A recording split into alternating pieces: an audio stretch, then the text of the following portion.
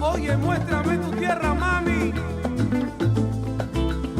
Vamos para allá. Bueno, mira. Oye, llévame al campo, la tierra donde naciste. Carretero tira su carreta, que recuerda donde viviste. Contemplarte en la sierra, contemplarte en los valles, y lo hacemos juntos para capturar los detalles. Tierra, tierra, muéstrame tu tierra, mamá. Tierra, tierra, muéstrame tu tierra, mamita. Tierra, tierra, tierra, tierra. Bueno, mira de bro, estamos viajando lejos, pero vale la pena. Recogemos recuerdos y siempre buscamos terrena. Esto es tuyo y siempre lo será. Siempre será tu tierra y siempre lo recordarás. Óyelo, tierra, tierra, siempre lo recordarás. Tierra, tierra, es tu tierra, mami. Tierra, tierra, tierra, tierra. Bueno, mira, juntos vamos para allá. Tu tierra. Escucha, aquí es tu tierra y siempre la será, mamá. Aquí es tu tierra y siempre la recordará. Óyelo bien, mamita, y siempre la será, oye. Aquí es tu tierra y siempre la recordará. Siempre la recordará. Aquí es tu tierra y siempre la será. Vamos para allá, mamita linda. Tierra y siempre la recordará. Vamos para allá. Tierra y siempre la será, oye. Tierra y siempre la recordará. Camina, como dicen, tierra y siempre la será. Siempre la será, mamá. Siempre la recordará. La tierra, tierra, tierra, tierra, tierra. Vamos para allá, para tu tierra, mamita. Tierra, tierra, siempre será tu tierra. Tierra, tierra. Camina para allá, camina. Por siempre aquí estará. La, la, la, la, la, la. Oye, por siempre aquí estará.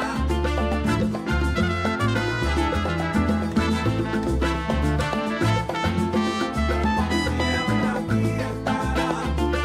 Fui papá, papá.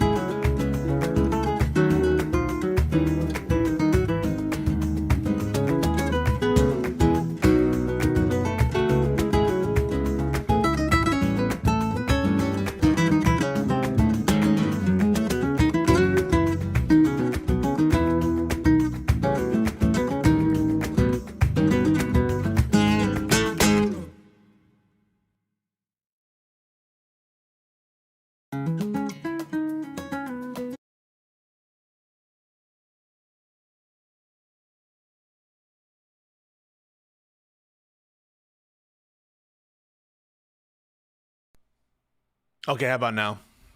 Testing, 1, 2, 3. You can't hear me, but how about now? Folks, I'm about to get into a debate, so I don't have time really to talk about the James Comey stuff, but we will when we get back and we can spend some quality time together, just me and you, chat. But first, we're going to go to Prime Kai's channel. They want me to talk about the 2024 election for some reason, but that'll be nice and juicy because we just have this breaking news that we can use to, I think Lactoid might be on there or something, or some conservatives.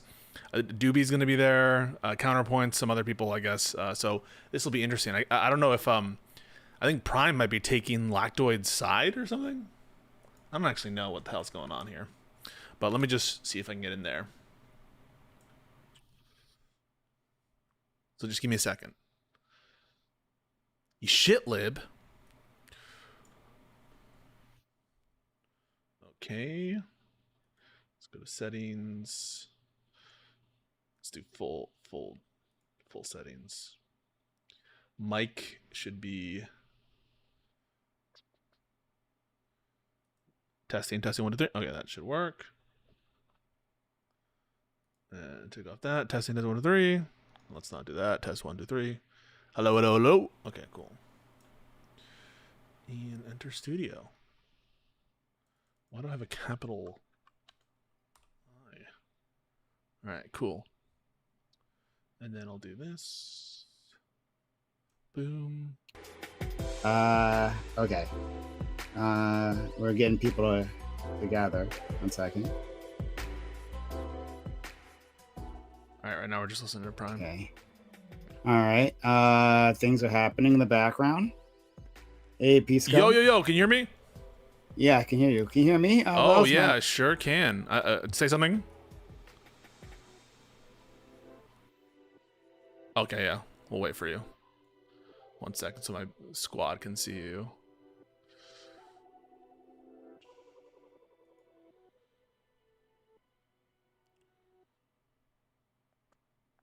All right, folks, everyone I assume can see me.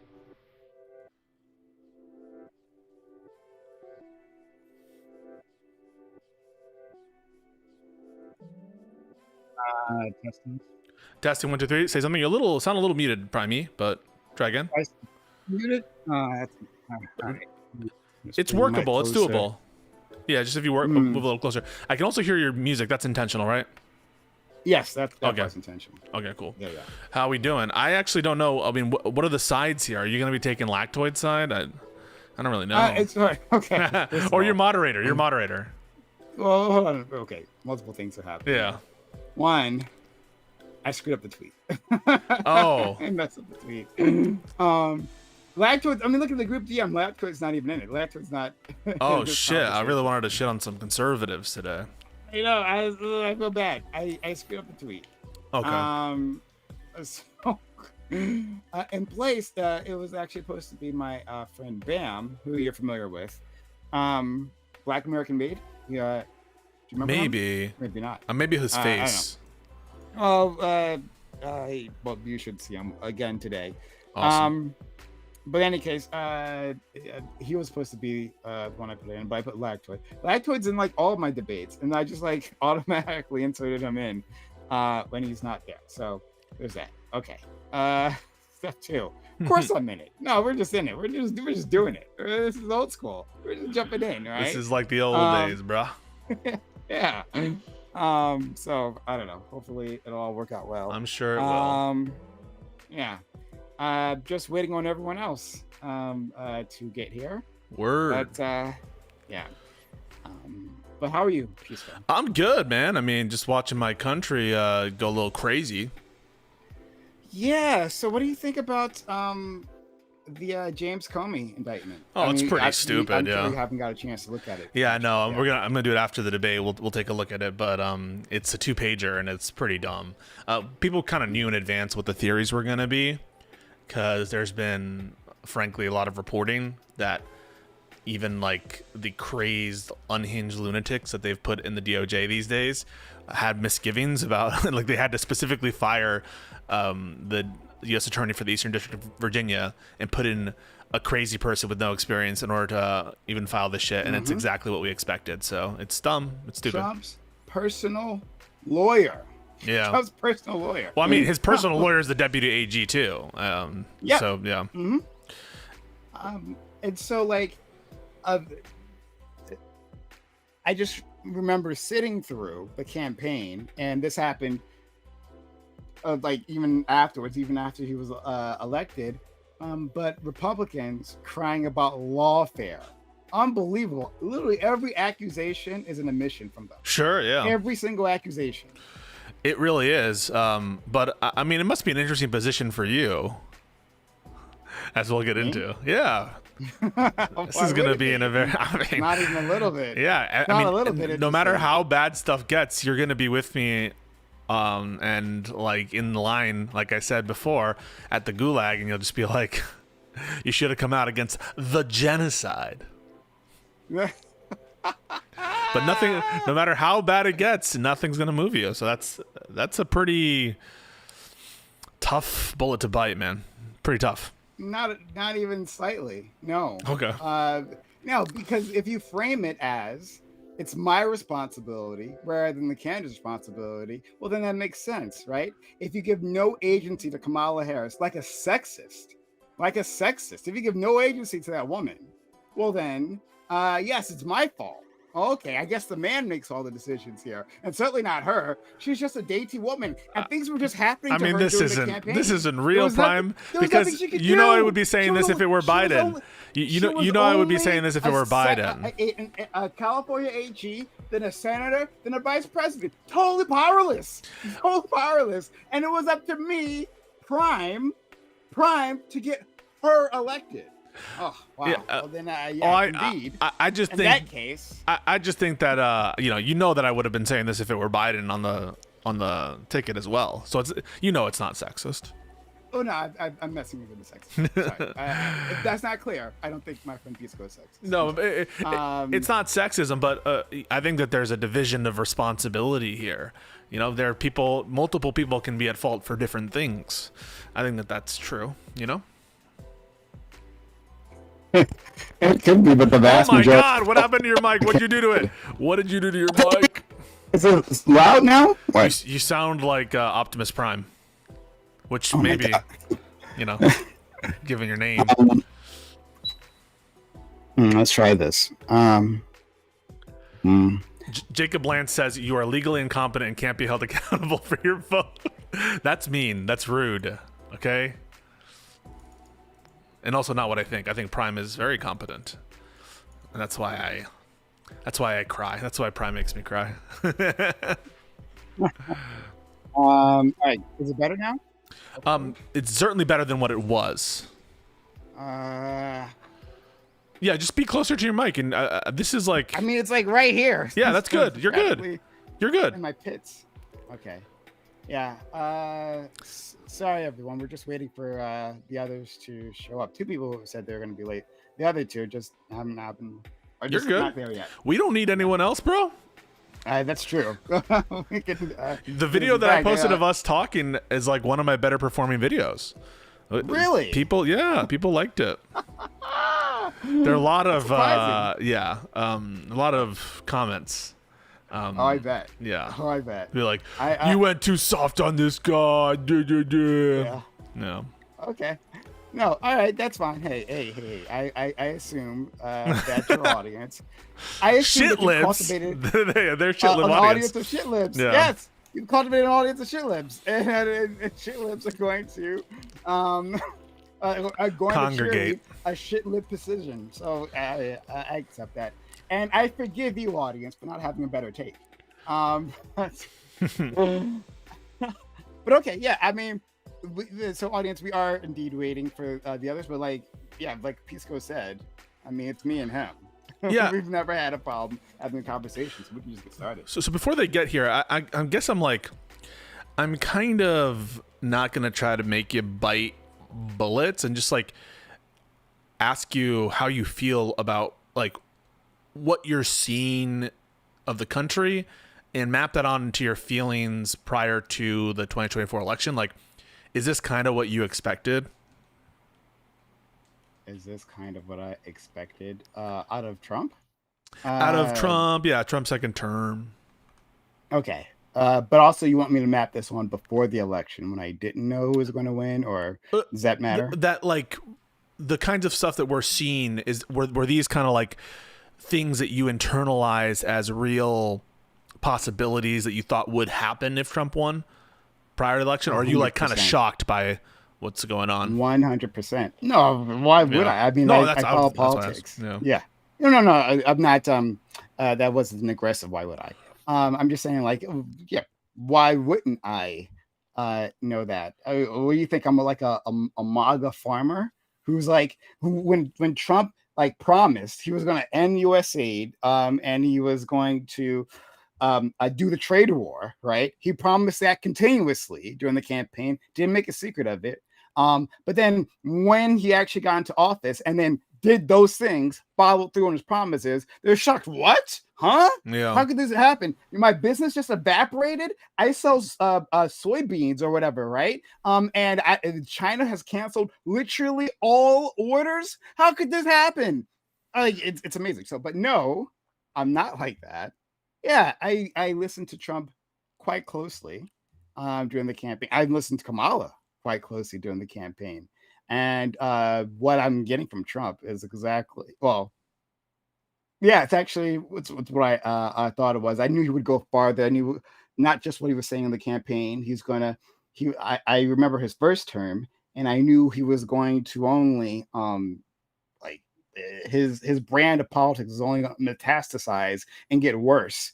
So yeah, everything is pretty much lined up. Yeah. No, I'm interested because I think that there's a way we can go about this conversation where it's Sure. just me reinventing different ways to ask the trolley problem at you, or reinventing different ways to talk about the same kind of issue. And I guess I'm wondering, it'll be interesting to see what Doobie says here, since he's on the panel, what his take is on these things. But I'm just like curious about your kind of outlook. What are you feeling right now? Do you feel that shit is bad? Do you feel that what we're seeing right now is a true threat to the stability of the country? Is that something that you internalize? A doobie. Oh, is that for me? Oh, Yeah, that was for Prime and Doobie, I guess. okay, Oh, okay. yeah, Prem, you can go first. I'm so getting Okay. settled in here. Sure. And hi, Doobie. Sorry. Because I thought that was for doobie. Oh, sure, yeah. So the could question you basically repeat was that? like, are you internalizing this threat, that the kind of structural threat that the resistance libs, who I know you spar with frequently, Prime, that they've talked about a lot. Is that something that you're actually internalizing? You're like actually a bit, The threat yeah, of fascism? the threat of authoritarianism, fascism, whatever the guardrails coming undone. Is this because sometimes there are certain lefties who like don't give a shit. They're like, it's all been corrupt this entire time, and who cares if the DOJ is lacking independence from the White House? That's just something that we'll take advantage of when the left takes over, and this was a not something that we were in any way needing to uphold in the first place. So, I do think, I mean, as you go through the decades, like talking about recent U.S. history and not speaking of like way before, but corruption has always been on the table, right? There's always just varying levels of corruption, and it comes out in different ways. And the way I look at it is that all these presidents are guilty of something awful, and I think that I mean I would put pretty much most of the presidents in jail for some awful thing they got up to. However, that doesn't mean that they're all on the same level, right? That there's no difference between a Democrat and a Republican in office. In the way that they operate, and the way that they interact with like the larger federal government, in the way that they handle emergencies, right? Like the recent political violence, right? Like if Biden had been in office now, like his messaging, I think we can both agree, would be quite different from what we're seeing out of Oh, Donald sure, Trump. yeah. Yeah, yeah. So I can recognize that these two are different, obviously, because I voted for Democrats all my life, right? Like I'm not independent saying, oh, or I'm not saying I'm sitting in the middle and I look at both candidates and it's one or the other. Like Republicans have never had anything to offer me, ever, right? I listen to what they say very closely, but they've never had anything to offer me. But do you Uh, internalize that threat? I mean, so I understand and agree with you. I'm sure Doobie does too. That the kind of corruption we're seeing, it's on another level. I mean, it really is. Even the people who are watching saying all presidents are corrupt, saying that is almost in its own way deceptive. Because I agree with that statement. Like the literal denotative words you're saying, I'm sure there's some level of corruption. I've said that's true of Biden. I've said that true of many Democratic presidents before. But it's almost a lie to say it and not give the context of the current administration, where we are just seeing, and even the conservatives commentators are admitting it. I saw Ann Coulter saying as much, like they're not even hiding the level of grift, the extent to which Trump is personally profiting from his powers, the extent to which he, letting off all of his Agreed. friends from investigations. So the amount of basically the entire federal government is being operated to function as the further the interests, the personal interests of Donald Trump, his family and associates, and that is, I think, is something that's different. But I no, but I agree with you. Like I said in my statements, there's difference in levels of corruption. I could even go into more detail, just like you did there.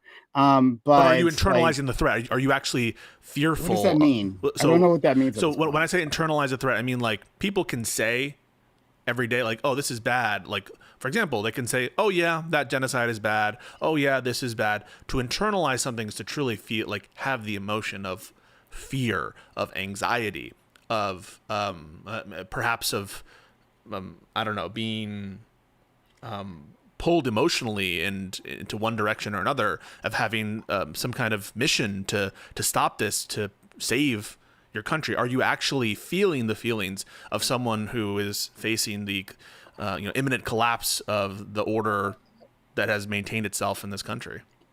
I watch um a scary amount of political news. Like I intake so much per day. Keeping track of big stories and little stories, and like literally, I have um, thousands at this point of like, or at least hundreds, many hundreds of links to different stories that I read or like hope to get to. That like I'm constantly like intaking the all of this in. So I have a very good picture of the threat that's faced. And furthermore, I have members of my family who are at risk of being brutalized by this administration. And so if you're saying, do I feel not just family, also friends, who like I worry about and I literally check in on a regular basis to say like, hey, are you doing okay here? Because they have good reason to fear being targeted by Trump. But anyway, so if you're asking me, do I feel something? Well, absolutely. No, that is what I'm asking. I Yeah. knew, yeah, and I knew what the threat was. I intimated that threat to others during like when the campaign was happening. Um, but yeah, I guess Yeah. yeah. Sorry, just an opener. I'm curious Doobie's thoughts in our, I don't know, this kind of icebreaker before we get into the meat of. I think that the question that you're trying to focus in on, Prime, is with more of a concentration on Kamala and a view of her role specifically. So I'm curious about Doobie's thoughts there. So I don't see Trump as I viewed Trump, his administration, as the first like open salvo, like an ideological war that's been brewing for a very long time in this country, waged by Christian nationalists, technocrats, and like corporate cronies, right, against the fundamental promise of America, right? I think that this is an attack on not just like party. It's not just party politics to me. I see this as something like an assault on like the very ideals that even Republicans were raised to believe this country stands for, right? So I do take it very seriously. Yeah. I think it's a huge threat to the country. And I don't even think that Trump is like, I think he's the first footstep, right, by this ideology. I think there are people within his administration who are far more ideologically driven than he is. And I think they're the driving force behind him, because I don't think Trump actually has an ideology beyond he wants to look good and because he has a massive ego, right? He just wants people to think of him as like the savior of the U.S., whatever the fuck that means. But I think the people in his administration who have an ideological bent that is totally contrary to everything this country stands for. Yeah. So do we have everyone, or are we just waiting for counterpoints here? We're waiting on 2 others, but they said they were going to be late. So yeah. Got it. So we can, or I don't know, Prime. What do you want to do? I mean, like we're already in it. Okay. So I can read the topic as I had Sure. written it to everyone else. So the topic I wrote down, and these are fine. People agreed to come on and discuss this. Why would left-leaning voters not support Kamala Harris? Was Harris and or the DNC responsive to the base's concerns about Gaza? Or at the time, was that protest too insignificant to be a focus of the National Party? So yeah, that's kind of where. So we were having a conversation on the Reverie, Mondays 8 p.m. Eastern on twitch.tv or youtube.com/PrimeKai. Right, come check it out. But we're having a discussion, and Kamala Harris got brought up completely randomly. Actually, she got brought up, and the discussion about like who didn't actually vote for her, why didn't they vote for her, and whose fault is it for all of this came up. And since it was attached, this was on the tail end of a completely separate debate. I thought like we should have the specific conversation set aside just for this because it was very passionate, as it always is around these parts. And so I invited the people on. So most of the people, actually all the rest of the people who are part of this debate, except for Pisco, was there. But we invited Pisco. He was so kind as to join us, so we're happy to have him. So yeah, why don't we just quickly introduce ourselves, and then we'll go. So hi, I'm Prime Kai, PRIMECAYES. You can find me twitch.tv or youtube.com/Prime Kai. We'd love to have you. We have debates like this all the time. They're a lot of fun, and they're super freaking passionate. If you remember me from last time I was on Pisco's channel, you know what I can deliver. But very excited to have you all here watching us and being a part of this. So yeah, Pisco?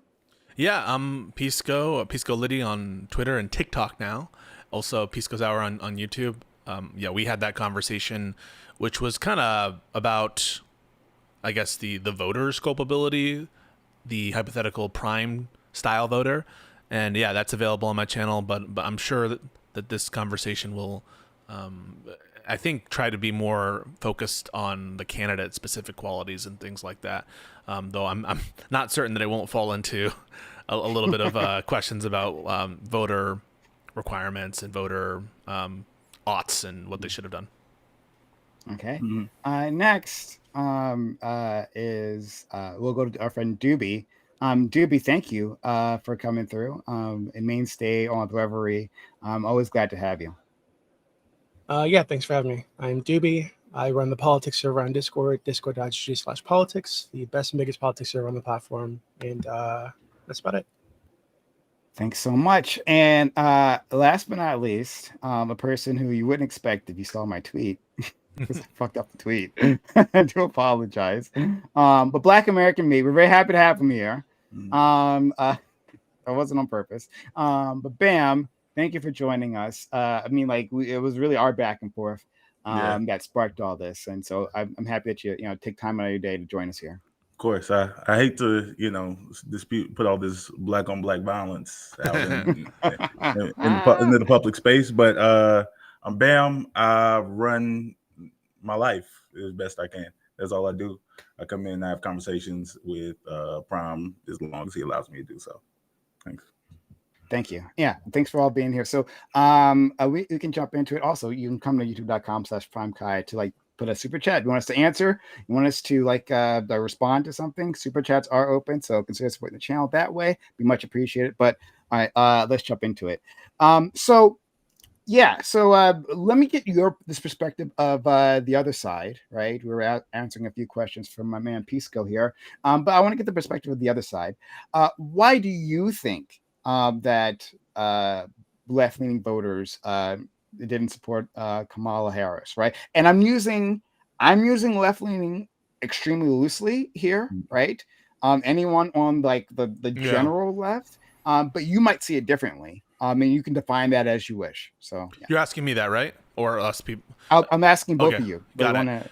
I'll start by saying I think that there's a premise to this question, which I just want to address, which is I think that left-leaning people, by and large, did vote for Kamala Harris. So by and large, I'm not one of these people who like blame lefties or communists or socialists for the reason, like in terms of the actual result of the election. There was a broad sweep of push towards Trump across many different groups, including traditional Democratic voters who aren't considered lefties, people who are like disaffected, who are not ideological in any way. And so I've not been convinced by the empirical case that the ideological left lost Kamala the election in a sense of like actual votes and vote count. I don't think that's been made out. And I think the Democrats, by and large, and left-wing people, by and large, supported Kamala. However, for the subset of people who didn't, I think, the range of different issues, I think that Gaza probably did play an impact for some people in the left for who that's a major issue.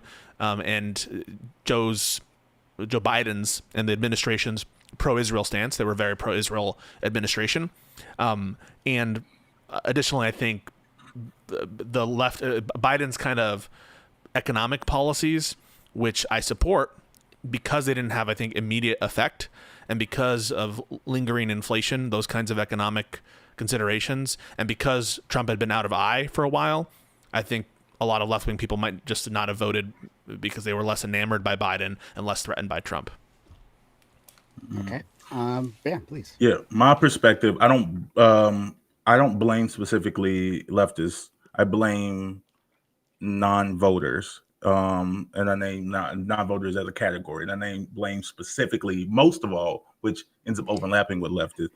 Most of all, I blame non-voters whose reasoning behind says that Kamala didn't do something in their campaign enough to justify their vote over Trump. I think that argument is complete and total bullshit.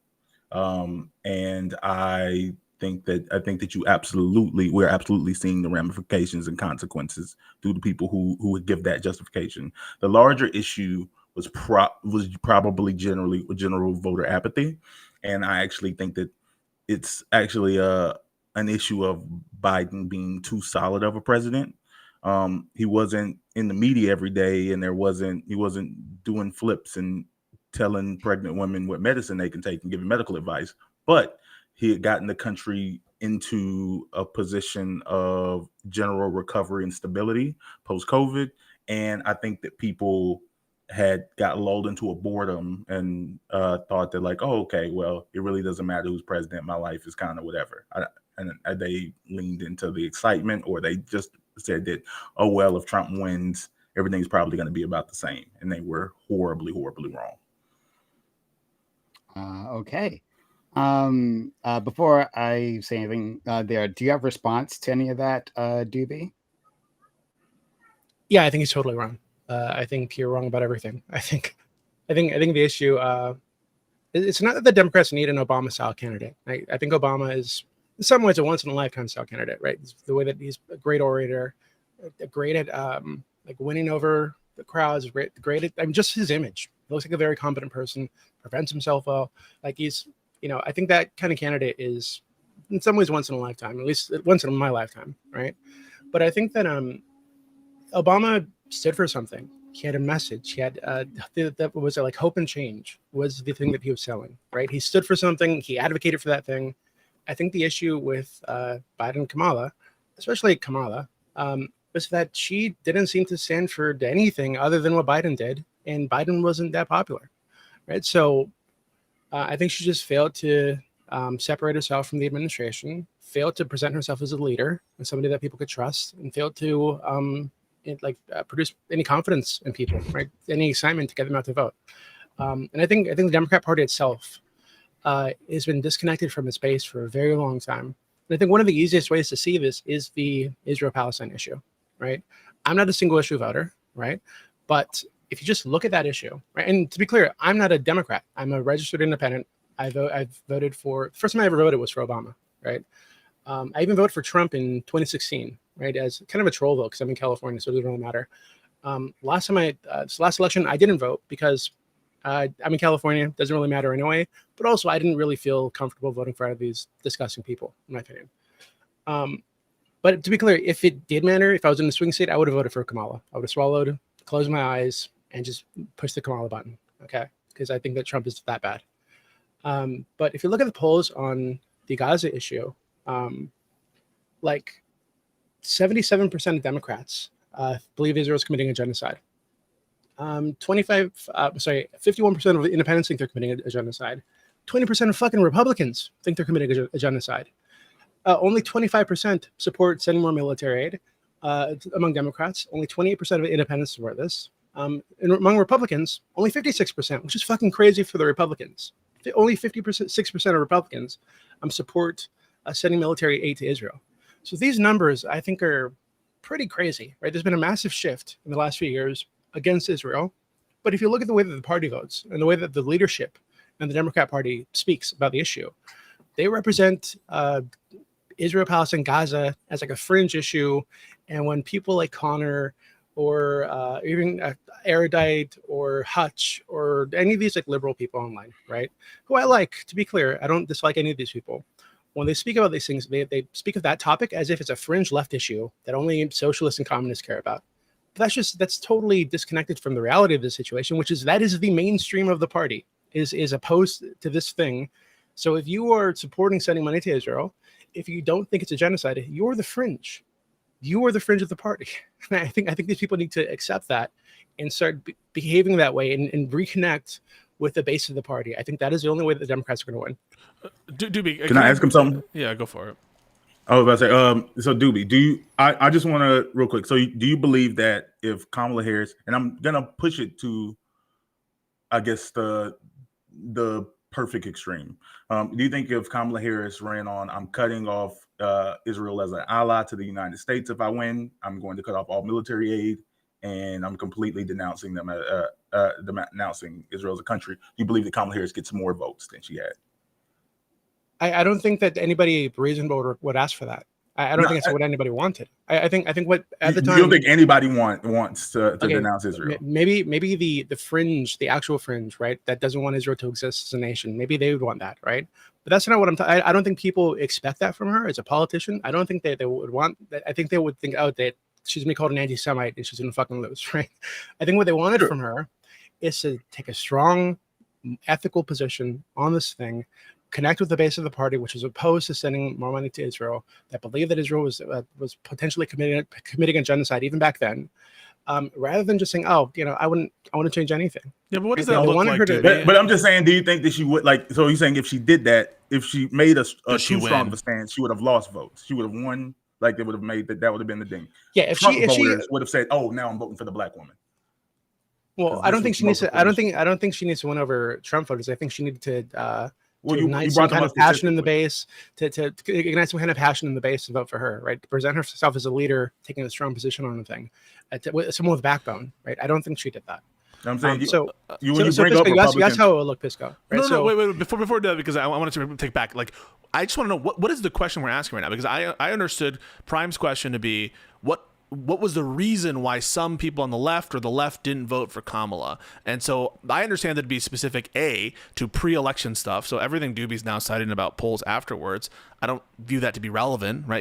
We can't take the polls that we see now and say, oh, she should have known this back then, and we should apply the preferences now of the Democratic Party to back in the day. So I understand Prime's question to be literally pre-election and to be pertaining to the left. And if it's a broader election strategy, I don't really view that as topical. He asked a specific question about what was incentivizing people on the left not to vote for Kamala. My response is they by and large did, but maybe the thing affected it. And so I just want to make sure, are we responding to the same question, Doobie? And then you can tell me what it looked like, the Gaza stance. Yeah, so the reason I think when I said earlier that the Israel-Palestine issue is one of the easiest way to see the disconnect that I'm talking about. I think the disconnect that is causing people to lose hope, to lose confidence. I'm sorry, I'm very focused. I'm sorry. Are we answering the same question? That's what I want to know. Okay, yes. Okay. Hold on. So to be clear, that disconnect is I think is the reason people didn't go out and vote for her. Not specifically on this issue. To be clear, I think there's a disconnect. People or the left, on a whole host of issues. So Prime asked, why did the left not vote? Democrats in general. Well, hold on. Well, I think when Prime said the left, I think he was being very general, meaning like people, but not independents, right? Not independents and not like non-ideological voters or I don't know, right wing. So the left generally, people on the left of this. So not centrist, correct? Is what we're talking about. I just want to be clear about what we're talking about. So. Okay, yeah, cool. I'm talking about the typical Democratic Party base. All right. Like that's what I'm. Yeah. So I think there's a disconnect between the party leadership and that Democrat Party base. The reason I brought up the polls on Israel-Palestine, the recent ones, we can look at the ones that are in the election if you want, but I think they're not really relevant to the point that I'm making. I think you can really see the disconnect because if you look at the polls and then you look at how the party is voting and how the leaders of the party are speaking, and even how liberal streamers are talking about the issue, they present it as a fringe issue that a small group of people care about or are opposed to Israel on, when this is actually this is the mainstream position, right? So I think the disconnect there, and not just on this issue to be clear, but on other issues, is I think the reason that they lost and the reason they're not doing well. I'm not so sure that the mainstream position at the time of the election, and I think this was the point that was being made, it was at the time, and I don't think it's been elaborated by you, is it to cut off all funding? Do you think that that's the mainstream position? Well, I don't even know if it is now. So what are you describing as the mainstream position back pre-election that Kamala so clearly should have glommed onto? Like what is you take to be the mainstream position, not now, but back then, that Kamala should have seen obviously and taken that route? Okay, so I think even in, I think at the time, the mainstream position within the Democrat Party wasn't stopping military aid as it is now. It was conditioning the military aid, which is something that Biden kind of gave lip service to. I don't know if you remember, but there was a State Department memo that was leaked at some point, I think a few months before the election, that was sent to Israel saying, "Hey, there not enough aid is getting in. Right, you might be in violation of I forget what the exact law or statute within the U.S. is, but you might be in violation of this rule. So you need to bring aid out to this level and open this crossing and this crossing, and you need to do all this within the next 60 days, or we might do something." Right, and the implication was that we might start restricting funding military aid to Israel. That was kind of the implication of the letter, right? You wanted to see some kind of change or further steps to be taken. Now, we got to that 60-day mark, right? And nothing happened. Right? So they didn't meet the obligations. They made some kind of like shallow moves in that direction, but they absolutely did not meet the obligations. And then the Biden administration did nothing about it. They kept sending them money. To paint you a little bit of a picture about why I think that, why I've said to Prime that I thought Kamala was in a tough spot is because what you're talking about there is kind of a middle road approach, which is not to sanction Israel, not to take a position that Israel's committing a genocide or anything back at that time period, but to condition congressionally approved aid to Israel on the basis of violation of one of these laws. And my thought process is that's a decision for Biden to make. Now, imagine you're Kamala Harris. Are you going to be saying are you going to resign for the vice presidency to say, hey, this is wrong? Like Joe Biden needs to condition aid, and the fact that he's not doing that, I tender my resignation. What kind of pressure can you have to affect the policy that's not going to get you in a world of hurt when the first reporter asks you a fucking question like, hey, you've taken this position, the administration is not following your guideline, what do you make of that? Does Joe Biden not trust your input? Like, it is a very difficult position that she's in, especially if you're taking one of these middle of the road approaches where it's not like totally condemning Israel and calling them a genocidal state. That's a tough spot. And what is she supposed to do about it? I think that seems. I mean, to me at least, that seems like an easy question for her to answer, and it could be a way that she would make herself distinct from the administration. So it could be something else. Hey, yeah, I disagree with this policy. I respect Biden, yada yada. I disagree with this policy. I'm doing what I can within the administration to advocate for a change to this policy. But if I were to win the presidency, this is how I would change it going forward. But to be clear, you are saying that she should come out and say that Biden's policy on Israel has failed. That is what you're saying that she should do. That she disagrees with the policy, yes. Yeah, she doesn't need to use the word failed, but she says that she could say, I disagree with what the president is doing. What he's doing is wrong. Yes. Okay. Yes. All right. So being the vice president, and that basically, and I understand that puts her in like a, I guess it seems uncomfortable position. But no, it doesn't, because she's running to be the leader of the country. If she can't even speak out against the president, if she did disagree about this policy, then why the fuck should she be the leader of anything? Like, where she needs to. This is what we want to say. She needs to have some kind of background. No, sorry. She's a leader that people can look to. We're just talking about whether she's going to win the election. So you're saying she should have these qualities. These are qualities that would make a good leader. We would want a president to be able to stand up. But we're just talking about how this looks and whether it'll get votes. So all the questions about, like, is this a trait that we like to see? Does she have a backbone or not have a backbone? We're just asking the electoral question is, does she lose votes because she comes out and is like, yeah, Biden sucks on this issue? And in so many terms, it's an attack on the administration, and it's going to be played every day on Fox News. Kamala Harris comes, and maybe that's to her credit, but it could also look really, really bad, and it could cause Joe Biden to lash out. And it could also, by the way, undermine certain negotiations, actually. Mm-hmm. I was about to say, totally after receiving Biden's endorsement, like, you also have to, what is the timing of this? She's received Biden's endorsement for the president. Oh, God, I disappeared. I'm back. She received Biden's endorsement for the presidency. Are we saying doing this prior to the DNC, like where she wants Biden to come out and give a speech on her behalf and advocacy for it? Like, people think that there's no ramifications from the vice president saying, from the vice president making a strong lash out against the administration that she's a part of. Because literally, whenever even when she didn't lash out, when she just named policies that she'd like to do in the future, every single question, and I think Prom said this was a lie, every single question he received was, why hasn't she done it already then? Because people were like, why? People were upset with her that she was touting the successes of the Biden administration. They're like, people don't like Biden. You're supposed to be different, but she can't reject the last 4 years of administration. One, because it's a terrible look as a VP, and her loyalty to Biden, but also because it's not a tenable move to say that, like, oh yeah, everything we've done before was wrong. I'm gonna do it. We're gonna do something better now. That's just a losing argument on always around. That's not true. I think so. I don't think it's a losing. I mean, let me try to understand your position. So are you saying that to have a better chance of winning the election, she could not in any way differentiate herself from Biden, so that she would carry out any kind of policy differently, so that she disagreed with anything that happened while she was there? Right. And then of course she'd be asked, like, hey, why did it happen? She said, well, I advocated from my position. We disagreed on this. He's the president, so we're going to follow his lead. Like, that seems like, if you're just saying that she can't disagree with Biden about anything, then how the fuck are we supposed to trust this lady to be a leader at all? That's not the question presented. The question isn't separate human being. Excuse me. The question isn't how could we trust her. The question isn't then does she deserve to be. The question is simply and only, would she have won more votes had she taken the approach that you said? So everything you're saying about should we trust her? Isn't this something of leadership? We're not here to discuss that. We're here to discuss would she have won the election if she took a different position. So I think yes, because it would have demonstrated that she is a leader, and she can stand up against the administration where she thinks that they're wrong. And I think this would have caused people to see her as a more competent, it would have energized the base, right? Who I think saw her as essentially a Biden sock puppet toward the end of the election, because she just couldn't find a way to differentiate herself from him. The Fox News was begging for her to do that, because you know what it would have been? Breaking news. There's quarrels at the White House. She admits policies says that Biden's incompetent. Yeah.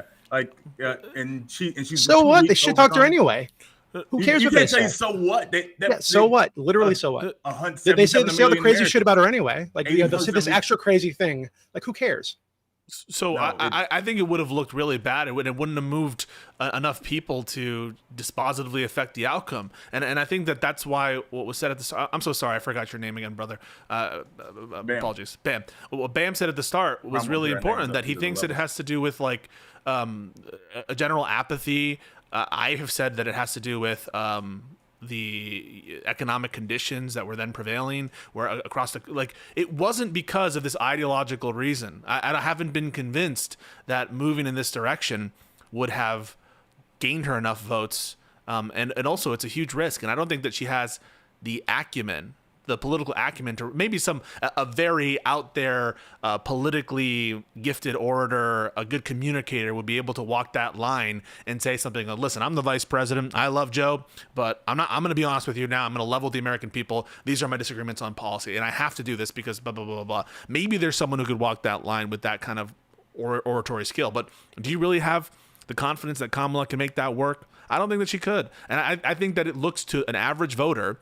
And what the campaign ads would show is chaos in the White House. Even the vice president isn't sold on the administration. They can't get along. You can't, like, that is, I think, the issue is that any kind of strong stance and what you're describing right now is for Kamala Harris to support a position of conditioning congressional aid on some outcome in Israel, and that's instantly, I think, going to bring in a bunch of these calls of discord and disunity in the White House, and additionally pick a fight with Congress and potentially with the courts if Biden ultimately listened to her. But he wasn't going to listen to her because she didn't really have any power of the administration, if we're being honest.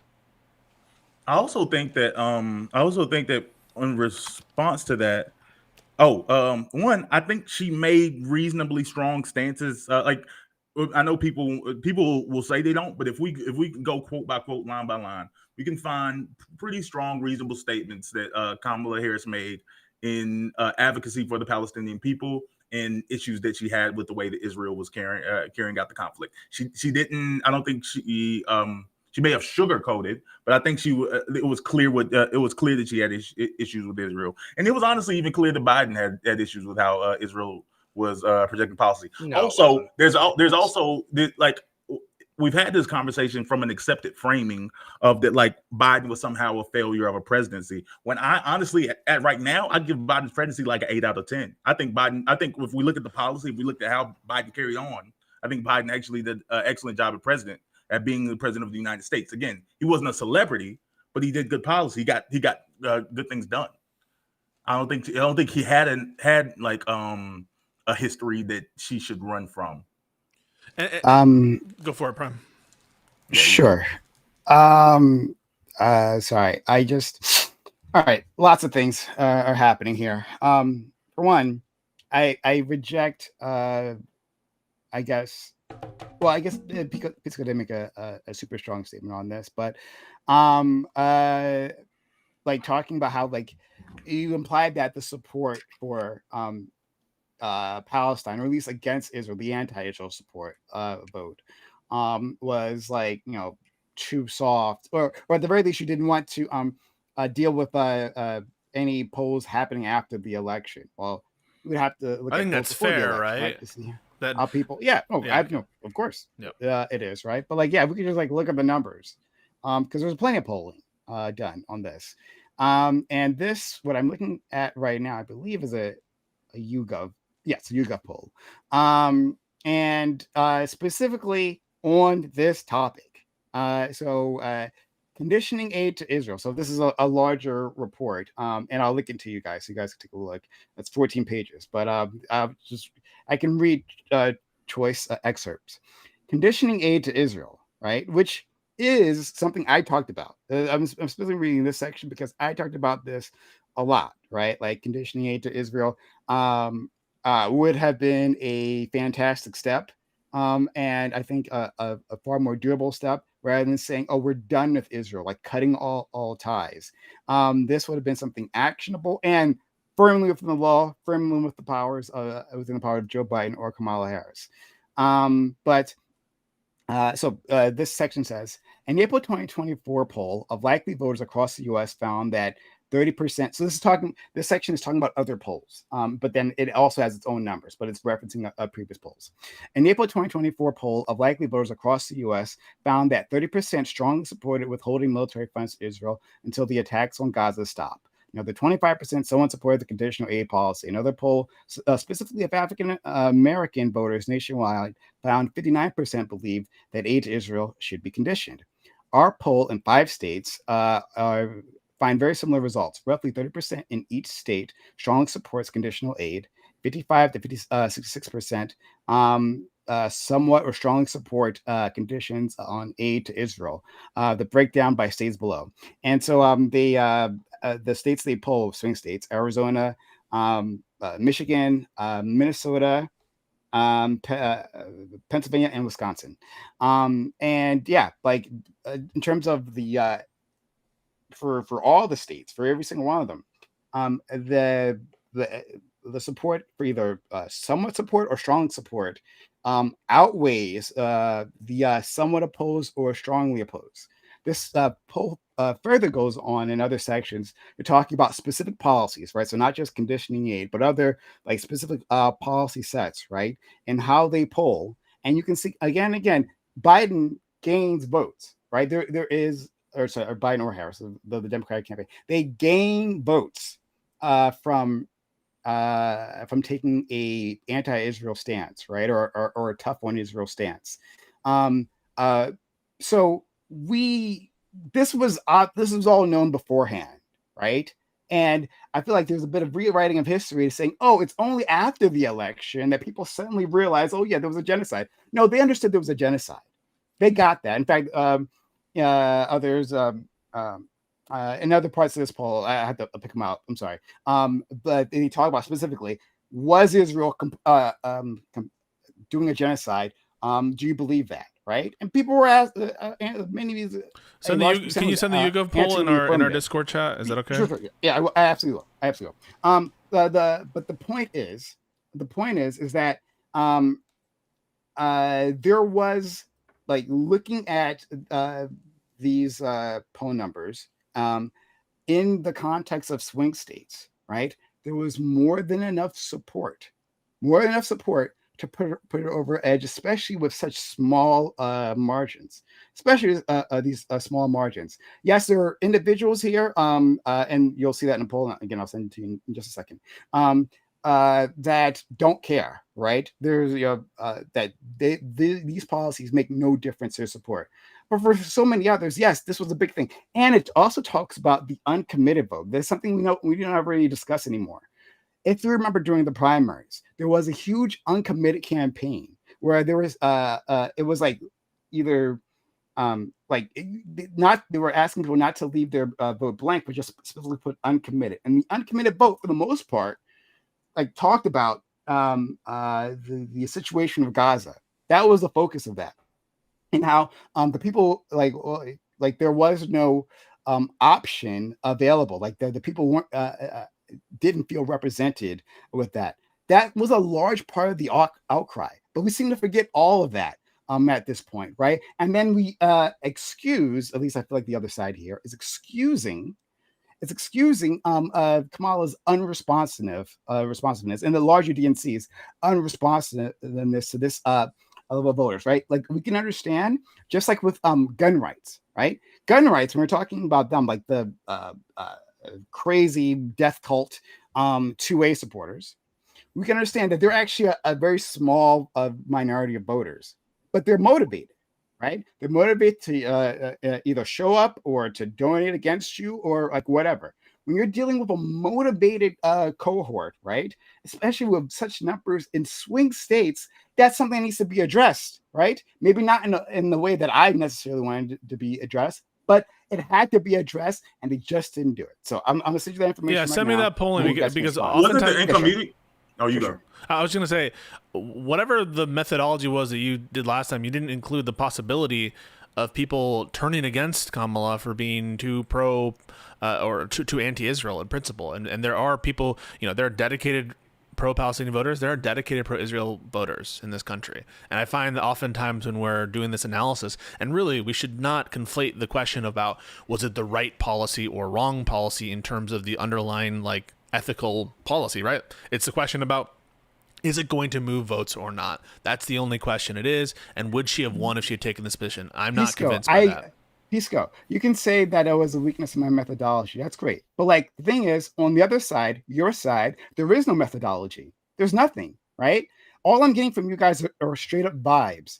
Like, what is the data? No, you can just say I'm not convinced. So you can just say I'm not convinced that her taking this stance would have won the election. And that's sure. And what data leads you to that? It's an apathetic wasn't the official feeling. statement of the uncommitted movement a full arms embargo?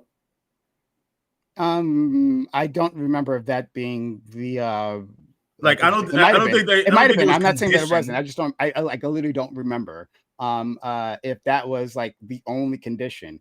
But like even if it was, that doesn't mean that those individuals, right, aren't going to vote for something else. Well, they didn't vote right? for the lesser two evils in this context. That's the problem. If you really cared about, if this was, if we're actually doing the analysis here, if they really cared about it, why are we? Stop trying to insert yourself. You're the one.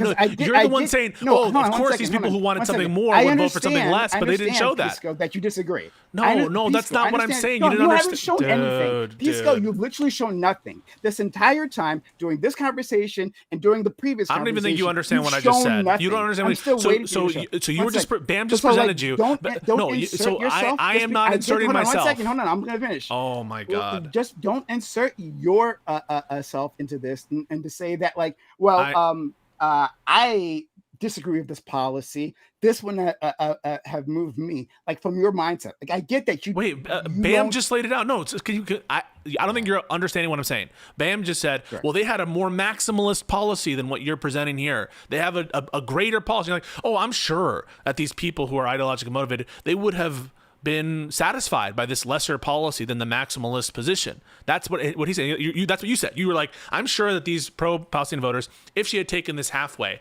measure to their current position, they would have voted for Kamala. And my response to that is, no, because they didn't vote for Kamala, right? And you yourself, wait, let me finish. You yourself embody this attitude because you're not in favor of half measures. You're not in favor of lesser two evils. And so you don't know how can you assume they would have voted for it, What was I in favor of? Hold on, no, stop that. Because now you're inserting me. Okay, great.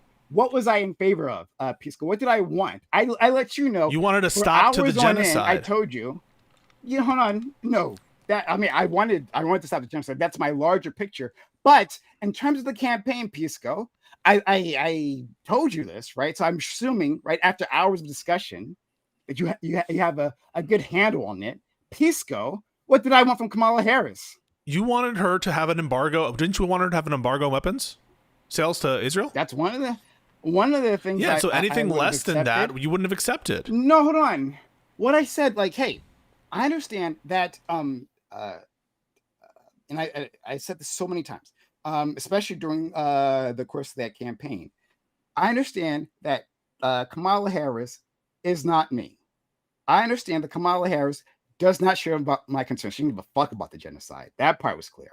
I understand that she's under pressures within the context of the DNC. Mm-hmm. And so what I'm looking for is are solid statements of support. That like, well, one, that there was a problem at all, right, with the policy. There had to be some sort of problem. She said there was no problem, right? No, that she would have done. This isn't true. She would have said she said that she completely aligned with Biden. There was no changes. Like given the opportunity to like put forward policy changes, she had no changes there, right? All signals from Kamala Harris was that nothing was going to change. Period. What I was looking for was hope. I was looking for the bare minimum. And I said this again and again and again during the campaign. Now, I had specific policy agendas, right? Policy proposals that I would have loved, right? So what would she have had to say? Well, what are the words she would have had to say to get your vote? What are the words? Example words. They don't have to be exclusive words. Again, I literally gave you a speech last time. I told you this last time. But I guess you didn't bother to listen, right? Like when I have what many you would, conversations. If I forget the exact set of words that I asked before, yeah, I know. I'm raising it again. Sorry. I'm sorry if I Don't don't worry. remember. I'll repeat. I'll repeat myself. But like, it's just annoying because we spent hours and hours discussing this, and you did everything you could to derail the conversation, right? By saying like, "Oh, I don't understand. I don't understand these basic concepts, basic political concepts," and trying to have me define them again and again. Yeah, it was an extremely frustrating conversation. So I'm sorry if I feel a bit aggressive here. But No, okay, you're fine. Yeah, no, I we're just want starting to off like, fresh. what are the words? Let's just do it again. And I want to map this on because I don't want to just get into like let's hammer you. I just want to like really what would have taken short of Sure, the maximalist. Yeah. What if she said something like, as president, I will do everything in my power to end the war in Gaza, to bring home the hostages, to end the suffering in Gaza, ensure Israel is secure, and the Palestinian people have a right to freedom, dignity, security, and self-determination. Wouldn't Biden that said be the same shit over and over. Then that would be the no, same no, thing no. as Wait a she minute. We're said, talking though. about word again. So doesn't that sound like a strong stance and saying No. over and over again, No. talking about the end of the war Words. again because it wasn't an arms embargo. Yeah. No. So what would she have had to say? Is the question? Yeah.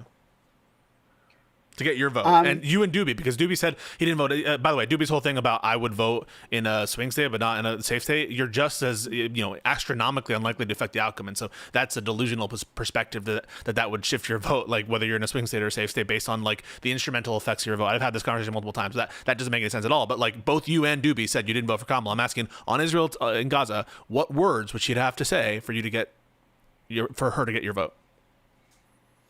Okay. So, what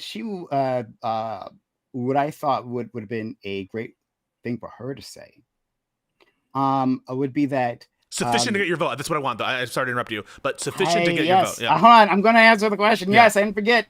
Thank you, Pisco. Love you, friend.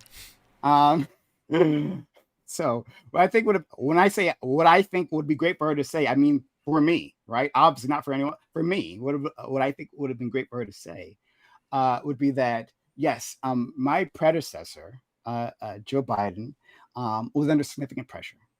That he has been doing his very best to navigate this situation. I don't believe that, but still, this is what she should say. To navigate this complex situation, especially one that deals with such a close ally, such as Israel, to the United States. However, I myself, I have a different perspective, right? I think that I like to chart a new path forward. And in this path forward, we will change our stance, right, as to how we go about completing the goals, right? The goals that we all want, right? Ending the war, of getting humanitarian aid to the Gazans, and of keeping Israel safe, because Israel being safe is our priority, right? And so when I become the next president of the United States, what I promise to do is to use every ounce of leverage I have to make that happen. Right. I will use levers of power that may not have been used previously. Right. I will make sure that in prosecuting this war, just like we do with all our allies, right, all the ones that we send military aid to, that they are following all applicable laws. Right. I will bring that up to our ally, a great ally, Bibi Netanyahu, right, to let him know this is something that I'm looking at right now. I will. I could add some other. But no. You're basically saying that you wouldn't require concrete policy positions. Fair? No, that. So I would want a concrete policy position, right? But that statement alone Would have right, made you vote for her. It's not a lie. Assuming it's not a lie. Yeah. Wait, assuming it's not a lie? Yeah, of course, assuming it's not a lie, right? Assuming that's what didn't you you do say? I thought in the in a last campaign. conversation you said like she could have lied to me and that would have been okay. But I'm just like floored because of course, how are you going to determine that first of all she's a politician or whatever, and but just those words by himself, I guess if they're said in such a way that you think that they're genuine. Or what have you? I mean, that would have been enough for you to vote. Right? Is her just if she says I'm going to chart a different course? Sorry, that's enough. I don't know, Pisco. I don't know why you're pretending like you're fucking amazed here, right? Whenever we have conversations, right, we're always judging the truthfulness of a statement. No, of course, that's what I'm saying. You're doing that. I'm great. So you're I'm doing not that saying with me, it's ridiculous. No, I'm just saying. Last time you seemed to suggest that you would have been okay for a lot. Then why? I don't know. So then why are you amazed when I'm saying, hey, yes, of course. Assuming that's not a lie. Assuming, right? Yeah, but like what you mean said, is assuming that you assess it to be. I'm just saying, assuming you assess it to be genuine, right? Not that it actually is not a lie. Just okay, then that's what I just said. No, I'm just providing clarity, bro. Chill, come on. Well, but I don't. Again, but you keep doing these distractions. It's not a distraction. Okay. I'm seeing what the condition is. Like so it's not like you. Of course, the condition can't be. Pisco, the condition cannot be that I think that she's lying to me. Yes, no, that's not. No. Hold on, no. Dude. But then why? There's no reason to bring this up unless you're not assuming otherwise, right? No, so no. You said assuming it's not a lie. Assuming it's a lie. Okay, so then why did you pick that because out? Because a lie is a deliberate lie is a deliberate intentional falsehood. Okay, so I understand. I'm just providing clarity that when you say assuming it's not a lie, it's assuming you don't judge it to be a lie, assuming that you don't determine it's a lie. That's what I'm trying to say. Yes. Clarity. All right. Yes. Why are you freaking out? I'm just saying that's an additional condition here. No, I get because it. you keep distracting with this. I'm stuff, not. right? I'm getting right back to the points, dude. Come on. You're not. Literally, you're pointing out unremarkable aspects of my speech, right? Unremarkable like portions of my sentence. I'm like, oh, let's focus on this. Hey, obviously, I'm trying to understand. So I'm asking you. So this is us, the shit libs, asking you what she would have had to do to get your vote, so to maybe have a clue into the speech. I understand. So now, like, I want to address what you're saying. So you're saying, in order for you to vote for her, she would not have had to. It would not have been necessary for her to give concrete policy shifts. She would just have had to say, "I'll be different," and that would have been enough for you to vote. Correct? If he believed it was sincere. If Prime believed it was sincere, so that's the thing, because if I believe it's sincere, that means she's going to actually do that, right? So like that statement, right? If I believe it's Prime, okay. Can I just can I give you the statement and you tell me if this would have won you over? Okay, if this would have won your vote, because what I imagine is something like so I respect President Biden, but I'll be clear. My administration will condition aid to Israel. If U.S. weapons are used, then humanitarian aid must flow freely, and international reporters must be allowed in to document the truth. Security for Israel cannot come at the cost of silencing Palestinians or starving children. That is a standard of real American leadership. Something as simple as that, right? Something to make it clear that to make it clear there will be conditions. These are the changes that we're going to be making. We're going to require that Israel allows international reporters who want to go into the fucking country to document what's happening, and we're going to require that aid is flowing freely. Like something clear and firm that she can say, "Hey, this is my stance. I'm 10 toes down on this," right? Which would be a far cry from what Biden was doing. I think something as simple as that. But that's not simple. That is simple. No, that is absolutely simple. That's a dramatic shift.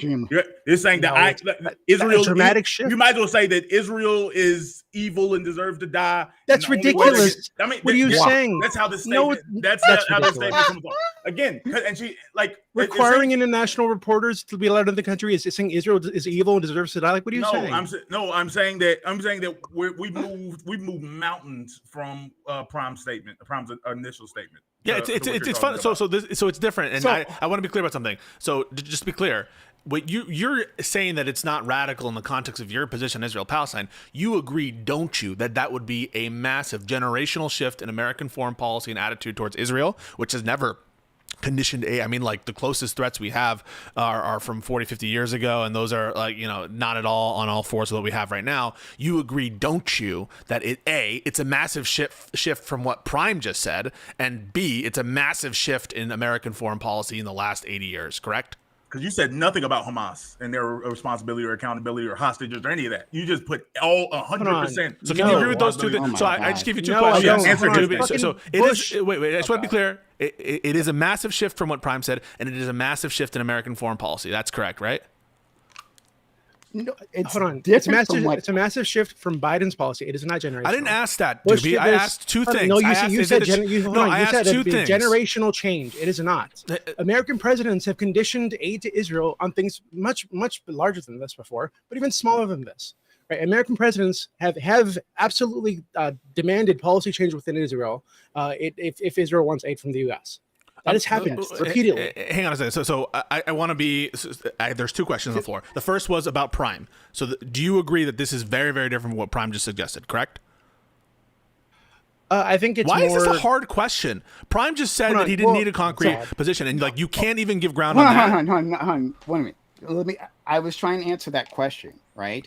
Do I need a concrete position? The thing that I was having trouble with answering this is that like I'm trying to like understand like what's the difference, because like rather than saying sure, I didn't say that like when I'm president, I guarantee, right? And use the word guarantee, I will do this, and this, right? But within the speech that I gave, hey, I will use the leverage, right? That I can to get Israel to do this, and this. So like those are the statements, right? Like it seems like you're making some sort of differentiation between like a guarantee and what I said. And I specifically said, hey, if I have to believe they're being truthful. So like if you make a statement and I believe it's truthful and the statement is an action, right? And that action is a leverage, right? That's a This policy is statement. insane what's happening right now. So you basically said you had a whole statement, and you know it was largely about representing a shift from the current policy, but was ambiguous as to what that would be. Doobie says that he has this concrete policy position. This is what we're going to do when I'm president. And the first question, there were two. The first question I asked was whether that was significantly different than what you just said, and no one has answered that. Wait, hold on. Hold on. What Doobie, to be clear, what Doobie said is different from what I said. Yes. He just gave it different options though. Like he's Yeah, asking, mine. To be clear, mine is more concise, and they're concrete positions Right. that she would be laying out. They're not insane positions, by the way. These are not crazy things to demand from Israel. I would have accepted that, and I would accept the thing that I put forward. Well, of Why? course you would have There's no accepted reason what to Doobie said. assume Doobie went further. There's no reason to assume that there's literally only one set of magic words that would have gotten the necessary number of people to vote for Kamala Harris, right? Like obviously there is a range here, right? I'm giving you options here. I didn't say We're like talking about the minimum threshold, of course. I'm like hold on, but I don't know like what is the least amount. It's hard for me to understand to know what's the absolute least amount she would have to do, right? Then how can you be lecturing us? Kamala Harris. Wait, I how know can you be- Kamala Harris offers very little, right? No, I know but how can you be I know her lecturing us whole like that? political- Oh my I know her God. whole political campaign, right? Her whole political history, right, is all about giving people the least of what is available. I understand, Let's but stay I can't focused. imagine what is the least, right? So instead, right, when you asked me what would have gotten you to vote for her, I gave you an option. Juby put something forward, right? I thought that was a perfectly fine option as well. The point is, and I said this before, that I was open, right? I was optimistic during the campaign. Right? I was like, I specifically said, hey, like I even though I thought Kamala was a complete train wreck previously, I thought I want to give her the benefit of the doubt, right? Right. So if I she did said, not "I'm hold her going to under the change. same I'm going to change. circumstances. We're going to have change. And it's going to be we're going to be a market shift when I come in office and everything else you said." What you is would, that We're change? gonna have No, dignity no. for the I'm Palestinian trying to people. synthesize your statement was long. I'm trying to synthesize it in a sentence and say, prime sentence. If she had said something like that, where you're emphasizing the difference that she's going to be, but kind of being vague on the details, that would have earned your vote. That's right? If it was sincere. It was a sincere a shift. It didn't have to in this case, right? Like I'm trying to understand like the difficulty that we're having in communicating here, right? I'm so, at like, a loss. I'm just he's basically looking asking for what the it minimum would threshold. what would it take for you to vote for trying to- Kamala, I'm trying- dude? Guys, Hold on, I've I already have a fucking lot told. of Hold shit. on, 1 second. I've already told you, right? And you're pretending you're No, doing I'm this just again. getting you to You're say yes. pretending like I didn't You're like answer your immune to question. saying I yes. You think I'm absolutely gonna, did. you think I'm Hold gonna on. lead And then you you somewhere. give me another Prime, question. I'm And just, as soon as I go to answer it, right? Prime, Then you immediately interrupt me. Prime, And then like you haven't Prime. answered my Do question. you know what I'm doing so right once here? again, I'll do it again. So what I'm Don't worry, I'll do it again. Prime. I'll do it again What I'm for doing you. here, what I'm doing here is just repeating and just saying. So you gave an answer to my question. All I'm doing right now is giving it back to you like a fucking, I don't know, like a parakeet, and saying, so all she would have to do, all she would have to do, right, is say this essentially what you just said, correct? I'm just repeating it and getting it to synthesize for you to say yes, and then that's it. I just yes, but I'm not going to give why you won't a you say yes, yes? right? Why? I'm going to give you a nuanced answer. Hey, I can do that. We have the space. We have my hours God. here to talk and give a nuanced answer. Oh, I'm sorry. Is that not allowed here? Is that not allowed? Because what you're trying to, You need to be totally linear all the time. Okay, No, so if it's allowed, this is if so it's allowed, stupid. then I'm going to give my fucking answer, and you're not going to fucking interrupt me every fucking time. All right? Get that right, Pisco. It's kind of frozen. Pisco, the fact that you're unable to Pisco, hold on. Pisco, you're not going to fucking interrupt me every time that I try to open my mouth and actually give you the answer, right? So I'm going to give you a fucking answer, and you're going to have to accept it afterwards. You can parse it afterwards, correct? Pisco, can you do that? Can you manage it? Can you manage it? I don't even Okay. think I remember the Yes or question. no? I don't even think you remember. I can manage it, but you just let you monologue. Yes, I can just let you monologue. Yeah, monologue. No, I got much appreciated. Yeah. Much Okay. appreciated. guys. Wait, hold on. Why the fuck am I not on camera? You were frozen. You're still Fuck frozen. you, Connor. Oh, fuck you too. So, Okay. anyways, I'll fix my camera. The point is though, like, listen, I'm happy to be here. I want to have a conversation. But if Pisco and Prime want to do a one-on-one, then that's like that's fine. But I also want to contribute to the conversation because I do have 10,000 other fucking things that I should be doing. But I got invited here, and I want to show love to my friend Prime. You're such a good So if I had to summarize what I think Pisco is kind of getting at, and I think what his frustration is that liberals, realistically, like liberals and never Trumpers right now, this is about as bad as it could be. Okay. Like Trump, killing a shitload of people overseas through incompetence, gutting a bunch of agencies, signaling authoritarian bullshit, defending Antifa like a terrorist org, ignore, like propagandizing shit. This is about as bad as it can get. And so if we can't get the lefties to say, well, shit, maybe we should have voted for the fucking the lesser of two evils here, then we don't know what the fuck to do. And I think what the Prime is, or I think what Pisco is kind of getting at is the minimum threshold needed to secure your vote. It feels like as soon as we would have met that threshold, you would move the threshold. I'm not even there yet. No. Well, I am kind of going there. I just want to say for Connor, the meta on this, we had that conversation before, and I am actually interested in what Connor thinks about this, and so I'm glad you're here, Connor, about like lesser two evils. We're not even there yet. I think I am just here, and Bam are just here to get an understanding of like, well, what would we have to do to earn the good faith vote of the people who withheld, and that's one of the reasons we're here. So it's even just beyond convincing them. It's simply understanding them. And the reason we're getting this feeling that the goalpost would have shifted is if I'm unable to say, oh, so this is what you would have had to say, correct? And you're like, no, I'm not going to answer yes to that. Then I'm like, well, fuck. Then there's no. Then if you're unwilling to give anything concrete, now it really does seem like there's a shifting target. But if I was to put words in my dear friend Prime's mouth, okay? One of the things that I think leftists are frustrated with is there's this constant appeal to pragmatism. And I am a pragmatic person, particularly when it comes to politics. However, I don't think that liberals who are saying like, well, just vote for Kamala, I don't think they're really reconciling with like the horror of what's going on social media, where you see Connor, you recognize that's not what's happening. I'm sorry to interrupt you. And so as a result, you got to interrupt everyone. I know. Due to a lack of deference to the seriousness of what's going on in Gaza and treating it as what they view as a genuine genocide, then it's like, oh, okay, well, the United States is complicit in a genocide, effectively like a new Holocaust. But can you suck it up Connor, for a few months? That's not even what's position. That's not what's happening. Before you got here, mad about it. Let me just clarify. Before you got here, like I even went to ask. I was like, oh, okay. I was like, what you wanted was a decoupling from Israel or a weapons embargo, and they said no, it doesn't take anything that intense. She just could have made some lip service. So that's the only reason we're here. So we're trying to figure out. We're trying to understand. So like, you don't want the extreme thing. You just wanted some lip service. That's more pragmatic than I was just ready to be clear. for. So like, no, like we're not even trying to convince at this point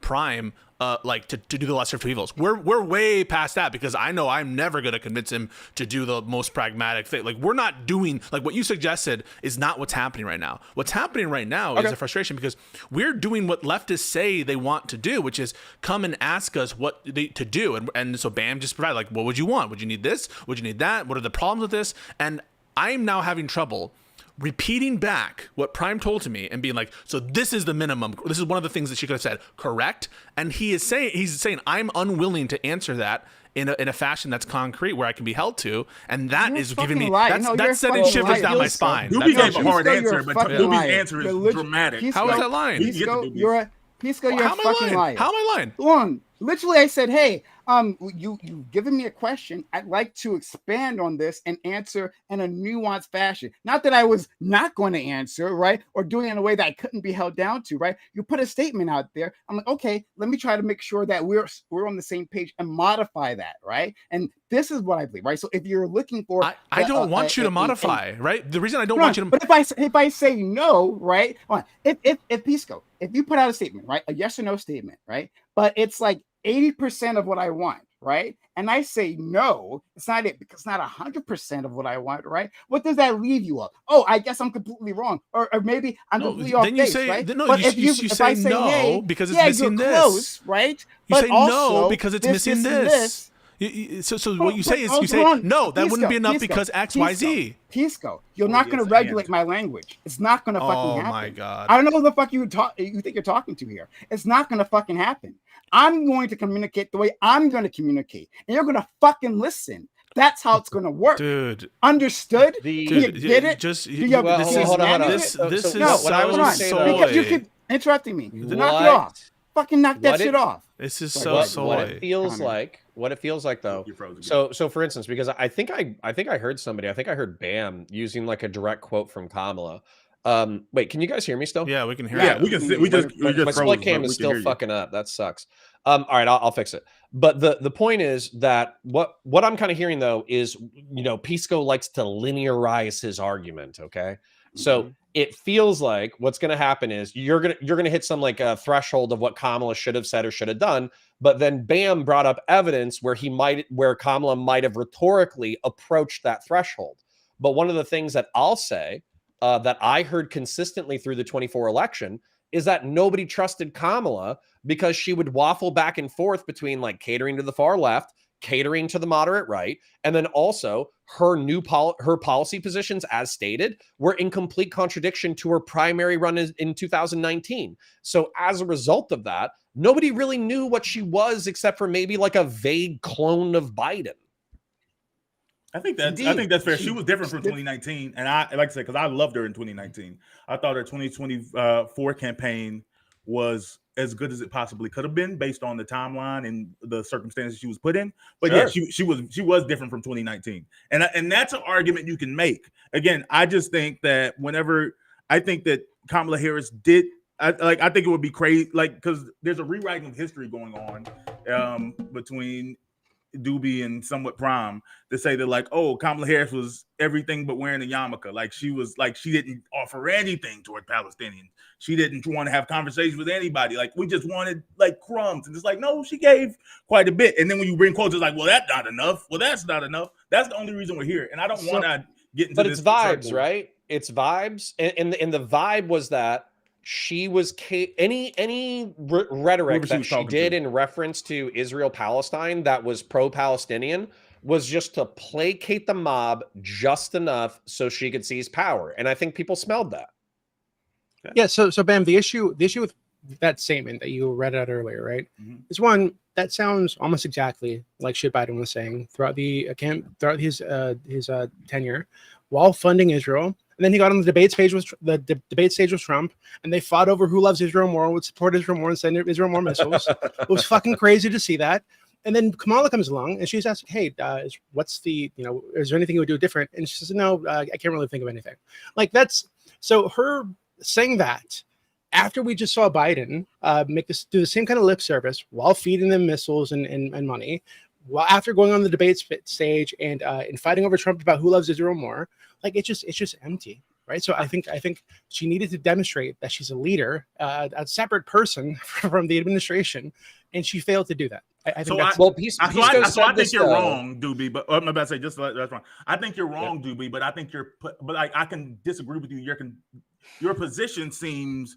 I know what your position is. You were expecting a hard stance of a pretty dramatic shift on U.S. foreign policy. You were expecting like, oh, okay, we're gonna put I want her to come out on the stage and tell specifically that she's going to put these conditions around aid, that she's going to make all of these specific requirements and conditions on Israel. That's what you wanted. Again, I can tell you I think she's still lost, or I think there's still people who wouldn't have came out for that. But that's a much harder and more rigid position than what Prom says. Do you remember when he said earlier about before we move though, real quick, the thing though is that I think Pisco has said this and I agree with him. I am not envious of Kamala's position rolling into the campaign because effectively she had 90 days, 120 days, something like that. She had to cater to the far left simultaneously to catering to moderates. That's not an easy thing. And so I think because I think it was in the media that people were disappointed with her statement that she couldn't think of anything to differentiate Joe Biden on. But I think that if you're politically astute enough, you realize that the reason why she didn't want to articulate anything that she hard disagreed with Biden on was because it would be viewed as a backstab of the current administration. And so that's a really, really hard tightrope that I don't think she gets enough credit. Then they say so. They say no. Counterpoints. Hold on. Stop putting words in our mouth. You don't know what the fuck you're talking about, Ben. You did say so. Counterpoints. 1 second. Counterpoints. Yeah. I hear you on that, right? That people would have believe that would have been an easy narrative to create, right? Well, yeah, she's backstabbing the president, this is what campaigns are for, right? The opposition makes statements about you, some of them correct, some of them incorrect, and then you respond to that, right? So rather than being paralyzed and doing nothing, right? Not making a positive statement as to who she is as an individual, right? And said, I can't think of anything. How would I be different, right? That doesn't show you to be a leader whatsoever. But even beyond that, right? What you could say is that with Kamala Harris, right? Now I remember. There's reporting, right? There's reporting, and I think she backed this up in her book. I think I saw that from the excerpts. If I'm wrong, then I apologize. I don't mean to misdirect or something. But there was reporting that before the debate, right? Before the big debate, I'm pretty sure it's that debate between her and Trump, that she gets a call from President Biden telling her no daylight, kid. Right. And what he was referring to is that between their policies, there should be no daylight. Right. She should have the exact same policies as him because President Biden would have internalized it, the narcissist that he is, as a backstab. So, yes, no daylight, kid. Right. So are we moving topics? I thought we were wondering what it would take for you. Pisco, I'm talking counterpoints. Hold on. Calm down. No need to interrupt. I'm talking. I know that's your favorite time to start talking, but you just go off on these diatribes. So shut the fuck up while I'm talking to counterpoints. No, the diatribe's relevant. I don't think it is. Well, yes, it I know, is. Pisco. Then you want to take over the conversation. He's saying he understands why, but he also feel like that's a problem because Democrats don't have enough of a spine to stand on their own 2 feet. He's that's what referring he's saying. To internal deliberations within the DNC. Pisco, shut up for a second and let me actually finish my statement, and then you can respond. God damn. Any which way. So what I was saying was that yes, she had the she had the ability to differentiate herself. I forgot what I was going to say. Differentiate herself. But when pressed by Biden, right, when given pressure behind the scenes, she collapsed. That's the type of person that she was, right? And so if she's just making statements, I'll wrap it up here. If she's just making statements that mirror what Biden was saying for the last 2 years, right? Of course, it's not going to be enough. Why would I believe that? Biden was insincere during all that time. What I believe Kamala's sincere there, right? Unless she's actually making some sort of at least rhetorical break. But go ahead. This can be a conversation or it can be therapy, okay? If we're going to talk about what Kamala could have said to won the vote of lefties, then referencing like how fucking shitty Biden was behind the scenes, I don't take that to be responsive to the question that we're asking, which is like, what could she have done? Not what the fuck Biden was doing behind the scenes or how horrible Jill Biden is. And so it's frustrating. If you just want us to be here and we have a group therapy session and you can like talk to us about everything that is like upsetting you about the Democratic Party and the campaign, we can do that. But that's not a conversation where we're responding to like particular things that other people are saying. Like what could she have said? And we're trying to get clarity on that. And it seems like every 2 seconds we have to take a sidestep about this or that, or how horrible Biden was, or at this point, I think even the notion that she's in a rough spot isn't even directly relevant to just the question of what did you want to see to vote for her, and then we can get into the other stuff.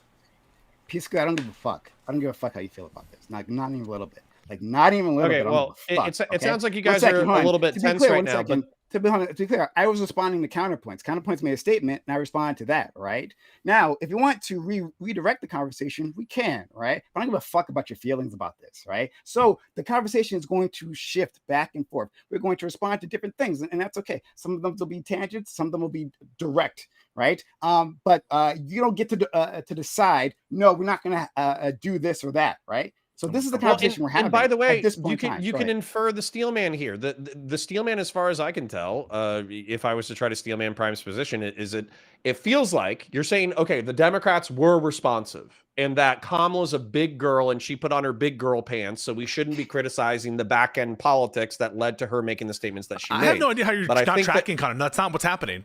No. Well, that's what it sounds like. No. So anyways, I'll finish my sentence too. God. So what I think the steel man is from the progressives or whatever, or the lefties, is effectively saying that like, we don't fucking believe you. That's what it is. It's like it feels like like bones thrown to a dog after the meal has already been eaten. That's now, a huge, that's if I was you, I would just say, yeah, saying, lefties are not that big of a deal. Fuck yourself. I don't think that that's a steel man of lefties. I think that's insulting to Prime and Doobie.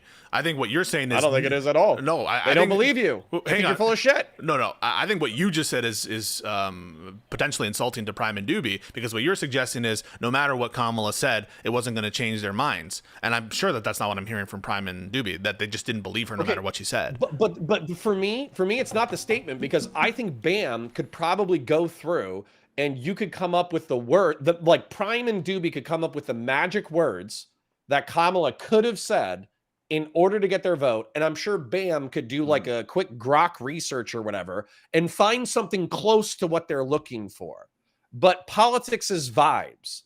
And the vibes is that she wasn't trustworthy. It felt like she was trying to cater to everybody at the same time. Listen, then if that's the case, that's beautiful. That's a wonderful moment. And then we just say it's not anything really specific. I mean, I think Doobie gave something concrete and tangible that Kamala absolutely did not do. And you're never going to find a quote where she says, yes, I'm going to support what Doobie said, because that doesn't exist. And so I don't think that would be true of Doobie. But if the answer is, I just voted based on vibes, and it's really not any specific thing I would have asked for, then, I mean, or she could have said... But you're going to have to prepare for that in 26 and 28.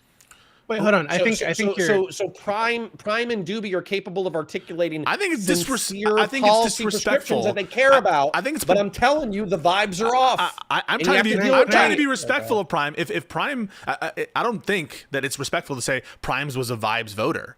I'm trying to like that. That seems like you're. Would you consider yourself a vibes voter, Prime? I wouldn't consider myself a vibes voter, but like, I think I understand. But did Kamala seem like she was a phony bitch? I mean, yes, absolutely. So that's what I'm saying. Like she vibes feels a reductive way of saying it, but that's what he was trying to be reductive in his statement here, right? He's saying that yes, and that's the thing that I was addressing. Kamala Harris seemed extremely, her entire political life, she's been insincere, right? We had this conversation during our last conversation, Pisco. I laid it out, and I won't do the whole thing for you again, right? But during that the previous campaign, she made statements and then immediately retracted them, right? She made big statements about policies, and then immediately retracted them. So why would you be assuaged by the kind of thing that you were talking about, right? Like, if you think that she is a very disingenuous, has a history track record, in fact, that you pointed out, of being disingenuous, why would anything assure you? I mean, like, why? Because you said I would have to believe it. I guess maybe that's entailed in what your response is. But then if what you're saying is like, well, she would have a high threshold because I just think she's super fucking scummy and disingenuous, then holy shit, it really does seem like very little she could have said to assuage that fear. And it's also last thing I'll say this, and then Good. you can go jump in, bam. That's the art of politics, right? Like Trump is a massive liar, right? I don't think anyone here disagrees with that, right? He lied his way through the 2016 campaign, and he lied his way through the 2020 and the 2024 campaign. He lied his way through all of that, right?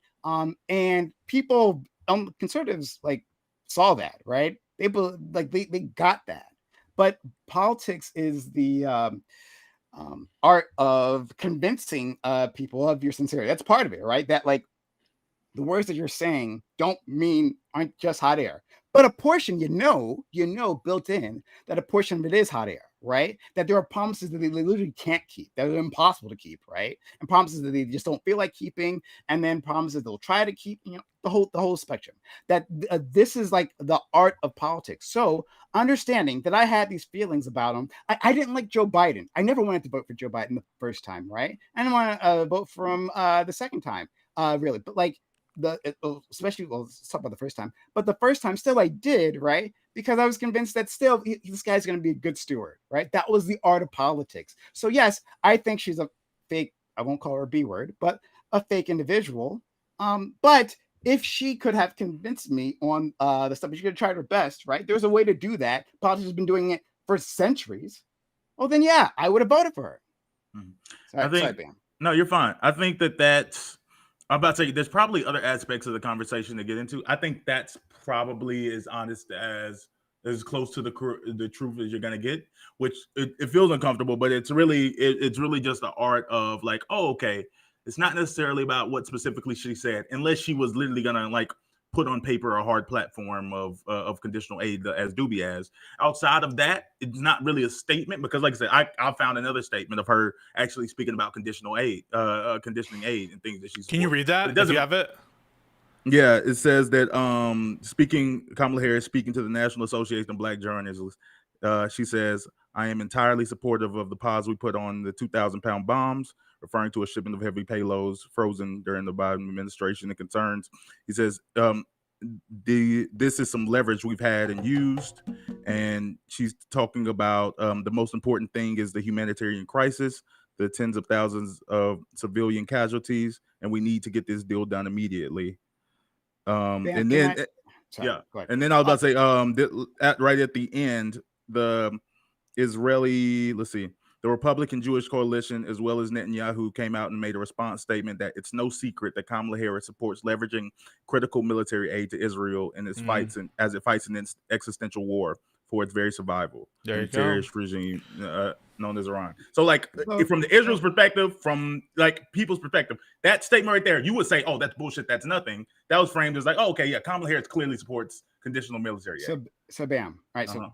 Oh, sorry. I'm actually, I'm not interrupting you. Are you? No, yeah, I'm done. Fine? Yeah. Okay. Great. Sure. If I'm remembering the incident that she's referring to, it was a long campaign. So hopefully I'm not getting things mixed up. Yes.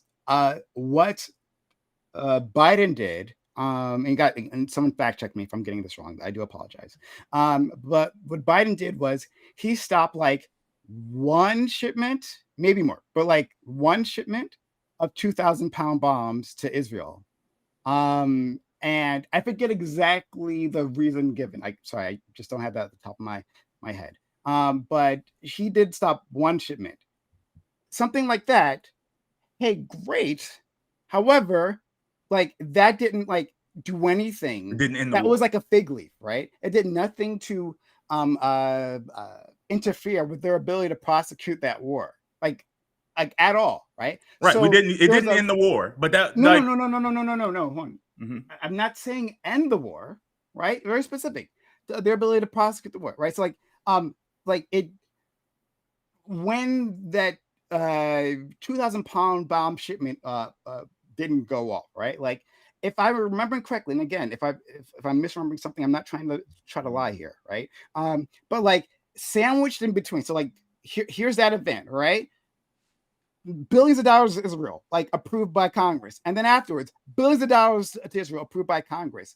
That showed an insincerity that you can do a thing, right? Like, okay, I'm being asked to condition aid, right? And so a shipment of 2,000-pound bombs, I am going to deny right? But in between there, you'll have every other type of bomb, right? And so when we're talking about conditioning aid, obviously it has to be to a significant amount that it actually affects your ability to prosecute the war. If it's not, right? If Biden conditions one grenade, well, that's clearly not enough. He can say, well, I conditioned weapons, but I didn't actually do enough to make any sort of difference in what's happening. Is that a signal? Because obviously, material difference would have to be built into to what we're talking about. But if you want to get what you want, if you have, these are the outcomes you want to see. Like I just want look at it in a like I think of it like when you deal with children. If you want children to do things like Connor, you have kids, correct? And I don't even know if he's here. He's frozen. Connor, buddy. Okay. Oh my well, God. I can say about That's most a scary face. Most people will find this to be generally true. If you want someone to do something, like if you have kids and you want them to do something, you say, hey, clean your room. Maybe like whenever they pick up the first toy or the first sock, you initially say, hey, great job, keep up the good work. Because you're incentivized, you're showing that I give you positive reaction to when you do things that I want to do. Biden doing some conditioning, Kamala saying, talking about being in favor of conditioning. If that's met with like, yes, we want more of this, or like even your initial you said, great, but we need more. I think that's even a reasonable response. Like, I think the general reaction was, oh, they've done a reaction. That doesn't mean fucking anything. Sure. No one cares. You're still committed. Like, so now it's like, oh, okay, so why shouldn't like these people aren't okay. Again, am I interrupting you? No, you're fine. Yeah, I don't want to the vibe of what I'm saying. I don't want to pull a Pisco. I don't need to sit to the end of words. I just want to make sure you got the vibe of what I'm saying. Dude. You got the vibe, yeah. But like, I understand what you're saying, right? You're saying, hey, right, like, the best way to influence these politicians is through positive reinforcement, right? Yes. Here's the thing, right?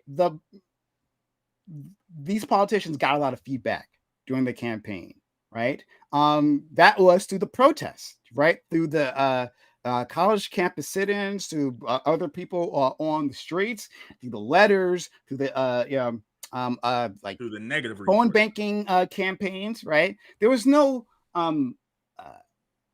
shortage. Sorry, he's gonna be back soon. There was no shortage of feedback, right? But the most powerful bit of feedback is through the vote, right?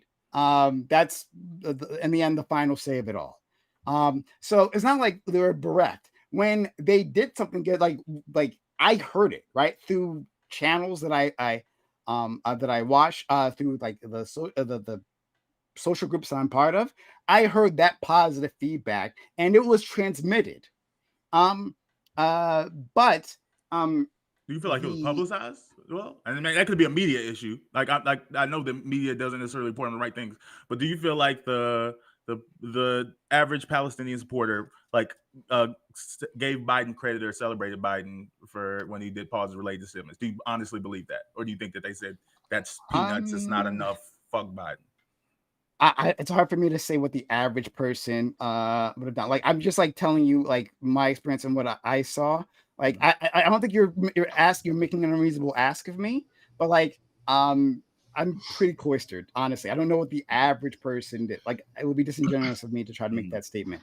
I would say, like, yes, like, because what I heard was like people saying, I'm glad they took this step, right? But we need so much more because of all the reasons that I said. Oh my God, I'm gonna mute for a second.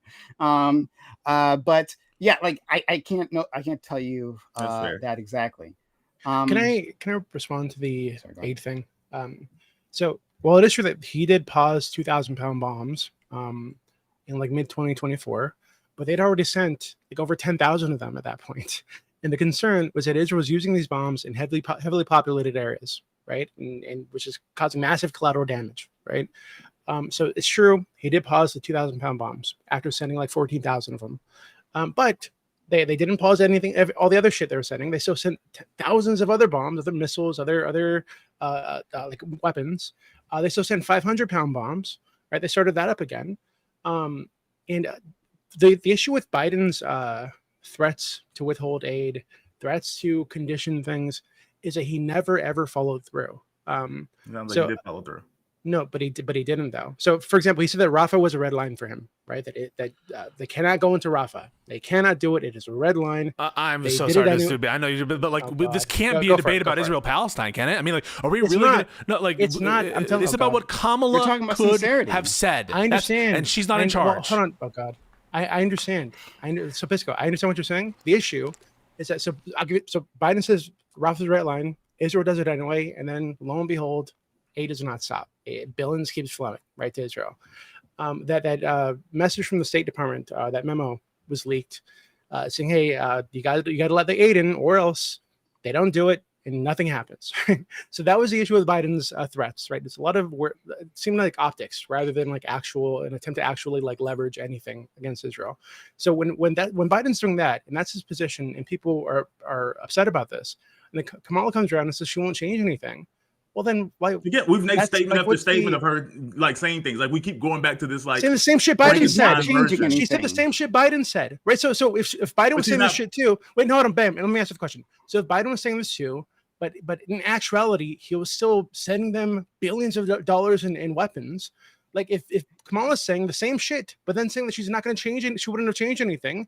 Well, then that should lead us to believe she would also send the billions of dollars in weapons. Or how about you use your brain, Doobie, and think about like, hey, maybe Biden, who's a committed Zionist, has an ideological commitment to Israel, and the only reason why Kamala isn't coming out forcefully against her own president because it would look bad, and maybe that you should have read the room and read the little hint signals that she was giving her instead of just assuming that she's going to be the same ideologically committed Zionist as Joe Biden would be. What is this? Well, okay, why don't you demand leadership? Netanyahu didn't think she was a Zionist. Why don't you demand leadership and conviction over loyalty? Sorry. I'm sorry. No, so now we're talking about their. Now we're talking about. She's asking us to trust her with leading the free world. She has no fucking backbone, no conviction. She can't separate it. She has a the question is about what you. Oh my God. To the brand of to Biden's brand and the Democrat brand, rather than stand up on our own 2 feet and mark. The question here is about who's gonna. So you keep trying to make this into an actual on the merits conversation about Israel and Palestine. That is not what we're here to discuss. That is not what I'm doing at all. And we're not here to discuss also their merits in terms of their underlying qualification for office,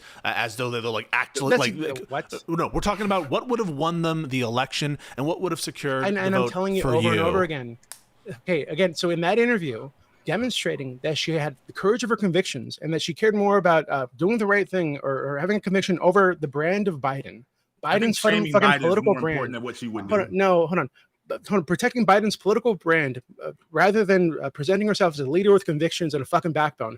That was the issue. So right? That is an encapsulation of the issue position, and to be clear, the policy position is a full suspension or a full conditioning of all military aid. Yeah, conditioning. Yes. Yeah. Conditioning. Yes, which was very popular in the U.S. But it would be in effect a suspension of congressionally approved aid because obviously Israel would not have met that condition. That condition being what exactly? And letting in the reporters. Then that would be on Israel. So hold on. Before you answer that question, it'll be very quick, right? Before you answer that question, I just got 2 super chats that came in 20 minutes ago. Just want to get them out of the way, but we're going to jump right back into it. I promise. So hold on to that thought. One $20 from Grassroot Hegemon says, ask Doobie why he shot Charlie Kirk. You can respond to that if you like. Can I either confirm or deny? Okay, thank you. Thank you, Grassroot Hegemon, for being so kind. Seriously. Another one from Grassroot Hegemon, $100. Really, really kind. Thank you, Grassroot Hegemon. Seriously, you're really super kind. I think you're one of Pisco's, right? Is this not one of your chatters? No, it's one of Connor's. No. One of Connor's? Okay. Oh yeah, it might have been. I might have seen him in Connor's chat. Excuse me. But Grassroot Hegemon, is that one of yours, Connors? Grassroot Hegemon. Okay, thank you. This says hypothetically, Prime. If I gave you $100, would you give me a wrench if I promised to do literally fucking nothing ever? Well, yes, actually, I would give you a wrench for $100 fucking. Thank you so much for the kindness. $120 to us. If anyone else wants to super chat and we can respond to it, we will. So hit youtube.com/primekai, PRIMECAYES. Hit us up there. But thank you so much for the kindness. Back to Doobie. I'm sorry. Is a wrench YouTube mod perks? Was that what the wrench means? So that's an encapsulation of the issue, I think. So I'm not even. Hold on. So, and Connor touched on this a bit. I don't believe that Kamala is like a liar, right? I don't have that kind of assumption about her. what I do think is that she came off as more concerned about the brand of Biden than presenting herself as something different from him, right? As a leader that would activate people within the base to go out and want to support her and actually energize people, right? She came off as somebody with pre-planned talking points, very corporate consultant, kind of corporate, that it's just. There's a very did that affect you, Doobie? So the question about what you would vote. Right? So were you affected by the fact that she seems corporate or she has? I would have voted because I will say the reason that maybe you should have a better interpretation of her trepidation, anxiety, or carefulness is she wanted to win the fucking election. But you're not going to be. Are you really caring about these kind of like? Did she seem? People care about that. People care about you, Doobie. You did you care about whether she came off as corporate or okay? I'd have preferred her to be like a human being. Yes. I think that's a bit naive, right? Because then you said that Barack Obama, who was criticized, I think, by a lot of lefties as being too corporate, you said he really stood for something. No, but that's not true. Aren't you admitting you were duped by Obama? Barack Obama had charisma. Yeah, so, right. Not just charisma. So you're not going to be like, conviction about things. Me, Doobie. I'm not going to vote for someone based on Riz, right? Are you going to vote for someone based on Riz? You personally? It's not Riz. Right? I voted for fucking Bernie Sanders. Okay, it's not Riz. Right? But as between Obama and Kamala Harris, who seemed more manicured, who seemed more coached and prepared? Kamala. No, but do you think that reflects on their policies? It makes me think that she has no. Listen, it makes me think that she has no policies other than what the party told her policies. In a way that Obama's different. You voted for Obama though, because Obama was. Yes, Obama was different. Obama, in what sense? Again, okay. I think we were probably just children. He had specific policies and things that he was advocating for that were not just the typical Democrat talking points. He presented himself as a leader with a backbone and conviction. He switched on gay marriage from term 1 to term 2. His term 1, absolutely. I get it. He was anti-gay marriage. Most people were at that time. No, he ran as a centrist. He was running like a change campaign, but he wasn't running as a massive progressive that's going to change everything. He was running. Change you can believe in was literally his motto. Listen, no. I just said he ran as a change agent, but not as a radical leftist. He didn't govern as one, or as a progressive. I'm not talking about radical leftists. No, but all I'm saying is, so he was not some very, very different Democrat. He was a mainstream Democrat, willing to work. Of course, no. He was obviously very skilled politically. He obviously had a lot of his own qualities that he brought to the presidency as well. You're forgetting the enthusiasm. But in terms of ideology, stop it. These are the opposite of rose-tinted glasses. You need to stop. In terms of ideology, in terms of ideology, give me the difference between Kamala Harris and Obama right now. Okay, what was Kamala's ideology? No, what does she believe that wasn't just what the Democrat Party held her to protect? So I think that you can associate. So is the answer you cannot find a significant distinction between Kamala Harris's ideology and Obama? Is that the answer, Doobie? I don't know what Kamala's ideology is. Sorry, so then the answer would be you cannot tell the difference between Obama's ideology and Kamala Harris, right? And the answer, and the reason is because you can't tell Kamala Harris's ideology. Is that the answer? Wait, hold on. I think that Obama did have an ideology. I don't think Obama. I don't think, not tell the difference between them? Pisco, that's the question. Pisco. Yes, there is a difference. What is it? And the difference is that I don't think Kamala had an ideology when she was running her second campaign.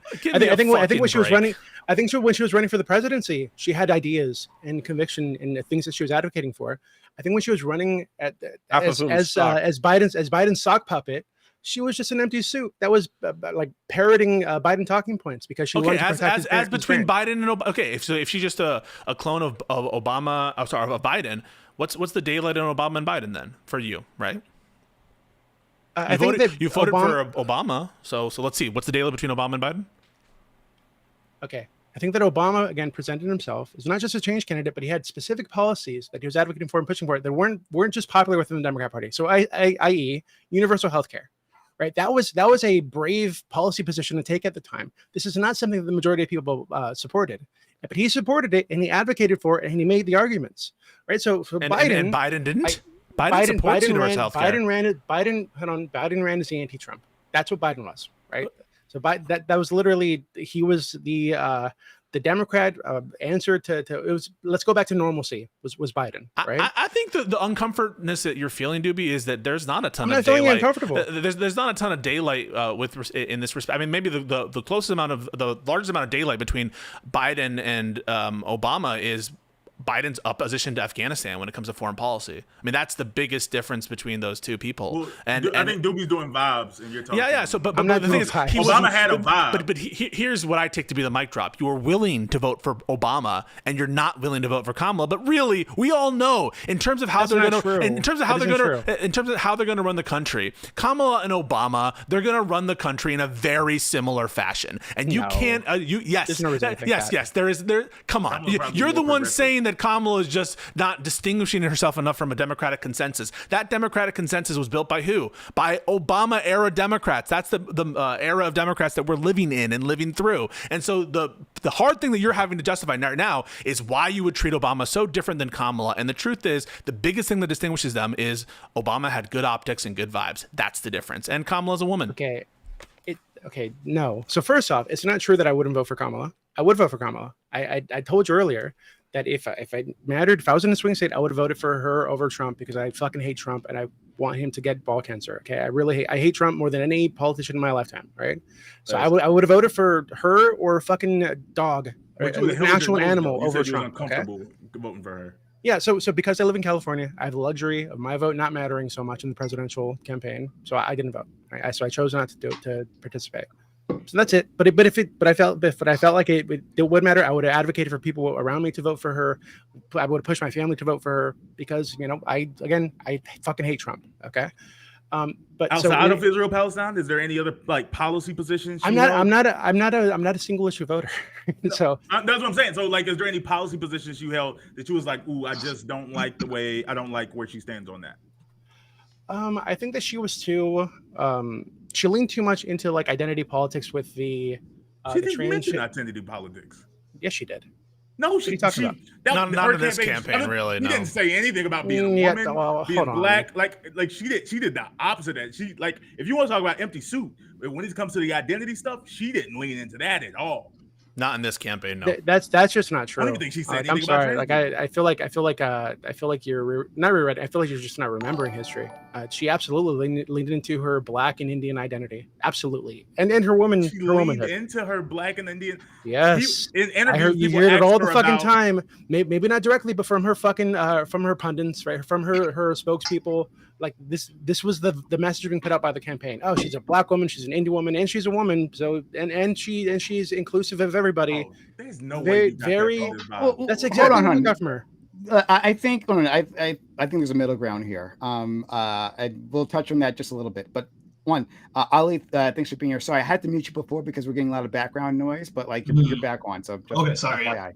Yeah, no worries. But I believe during the campaign, I think there's a middle ground. One, I think Kamala Harris herself like avoided making those statements that you're talking about, like the black Indian or talking about trans woman herself. However, her campaign, like the pundits that were sent out, what are they called? Surrogates, yes. Her surrogates talked about that, right? They weren't shy about saying those things. Now you can say, like, is there really a difference? You can decide that for yourself, but like, I think she made a specific choice not to, but then her surrogates. Okay, then why did you vote for absolutely Obama? To Doobie, this is not to you, Prime, but to Doobie, like, Obama, how many campaign surrogates we're talking about? The historic campaign, the first black president, and even to Trump. Trump plays on identity politics more than anybody. This is not a real issue, and no one actually gives a fuck about this. Oh God, I voted for Obama because I thought John McCain was evil. Right, he's a warmongering piece of shit. I did not want him anywhere near the White House. Right? That is why I voted for Obama. Now, I supported specific policies of Obama's, but I disagreed with him about a ton of shit. Right? Okay, so who was worse, McCain or Trump? Fuck. Gotta be Trump, bro. Yeah, Come on. Trump. Yeah, I'm Trump. about to say, Okay, so McCain is a super so now honorable we're man. just so now we're- McCain is the devil. So look you at what know. we're doing Okay, right now. that's what it is. So the differential between Obama and McCain was enough for you to vote for Obama over McCain. Now talk to me about this differential between Kamala and Trump. You've already said Trump is much, or at least somewhat worse than McCain. So I'm assuming you think that Kamala Harris is significantly worse than Obama. And I just don't understand, like, where are you getting that intuition that Obama is like that much better than Kamala? I assume that Kamala is probably going to be less hawkish in these areas just based on her personality and just based. Obama was quite hawkish. Obama got involved in Libya. Obama, escalated the war in Afghanistan. Obama had record drone strikes. Obama wasn't just like not there were a couple instances where, but even Trump has sometimes where he bucks Israel a little bit. But in general, he ran the country like a Democrat. And so how are you going to possibly justify that differential between Kamala and Obama sufficient to you to overcome the massive gulf between her and Trump, given what you just said about McCain and Obama? Okay, I feel like we're lost in the sauce right now. So what I'm telling you is that I believe that Kamala did not differentiate herself enough from Biden. I think Biden was a candidate that did not. Wait, we just had a thing. You just said you voted for Obama over McCain because of thought McCain was evil. You just said Trump was more evil than McCain, and so why doesn't that logic apply now to Kamala? Well, I've told you repeatedly. I would have voted for her, and I would have advocated people around me to vote for her if I was in a place where it mattered. I'm in California. I have the luxury of not. This doesn't make any sense. So was the right? But do you think the people who didn't vote for her were wrong? Yeah, So this is one thing Prime and I disagree about. So Prime didn't vote for her. I disagree with him. Right. I think that if there was a chance that he could have convinced enough people around him to vote for Kamala, I understand the issue with the voting for the lesser evil thing.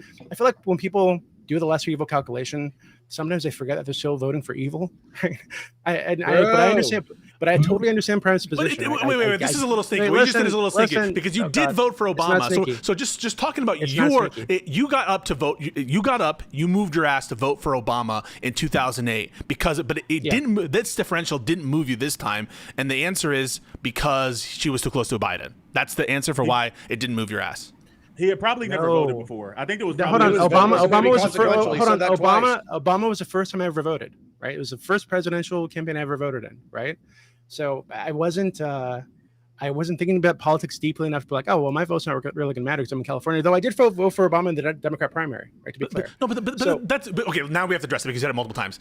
You understand that in terms of the likelihood that you're going to affect the election, it's essentially the same whether you're in a swing state or whether an individual's vote. This is why I said. You understand this, right? I would have also advocated for people around me to vote for this. No. But even hard push for within my social circles, my social bubble here where I live, to get people to go out and vote for this person. It's not a rational reason to vote in one state versus another as an individual. I agree, but that's a different conversation. I just don't want to. I just don't want to make that the conversation. Even if you're right, behind the logic, we don't have to have that conversation necessarily. Maybe he was super excited because he had never voted before and turned on Obama, and now he hit the excitement. The last thing I'll say in it, I understand what you're saying because we don't get to it, but the last thing I'll say in it, it's just not rational to say, well, because my vote is more likely to affect the outcome in a swing state than in a non-swing state, that's the real reason I chose to vote. When you're essentially zero chance to affect the election in both cases, it doesn't make sense. We don't think of it this way, and that's not really what we're getting at. It is true.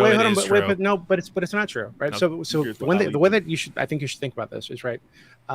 Ripples on a pond, right? So if I'm encouraging people around me to go out and vote for this person because I believe that we're in a swing state where our votes matter, what I would hope would happen is that they would also come to understand. No, I'm just talking about an individual vote decision. Listen, I'm only talking about an individual decision. But I'm not talking about that. I'm talking about. I am talking about individual vote decision. That's ridiculous. No, that's not ridiculous because you came into this trying to have credence. You were trying to say I didn't vote for Kamala. Let me finish the statement. I'm only talking about individual vote. I'm only talking about individual vote. Well, that's stupid. Why? I don't know why you would think about it like that. Well, because you brought it up. You brought up your individual vote. You care. Wait, Doobie, you encourage people to vote with you. I would have you cared enough about your individual vote to bring it up. So clearly your individual vote matters to you, yes or no? But it's not just Does it matter to you? Does it matter to you? Okay. You brought it up.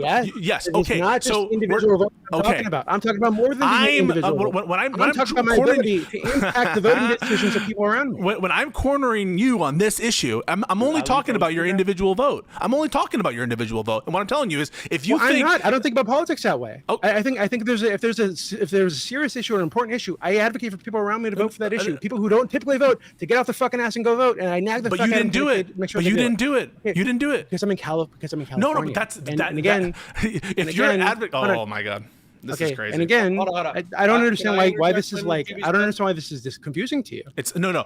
What's confusing, I think, to you is the notion that you have a infinitesimally small instrumental chance in affecting the outcome of the election, either in California or in a swing state, and therefore an individual voter's decision on whether they will vote, not on whether they will talking about individual votes. Stop. I am talking about individual votes. You might not want to talk about that, but you cared enough about an individual vote to bring it up on this panel, and so I'm saying what should motivate you in terms of your individual vote, because you are talking about what it would take for you as an individual to vote. We are talking about what it would have, would have made you swing it one way or the other, and so your individual vote is relevant to this conversation. And I'm telling for you to decide your individual vote based on the likelihood that you as an individual will affect the outcome of the election because you happen to live in a non-swing state is irrational, because you're not going to affect the election outcome with your individual vote either way. And that's the point. And you need to deal with that because there is no instrumental differential here. It's a 0.000000001% no matter what. Okay. Okay. I would like to go. Doobie, please indulge me. I promise it'll be relevant. Go for it. Might actually redirect the conversation in a positive place. So this panel was, apparently the title is now "Was Kamala a Disaster?" But originally the panel was, basically what the fuck is wrong with the DNC? And I'm going to tell you, Pisco, most of us are here to have like a conversation. You're here to debate. And the liberals, are smug, self-centered, completely self-righteous assholes who think that they're totally right about everything all the fucking time. And so as a result, you have Ali, who's a Muslim lefty. You have Prime over here, who's a black lefty. And then you have Doobie, who's a frog, I'm a chaos centered god. social libertarian. Okay, that's what. And so the point is that they're all telling you the Democrats are fucked up. Their messaging sucks. They're beating up on their own base. They're trying to jam through uncharismatic people. And these uncharismatic people have policies that are turnoffs for their voters. And you're saying, you're irrational. You're wrong. You're an idiot.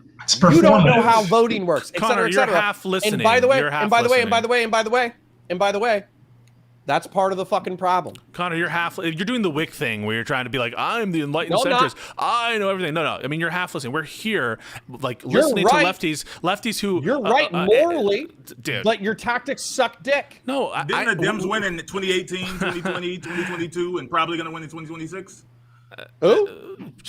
He's just basically, there's a track record of success as well, so let's not pretend like there's this like twisting of the narrative that as Democrats always lose. That's insane based on past track record. But put that aside. We're here. But I don't think you beat Trump. I think Trump lost because he had an anemic economy. So do we. I think people were so sick of the COVID economy I'm not sure. that they said anything besides Trump and they voted him in. Okay, whatever. But when the economy was anemic again, and it seemed like Democrats were asleep at the wheel, they were like, well, fuck it. We'll change up again. That's our argument for 2024. So what do you do with that? But anyway, putting that aside, in general, like, we're here to humor the complaints are that like the libs don't listen to the left. And as part of that conversation, what policy do you advocate for? What policy have we talked about tonight? No, we're here to listen. Connor, You've talked for 70% of the time, so I'm going to interrupt you. That's not true. So what policy have you advocated for tonight or talked about tonight that is going to affect the average motherfucker who's working at Dollar General for $10 an hour? That's not what we're here to do. Is you came here late. You have no understanding what the conversation is. You have no understanding. Because I think that's why Democrats lose, is because they don't even talk about the working class anymore. They don't even talk about the middle class anymore. They talk about fucking far-off wars that nobody gives a fuck about. Then you need to talk to Prime and Doobie. We're here to hear the concerns of people who didn't vote for and what matters to them. What matters to us and what we would want to speak to the majority is so different. And you're bullying them for what they care about. Dude, are you serious? You're saying you're retarded. You're saying you're wrong. That's what you're doing. You're calling them stupid. Okay. Then we're in a group therapy session. Liberals surrender hands. I'm going to put my hands up. Why don't you guys just talk at us, and then we won't disagree with you. We'll just accept whatever you say. Go. No, or maybe you could facilitate some feedback and incorporate it into your argumentation and rhetoric and policy. Well, instead of putting you on the offensive, we're going to go to our friend Ali, just so everyone knows, right? Everyone on Pisco's side is on the top row, and everyone on my side is on the bottom row. Just to be clear, this is an even fight here. Just want to be clear, all right? But Pisco's still right. He's just mean. He's a meanie. He's okay. Dude, He's they were logging calling along, me, that's the issue. bro. Like in terms of snide remarks, there have been some made. I've been a little bit snide for sure, but the frustration that I'm feeling is like I want to win. I hate like this. The country's fucking falling apart, bro. This is shitty. And so I'm here humoring a conversation about Kamala's deficiencies because I like Prime. I like having these conversations. Sometimes I get a little feisty, but I genuinely want to hear what she could have done to earn your vote in the future. And because they already said that she was uncharismatic, she wasn't sincere. Like realistically, can I just yeah, I understand. Just move the convo forward maybe a little because I feel like we should not be discussing Kamala in the future. I don't think she should run again. I think she's a dead horse. We should leave her out to pasture. Okay, let's leave her out in the past. I think the Democrat Party needs to move forward. So even arguing about what she could have done differently and yada yada is silly. It's pointless. I think we should be discussing what the Democrat Party should be doing different now and going forward. I want my sweet baby Ali to talk about whatever he wants to talk about, but I'll say that it didn't matter what she does. And just before you, it could have mattered. We do like Pisco. I was just gonna move past this, but I can't. Pisco, you're saying you're humoring this conversation, right? Yes, humoring. It doesn't sound like you were okay. That tolerating. And this is, I feel like then this goes to what our friend Counterpoints was saying. I feel like you're not actually genuinely trying to have this the reason why I characterize it as humoring, like just trying. The reason why I'm humoring it is because I'm very highly skeptical, Prime, that there's anything that could have been said realistically in that context that would have earned Kamala your vote. I'm highly skeptical of that. Okay. And maybe you can convince me otherwise, but that's why I characterize it as humoring. Pisco still advocates for like considering you part of the base. I'm completely against it, but Pisco's had an argument that the left still matters to the base. Ali. So as an Arab from Dearborn Muslim, I just like, can you convince me to vote for Kamala real quick? Like, why should I have like run to this like and voted for Kamala? I think if you care about your country remaining a republic, I think if you care about no one knows it. No one knows these words. No one knows these words. Yeah, bro. No one cares about a country being a republic. I'm sorry. I'm an Arab. I have a business. I thought I was talking to you. I thought I was talking to you. I said I'm an Arab from Dearborn. I generalized myself. I'm an Arab from Dearborn. Who vote? We vote on people. Most people vote on vibes. Why would the Arab Muslim from Dearborn vote for Kamala? Trump's going to fuck up the economy with tariffs that are massively going to increase your expenditure. He's not going to solve inflation. He's going to be massively corrupt. Yeah, but most people think Republicans are better for small businesses. Okay, so you're saying so it's over. Vote for Republicans. Okay, so what do you want me? Do you want to railroad me and say it was impossible to convince them? What's the answer that I? No, actually, it was really possible to convince them. That's what I'm saying. What's the correct answer? Can you convince me? Sorry, what's the correct answer?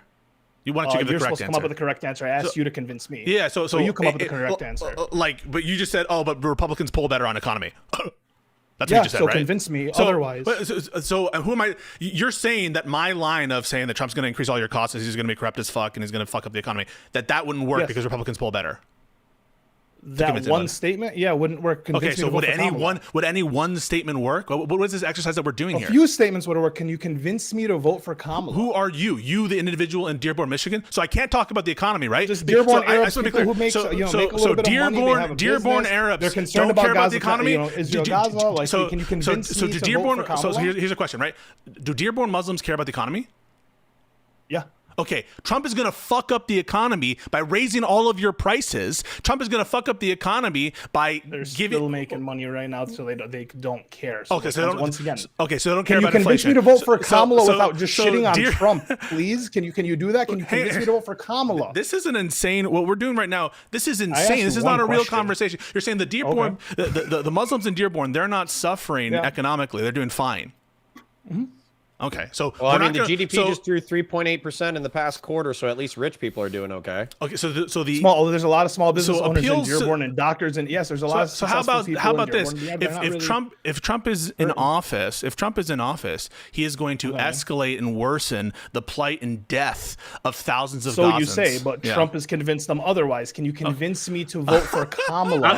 Hey, let me try. No, I want Pisco to do this. This isn't an easy Trump card. Whatever I say, Oh, but Trump convinced them. Oh, but Republicans won on that issue. Can you, oh, can you but focus Trump on won. Kamala, This is please? Can you convince me to vote for Kamala, here we go. please? This is the dumbest conversation I have ever been a part of. This exchange, right? I just want to say, No, this it's takes not. this It's not takes the even case. close. No, between he's you just and a me. fucking Talk to idiot. Rob Noor. Whoever Don't say it's the dumbest conversation you've ever been a part of.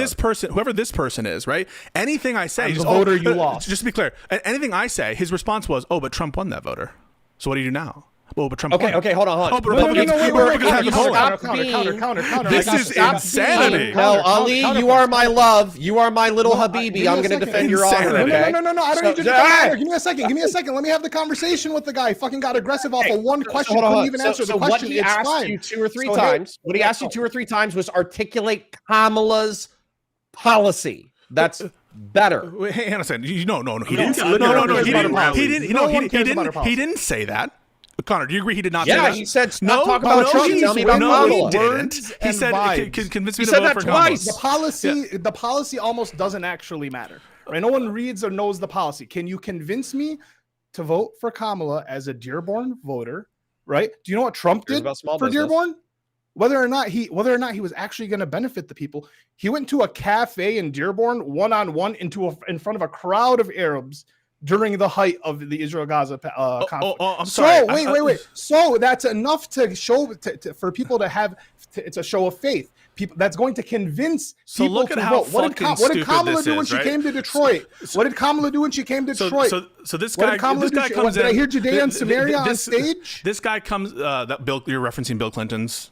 What he said? I'm referencing the DNC surely plugging they their saw. ears. So surely they saw all these people who are watching Bill Clinton say Judea and Samaria. Surely they saw all the unhinged Israeli supporters, all the unhinged rhetoric coming from the evangelicals who have this, religious commitment. But here's the thing. That's what did it. It was Bill Clinton's speech. No, but hang on. I just want to point out something there's no really difference between interesting. Democrats and Republicans in terms of support for Israel, so it doesn't matter. So this professor, this guy comes up and he just tells me, he's like, "What? I'm a voter. Convince me." And then he says, what Trump did. Trump went and actually had a meeting with a bunch of people. He went to a diner. Yes. Well, the scenario you introduced was the scenario that you introduced was a conversation between one person and another person. I didn't know that you had now I'm supposed to plan a massive strategy. So you've completely changed the scenario. Will you acknowledge that your scenario, the implication there was it was a conversation, wasn't it? Will you acknowledge that you couldn't convince me to vote for Can you Kamala? answer that first? What was the question? Well, no, because you're unreasonable. I'm never going to convince you. I don't think that. Why? You actually really could have convinced me, but instead of having a conversation, you went on the attack because you're trying to get dubs. And if you just answer the fucking question, I'm never going to convince you because everything I say. You could ask me how could I have convinced you. Well, first of all, I did come into this panel, and I did come into this panel asking people what she could have done, and people got really offended that I was trying to ask and really get to the heart of that. I just want to be clear. To me, not them. So you came into here saying convince me. You didn't say ask me what I want, right? So just be I clear. said convince me. So you're changing. You're constantly changing the questions, right? So notice what's happening because this is not a real conversation. This is not a real conversation. Why isn't it a real conversation? Notice what's happening, right? Like this, you are presenting a scenario of a conversation. You're saying, "Tell me something," and then the first thing you say is you're giving us what Trump did, which is not a conversation. He's just appearing someplace and addressing a crowd of people. And then the second thing, the second thing you said, the second thing you said was like, "Oh, well, hang on, no, we actually do." Then the second thing you did was avoid answering the question. The second thing you did is, why didn't you ask me? When you're presenting the scenario of convince me, and so this is you're not in the business of being convinced. And by the way, I don't take your answers as representative of Dearborn, Michigan. Being convinced. No, you're not. You're not in that game. You so specifically. Let me try. So we're seeing like an impasse here. I want to go to Bam, but before then, just quickly, super chat. Let me just read that very quickly. Christopher. Screen. Thank you, Christopher Donardo. Nice picture. Pretty handsome there. Anyone who gives me money is pretty handsome, I think. $5 says calculating the special weight of your individual vote is a fundamental misunderstanding of voting. It is also very American in its selfishness. Correct. I don't disagree with that. I think, what I wanted to say to Ali is based off of like if I'm legitimately like oh, okay, I'm talking to Michigan, I'm talking to Dearborn voters, like Muslim. What are the type of things I would do to appeal? And I went and looked at what she actually did to appeal. Like, why make something up? Let's look at what she did. Wait, it didn't work. Wait, no, that didn't work. No, so you have to come up with something else. That didn't work. Wait a minute. Wait, but Trump won those voters. You want to let him actually finish his statement of talking about what Kamala did to try to convince people? But Trump won those, and Republicans win those. You see the polling? Pisco, you just Pisco, you couldn't give me one fucking thing to convince your side. You know what Trump did? Trump went to there, and he went to a diner. So whatever you say is bullshit. Okay. You just jibber jabbered the whole time. Anyways, Bam, go off. You just saw what you just did, by the way. Okay. What I just did is what you just did, to be clear. I mean, I'm having the conversation with Bam. You can watch the conversation and see how this conversation goes and how it's supposed to go to get somewhere. No, the reason you're frustrated is because that's what just happened. You can watch happened. and learn, Pisco. You can watch and learn. Jesus Christ. I honestly, like I said, we may end up at the exact same place. I don't know. I might get just as mad. What's up, Bam? But when I look at what she did, like, to me, this is like, oh, okay. The reason why I say like, it doesn't matter. She was a black woman. She was never really going to win. Now, I don't think that's necessarily about Muslim voters. Maybe there's some issues with her being a woman, but what she did was I think she did, when she did her rally, she had a conference with like 25 Muslim leaders within the community. They came on stage. They all gave their advocacy for her. They said that she was better. Like I think she talked specifically about the war that's going on in Gaza. She had a meeting with the leadership of the uncommitted movement. Which again, I wouldn't have went that far, but I think she made the extra step to have a meeting with them. She had to sit down and what the uncommitted movement came out and said that she wouldn't agree to a full arms embargo, and they was like, "Yep, we're staying uncommitted, committed on that." Outside of that, I think standing on stage, speaking to the people, like I said, obviously some addressing of Israel and Gaza, but then outside of that, advocating for herself and the policies that she believed in. Well, like the first time home ownership thing, like the things you were doing related to small businesses, because I think a lot of Muslims domestically, I'm not really making an argument for domestically, right? Obviously, I prefer domestic democratic social policies and domestic policies, anyways. But I'm saying, like, there are a lot of people who, one, vote on vibes, and two, there are one issue voters, and it was Israel Gaza that was their biggest issue, particularly Dearborn, Michigan, right? Because they're the cousins, their family. I get that. Whatever it may be. So like you said, she came and she met with these like leaders, so on and so forth. I think the issue with that is, for the majority of people, they don't see that, right? They don't see that she had these conversations, so they don't really know. And also, we don't hear anything from her. All we hear is that she brings Bill Clinton, and then they do the Judea-Samaria thing, right? The DNC's plugging their ears when they're walking out. They have an Israeli speaker. I think it was, I don't know, maybe it was a hostage, whatever it may be. But they had an Israeli speaker, no Palestinian speaker at the same time. So it's like we just see the no-show voting, right? Like there's no show of love. And then once again, in everyone's mind, as like they're being propagandized during this thing, it's like there is the idea that there is no difference between between support for Israel from the Democrats or the Republicans. So I said this last week or a few days ago, like for Dearborn Arabs Muslims who in general are going to be conservative by nature, right? The only reason they typically vote Democrat is because of the racism that comes from Republicanism. But if we're going to feel that like our voice doesn't matter, at the end of the day, they're going to vote with their pockets. And most people believe, whether or not it's true, whether or not the policy shows, whether or not they don't know, most people didn't know what tariffs were, they're going to believe that, hey, Republicans are better for small business owners. They less taxes for us, so on. So we will make more money under. So it's like, yeah, that's what's going to happen. And for the people who want to vote Democrat, right, they gave up their vote or they went third party. And we saw that. So like all people, honestly, when I didn't vote, I was hoping that the Democratic Party would look inward, go, hey, we really fucked up on this Israel-Gaza thing. When in general, the Democratic Party is fucking up on this Israel and on this Israel support thing. And so far that how heavily this government supports Israel and how fucked up it seems that we're being taken over by this other government. So yeah, obviously they're just not, they're going to go third party just to prove a point. We wanted you to look inward. Instead, you guys ended up yelling at us and thinking that you're going to now win the next election without our vote, which makes no sense. So the Bamman, that's how a conversation goes, Pisco. No, that's not a real actual conversation. You understand that, right? Just like it's the start of one. To Bamman Pisco. So to at least part of his point, and Ali, if this is incorrect, you can correct me, but it seemed like part of his point is that, like, yes, to the average voter, and we are not, right? The people here aren't average voters, right? Like in the amount of like news we intake or anything like that, right? We're not special or anything, but we're not the average voter in our habits. Anyway, but the point is that like to the average voter, like there's much of what happens within a political election, it like flows right by them, right? But there are some like breakthrough moments, and those breakthrough moments differ from community to community and from party to party, right? From niche to niche. And it sounded like what my friend Ali was saying was that, well, specific moments that broke through were Bill Clinton lecturing Muslims about Judea and Samaria, which was fucking wild. And then the DNC moment, right? Both with the lack of Palestinian and then speaker, Trump coming to the which is cafe. so much mess.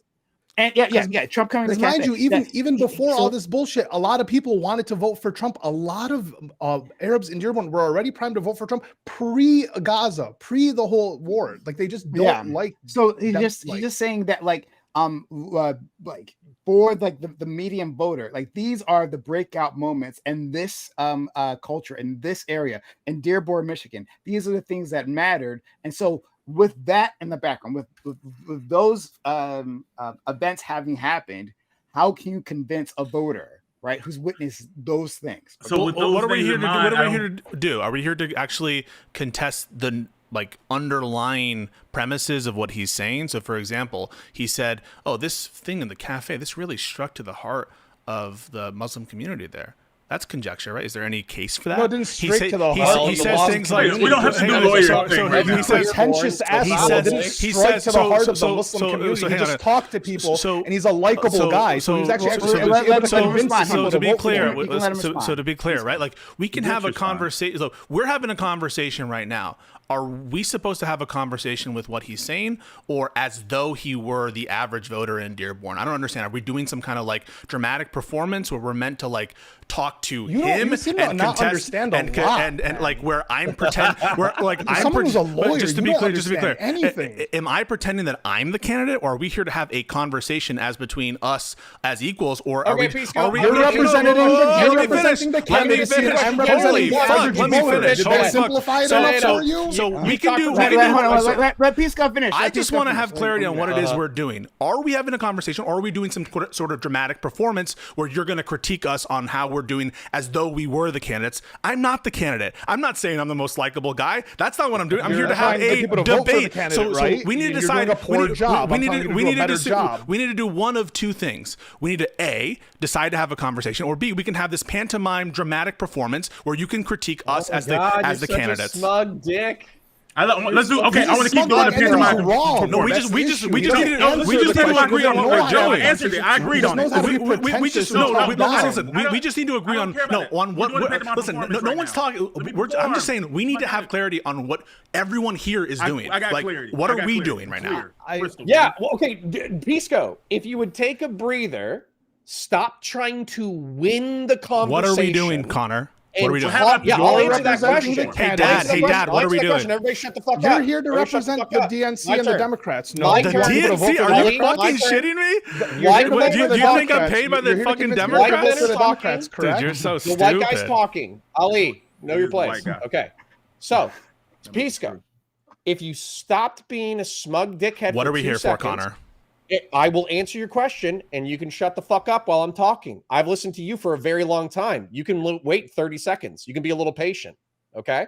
So the reason why we're here, if you would stop being a smug dickhole, Connor, what are we doing?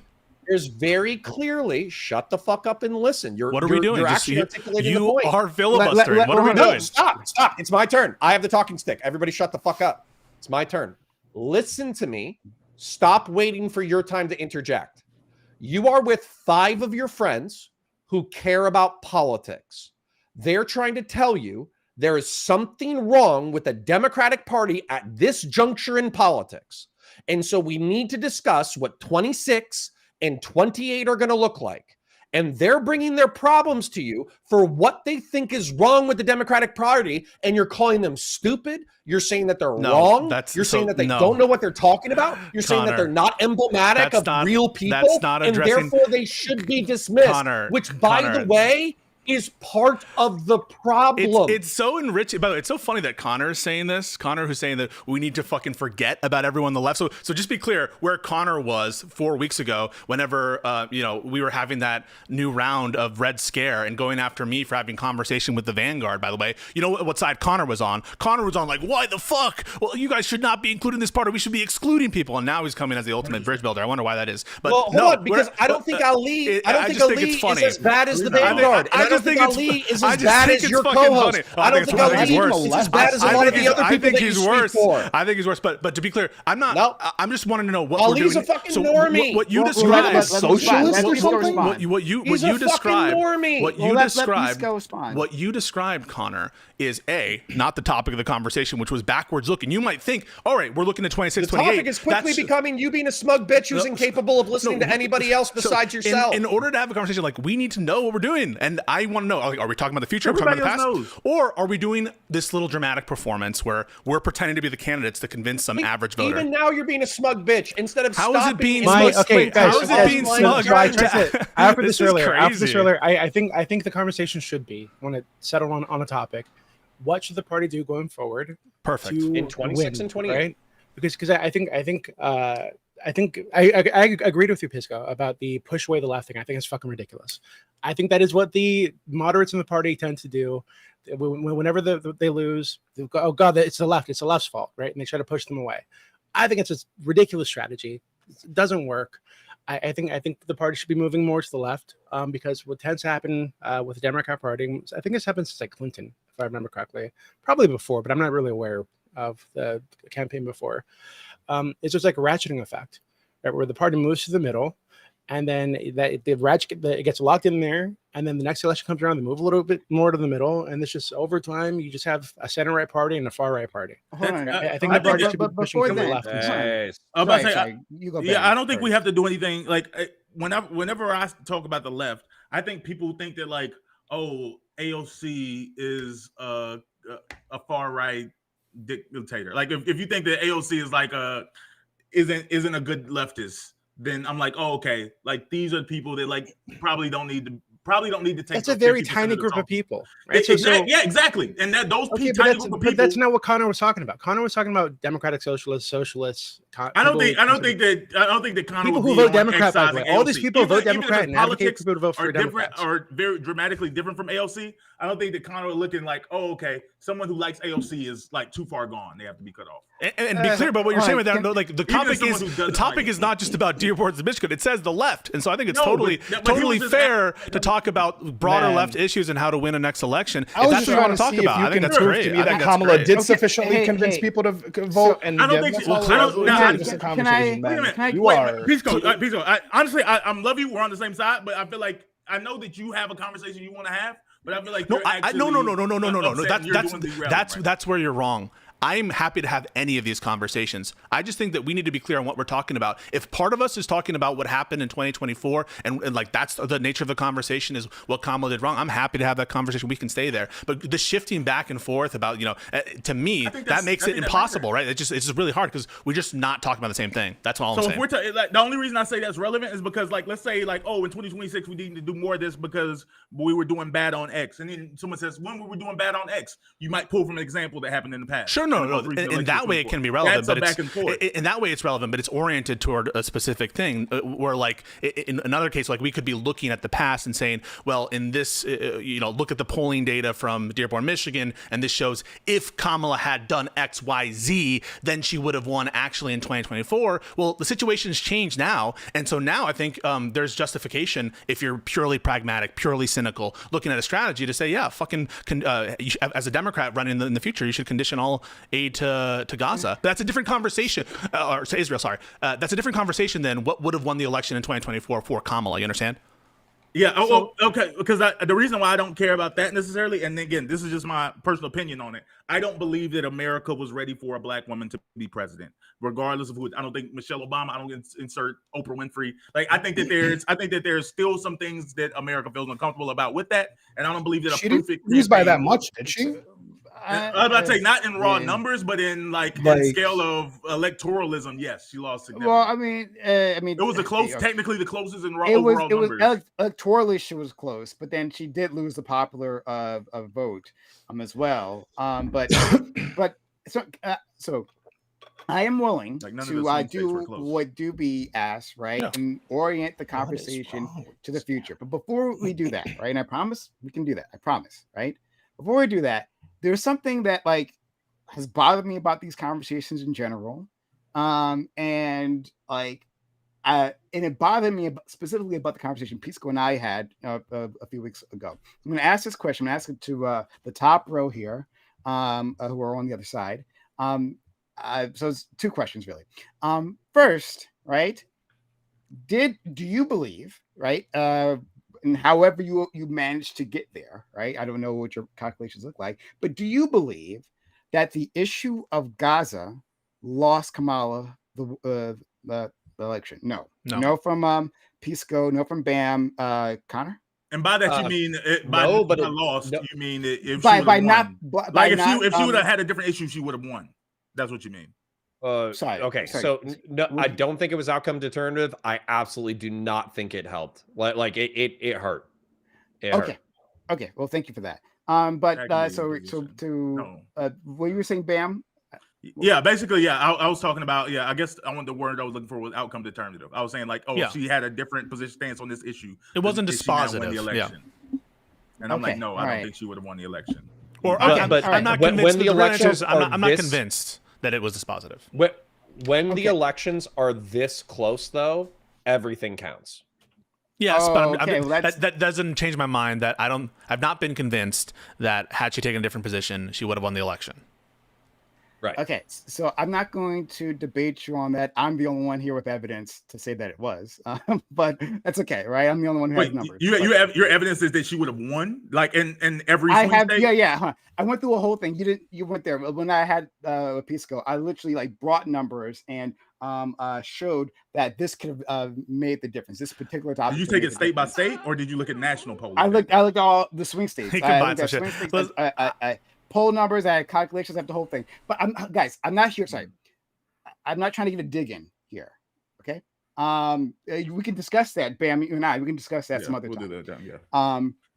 So then, if that's the case, if it was the case that Gaza was not the deciding factor, then what is with all this vitriol directed at people like me who decided not to vote? Like if our vote like did not matter, right? If I had voted or if I didn't vote, and the cohort that agrees with me, that has my mindset, if they had voted for Kamala, right? That would why the vitriol? Why the anger? Why the vitriol? You know, I'm happy to answer that. It's because there's a semantic problem here with the words we're using, and it's founded by the exchange I had with Doobie.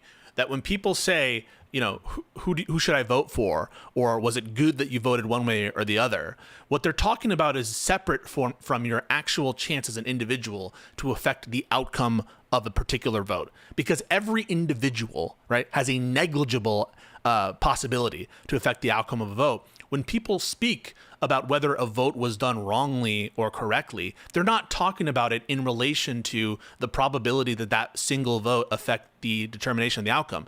They're talking about a vote in the context of your perceived preference for who wins. Right? It's not this question of who is going to make a decisive factor in any given election. And that's why this case about, well, my vote wouldn't have changed anything in California, but it maybe would have changed something in a swing state, that is not supported by the math. And when people are saying that you're a bad person because of how you voted, they're talking about the signaling value that your vote sends, perhaps in terms of whatever value you import to that, and perhaps also your notion about what is the best world that you want to live in, and that's what they're talking about when they're talking about you voted rightly or wrongly. That's it. But Pisco, I can believe that you, Pisco, believe that, right?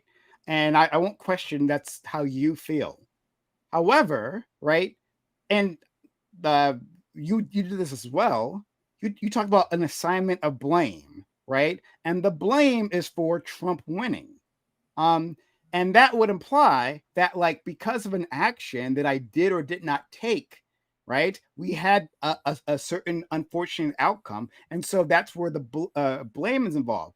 I think, Pisco, so I'm going to let you answer or respond. But I think, so I won't put words in your mouth, but I think other people, right, when they are saying that, they're saying, you lost us the election, right? And Doobie and I have discussed this many times, right? That, like, what we hear from liberals, we hear from the other side, is that, yes, because you didn't, you weren't supportive overall, right? Maybe you did vote, but you weren't supportive. You didn't, like, campaign for her, or you didn't vote, right? You have lost this election. But at the same time, they're saying, but your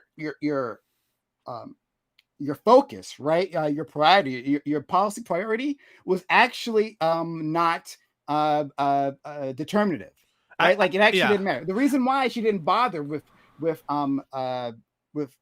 prioritizing your policy is because it wasn't important, wasn't a big deal, right? And in the end, it didn't make a difference any which way. Yeah, so I'm trying to marry these statements together. So this is where I think the confusion is. I think that there are some people who say that, who, like, personally blame an individual, but if they actually think about it and step back and think you personally blame an individual because they caused this outcome, if you either would explain to them, they'd be like, oh, that's silly. Okay, that's what I'll get to that. Okay, so either they're thinking about this as an individual, and then you explain it to them, and then they're either literally irrational because you explain to them and they're like, oh, of course I'm not meaning that specific individual person, or it's a shorthand for a cohort, which was dispositive. But in general, no, I do think that it's related to the outcome, and it's related to some vision about someone's preferences. So, for example, if someone said that they voted for Trump in 2020, you would have been like, oh, you did a bad thing.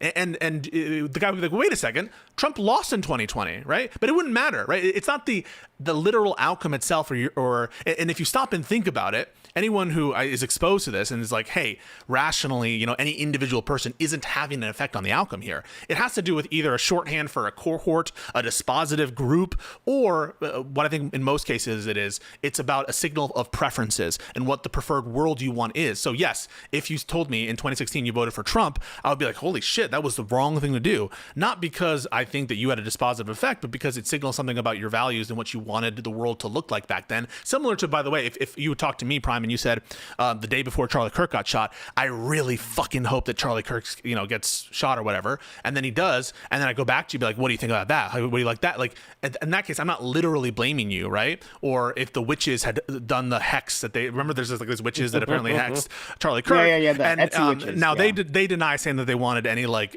harm to befall him, they wanted something else or whatever, but assume that they actually were hexing him to kill him and to have him die. People would say that's crazy, even though rationally we know that these witches don't have any tendency to affect the outcome. The fact that it's an exposed preference means that it's something that we can judge according to a moral standard. And I think that's where people are assessing, not the instrumental effect. If they really think about it, the instrumental effects of one person, maybe they're referencing a cohort, maybe they're referencing a dispositive cohort, but in that case, they need to bring evidence that it was in fact dispositive. And that's what I've not been convinced by in the Gaza case.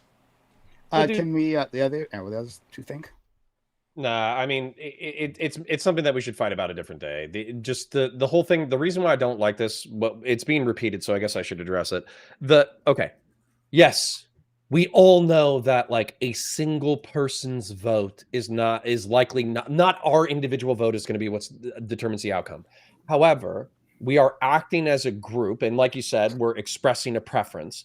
And what's going on is like we're bringing our boys with us. You know what I'm saying? When I'm going to the election, I'm talking to my family about stuff. I'm talking to my friends about stuff. I'm talking about the political vibes going on in the country. I'm doing all that kind of stuff. So is my individual casting of the vote really what determines the outcome? No, but it's a symbol of the fact that we as a cohort feel this way. And so when Doobie says, hey, regardless of how I feel about elections, California is going to go blue. As a result, I don't give a fuck. I don't care about his vote. You know what I'm saying? Whereas I do think that if you're in a purple state where it goes red or blue, your vibes and bringing everybody else with you and being enthusiastic and all that kind of shit, it does matter. You can say that mathematically it doesn't, but I'm telling you, psychologically, it's quite powerful because when people are unenthused about the election, They don't tell their friends. Well, Connor, they don't tell their I neighbors. price in they don't all tell of, anybody. I price that all in. Like, yes. So there's two distinct things I'm talking about. One is a signal value. So the signal of you voting and then saying, hey, I voted and here's who I voted for. That is something that has value, especially if you're a more influential figure. It can even have a dramatic value. So I'm not saying that that's not there. And I totally agree that in terms of the vibes and like the other people that you could bring, that's also a value as well. But all of that is consistent. You could do all that, right? Taylor Swift would come out and say, vote for Kamala, and then not herself vote. And so all we're talking about here is splitting out the different reasons why there's a rationale to vote and why we would cast blame.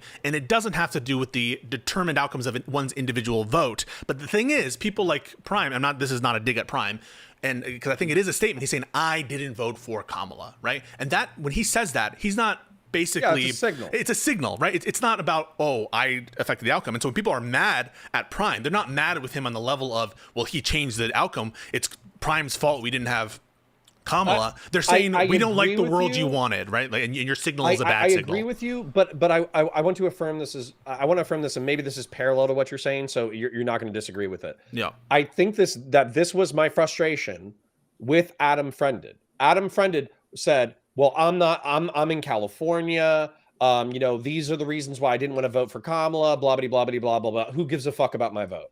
But obviously, he's signaling to 1,000 people, which again is not going to be outcome determinative. And we don't know what states they reside in, but it's a general thing of like, the snowflake is not the snowbank, is not the avalanche. Right. But we don't know which snowflake is going to cause the avalanche. And so that's where, for me, him just copying out and saying, well, who gives a fuck about me? I'm a small bean. But that's why it can also be rational to say we're mad at Prime, because when we say we're mad at Prime, we're not mad at Prime because he, he has a community. Yeah, and in fact, we're mad because he dug in his feet and he dragged his heels during a very important election with same for Piers Morgan. ramifications to the country. I'm about to say Piers Morgan's not even an American, but we still get upset about the way that he signals. And it's not irrational to say that, because what we're criticizing is either his expression, the signal, or maybe the Prime, I would say, is one of the grandfathers of political Twitch. I mean, he does have some influence with people, and so maybe all the people that didn't show up because of Prime, we're not literally saying that he or his cohort didn't have the certain effect on the outcome. But yeah, and Prime, to direct this towards you though, I do think that this is where the frustration comes from or whatever, which is like, let's say that we were all precious snowflakes, all right? And we wanted to be a part of an avalanche that caused Kamala Harris to win because we knew that that would be better than Donald Trump winning.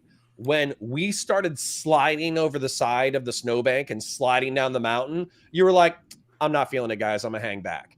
And so as a result, you individually are not necessarily a problem, but you held, you were representative of holding back the rest of the avalanche that then resulted in disastrous shit. And I think that's why, like, as much as I'm being a dick to Pisco, because I think he's being a little bit of a dick tonight, I understand his frustration and his anger because the consequences have been horrible.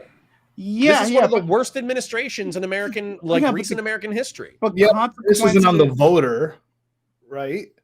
What? Yeah, it can't be on the voter, right? The problem. Yeah, it is. Of course, the motherfucker that chooses the motherfucker who's in power. What are you talking about? Wait.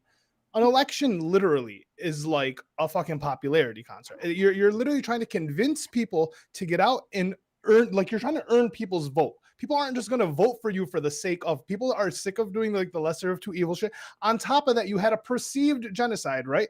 There was a point in time where people perceived there was a genocide, and how how the candidate handled that was going to affect how they voted. But right? now, okay, so now I'm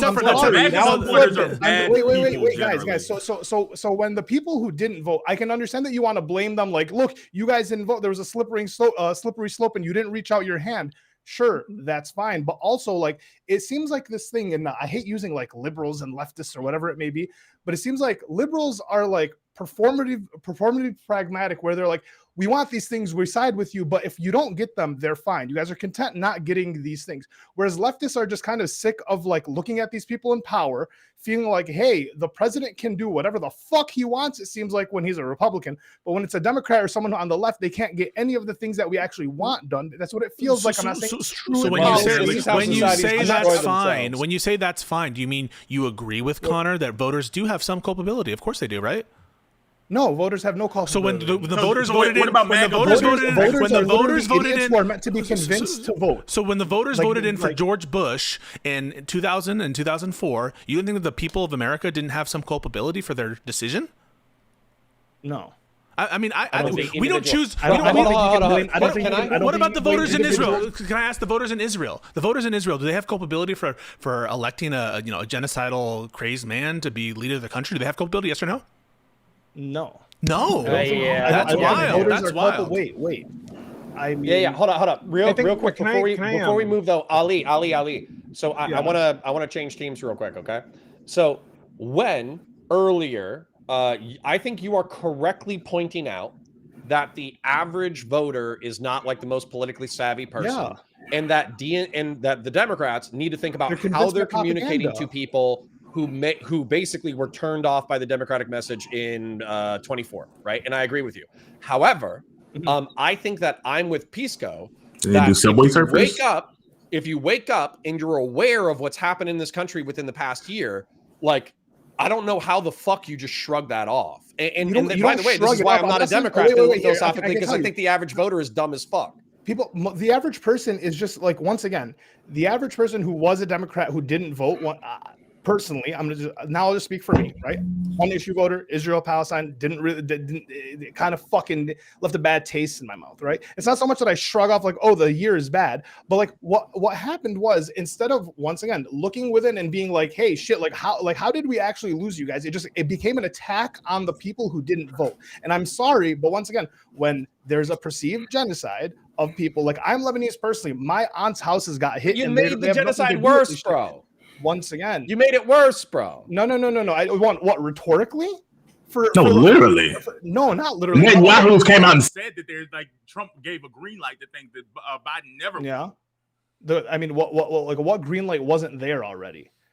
Turning okay. Gaza. Kamala Harris would not be. Kamala For Harris, the first year and a half of the Kamala war, for the Harris, 60% of Gaza was decimated by the time Biden was done, then 70% Kamala by the time Harris Trump. It's like, would not be signing off and turning the other way in reference to 2 million people being starved to death. Kamala Harris would not be trying to shop the ethnic cleansing of Gaza. And Kamala Harris would not be trying to build a new no one Atlantic believes City that we held that power after Biden let that shit happen for a year and a half, brother. Once again, no one is convinced that Kamala would do anything different. They were calling him genocide. Kamala Harris would have built Atlantic City in Gaza? Okay, listen, the rhetoric is worse. I'm not denying no, you no, the no, rhetoric is no, worse, but that's not. Do you think Kamala You hate Harris would be Gazans, man. trying to build Atlantic City in Gaza? No. Yes or no, as Pisco would say. I do not believe Yes the or Democrats no? would. No, the Democrats would not be as bad as Trump.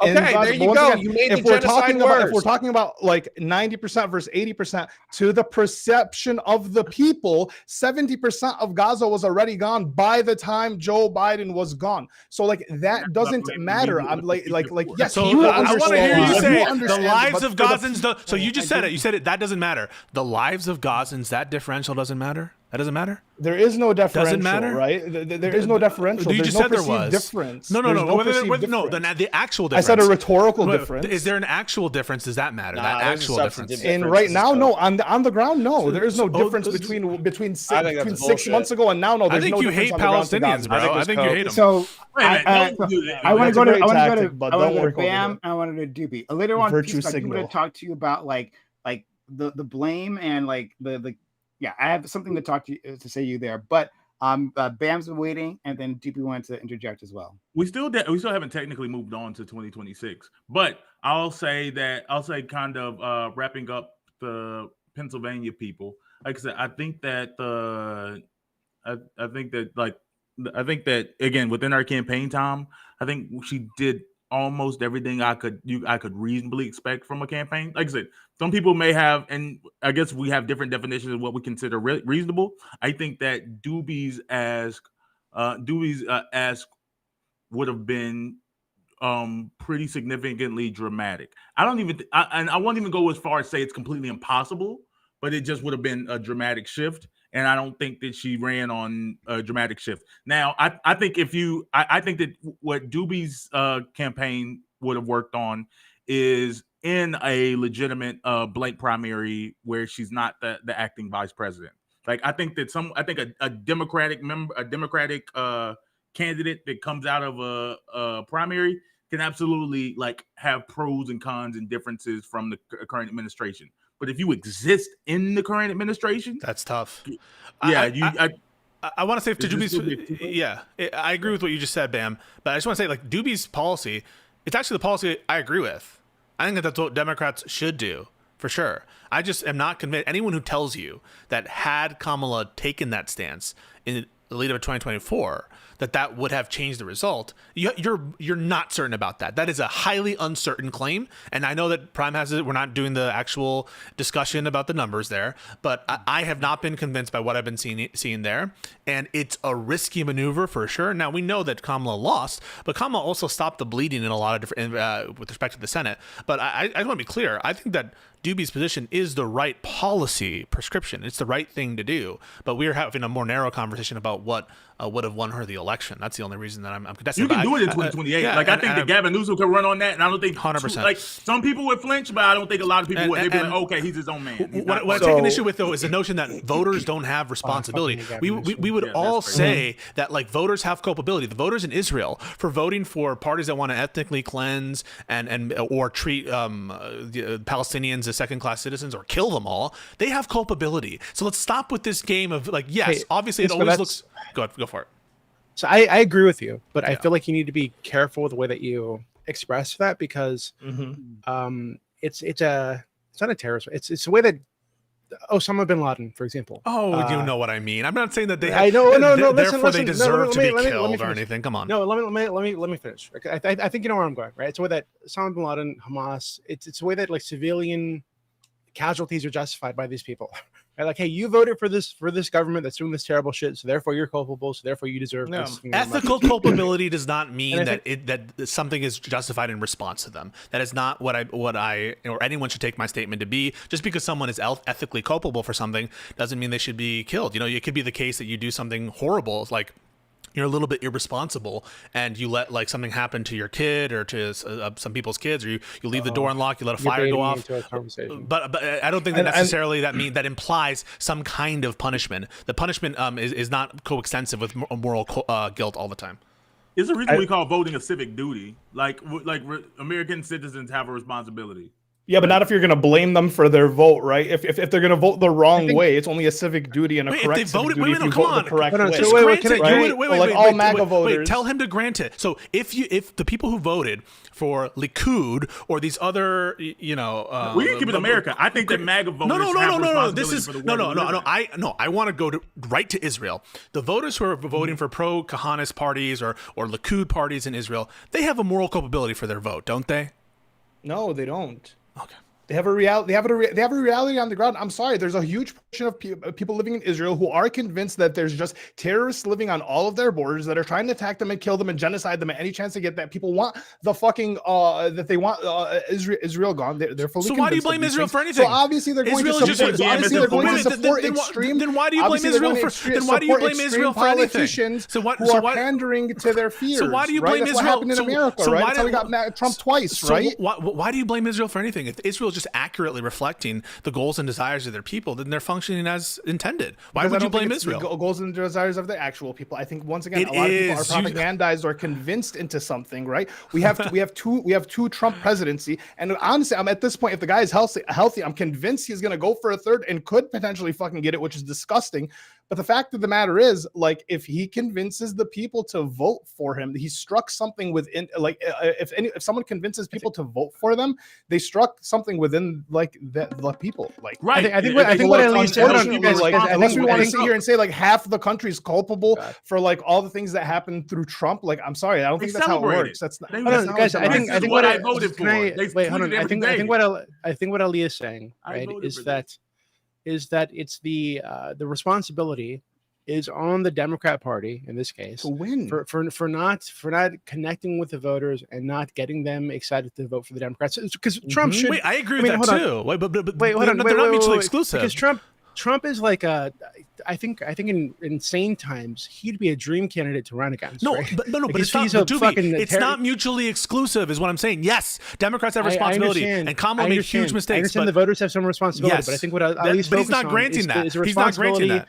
Is a responsibility of the party to win over the voter, to do what they need to do to win the vote. I Just believe vote. that is the I can more. say- I That can is the just- more. I can say me vote. That is where the responsibility lies. Is with the person trying to win Did you say the vote. more? Did you say more or not at all? No, for that the is voter? where the responsibility lies. And is where the exactly person trying to win. 0%, exactly 0% on voters, right?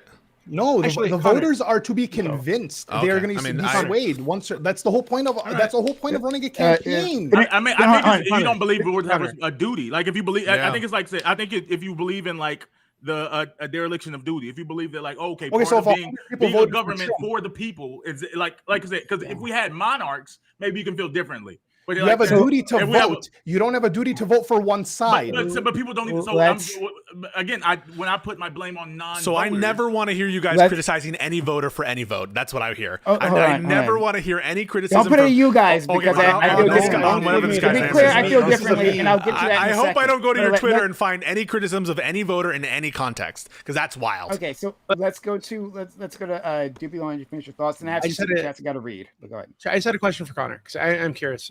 So the Republican Party right now is fucking. It's a fucking mess, right? Do you blame? Who do you blame more? The voters for voting for Trump and his cronies, or the Republican Party itself, the establishment of the Republican Party for losing to Trump? Like who do you think is more at fault here?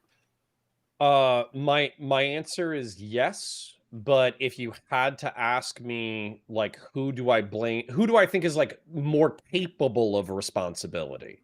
The Republican establishment.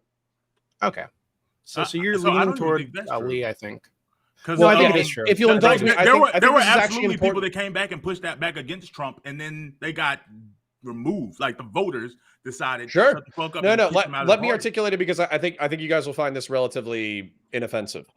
So when I say that I hate, like I genuinely believe democracy is the worst form of governance, except for all the other ones, I mean that. I think authoritarian communism is worse, jihadism, fascism, all that kind of stuff. This is a flawed system, but it's the best that we have as far as we know.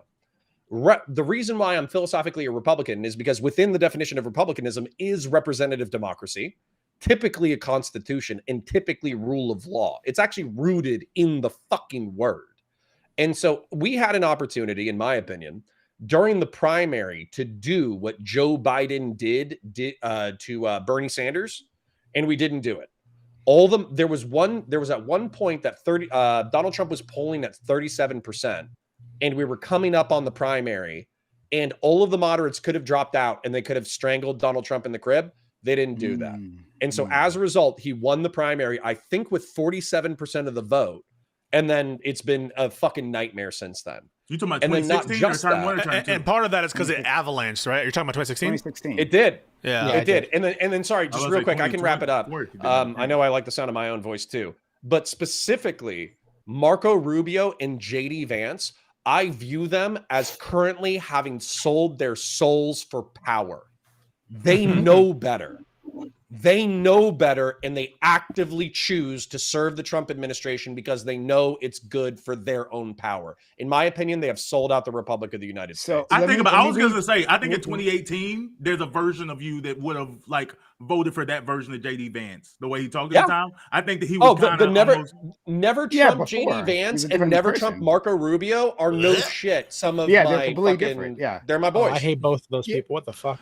But Yeah, hold on, Dude, I would have voted for Jeb Let if me I read could have. these. Let me read Jesus. these. I don't know why super you'd chats, ever and say and that. I'd like Holy shit. to deal blank. You should have clapped, Doobie. Oh boy. Pisco, I want to try to answer your question more Hit me. directly. But let me read these super chats first, quickly. Sure. Thank you, Ogre Boy, for the $5. They say, and this is to you, Pisco, actually. Yeah.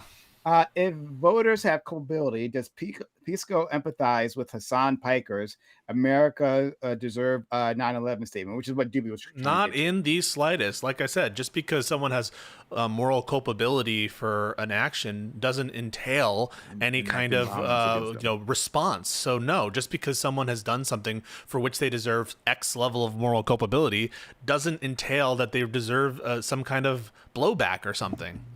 I don't Like know. social shame? I want to Social agree shame with isn't that. a blowback? No, I said violence. No, but yeah, I'm just social saying shame, absolutely. one does not entail the other. You'd have to make a case. No, I do think that some people deserve social shame for their votes for sure, but it doesn't entail that 9/11 is justified, especially because that's what deserve means. Especially if I think that 9/11 is going to make things even worse, and it's going to cause America to be even more interventionist in other areas, which is definitely did. So yeah, obviously saying someone deserves moral culpability doesn't commit you to any kind of blowback or response. It might deserve some blowback, but you just need to make a case for it. Sean tells me to ignore his messages. He usually sends a gift sub for whatever reason it's not coming through. But thank you, Sean, for the $5 Canadian, much appreciated. But okay, so dealing with this issue of blame, and again, we can still reorient the conversation with the time that we have left. But like this, I feel like this is central to like why we come to like Larkin. So why get we so emotional? Because I feel like someone was assigning blame here, right? And saying, yeah, like Bam and I, explosive conversations we've had, right? I think even more explosive than what me and Pisco have had. I don't know. It's got pretty heated today. Huh? It's been pretty heated, yeah. And for me and Bam has been, yeah. Anyway, right there, yeah. So, but that comes from somewhere, and like it seems to me that like, and you were touching on this. I think you and Doobie Pisco were touching on this, that there is a culpability of the voter, right? And then a culpability of the candidate. And these two things, like you said, Pisco, aren't mutually exclusive. Correct. Right? There is this weird feedback loop, this like parasitic symbiotic response there, right? Where like I think the candidate is responsible for making their case, right? Yep. I would say, and you and I, Pisco, had a lot of trouble on this point previously, but no candidate deserves your vote or they have to earn that vote. That like they have to make a case for themselves. They have to go on the stump, right? And they have to present a platform that is attractive to their voters. That says to them, I'm the one who will fight for you, right? In these areas. That's I understand what you're saying, and I think let me sure. And I won't. Hopefully, I won't take long. Hopefully. So you have to present your case. But on the other hand, right? Like I think, and this is where I disagree with my friend Ali here. And I'm not sure if I said differently during our conversation. I don't remember.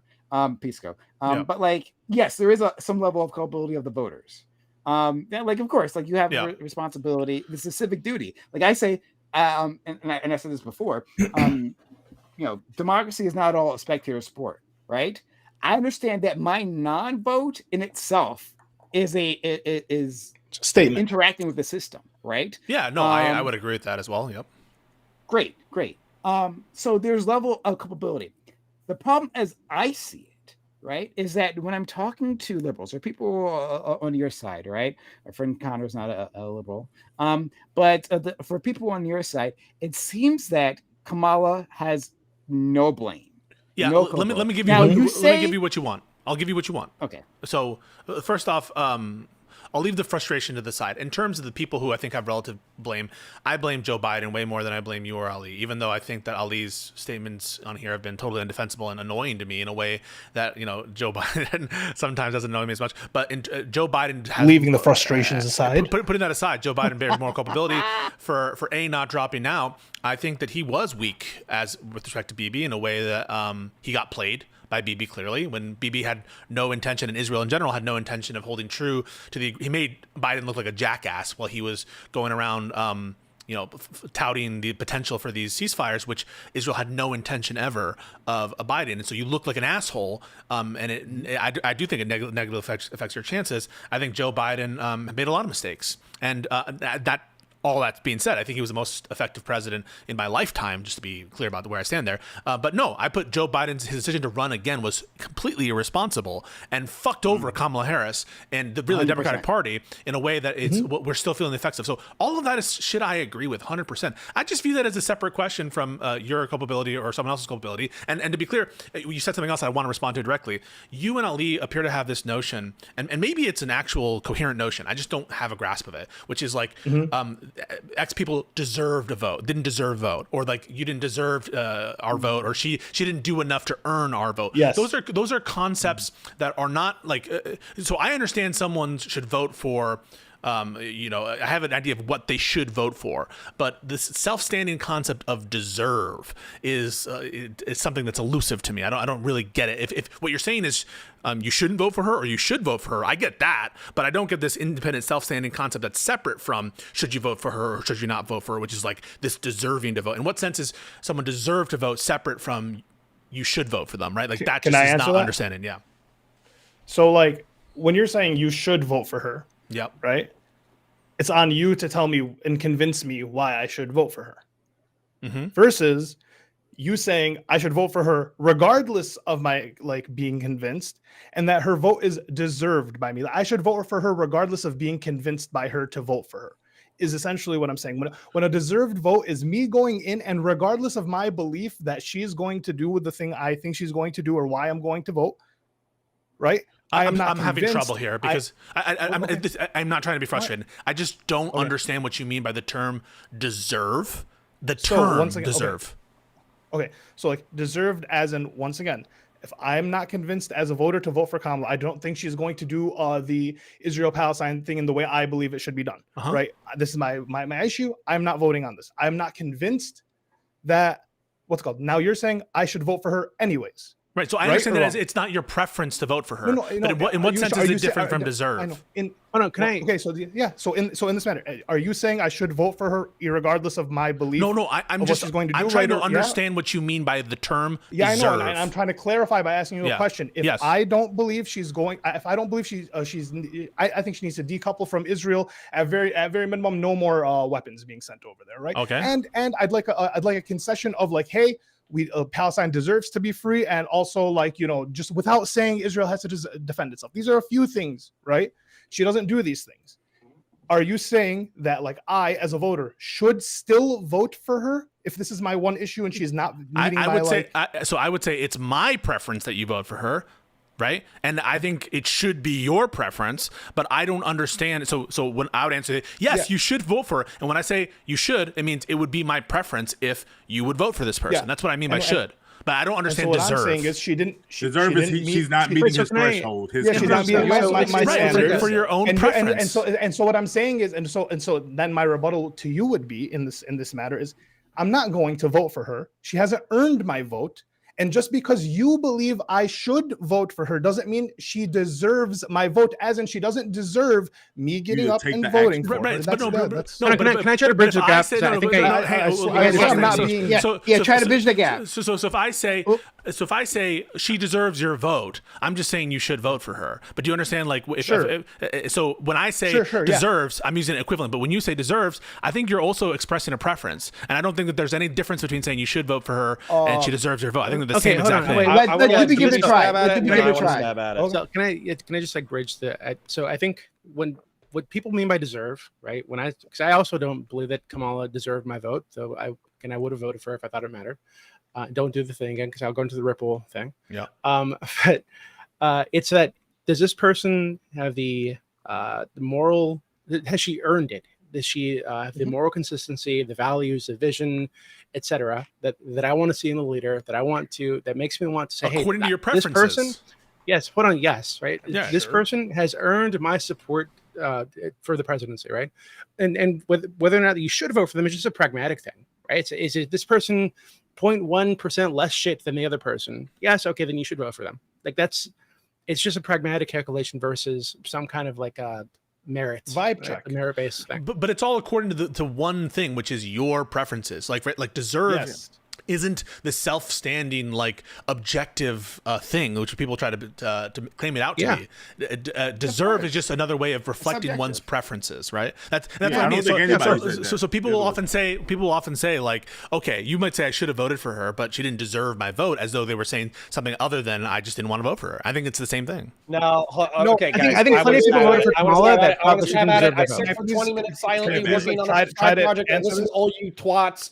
Can I try to answer this? This is a conversation between me and him, please. It's my turn. I said please. I'm being more polite than you. Well, he said no. So he said it's in the middle of our conversation. No, Well, hold on. No. Hold on, but No, I will invoke A white man Sharia. is speaking. No. Listen and learn.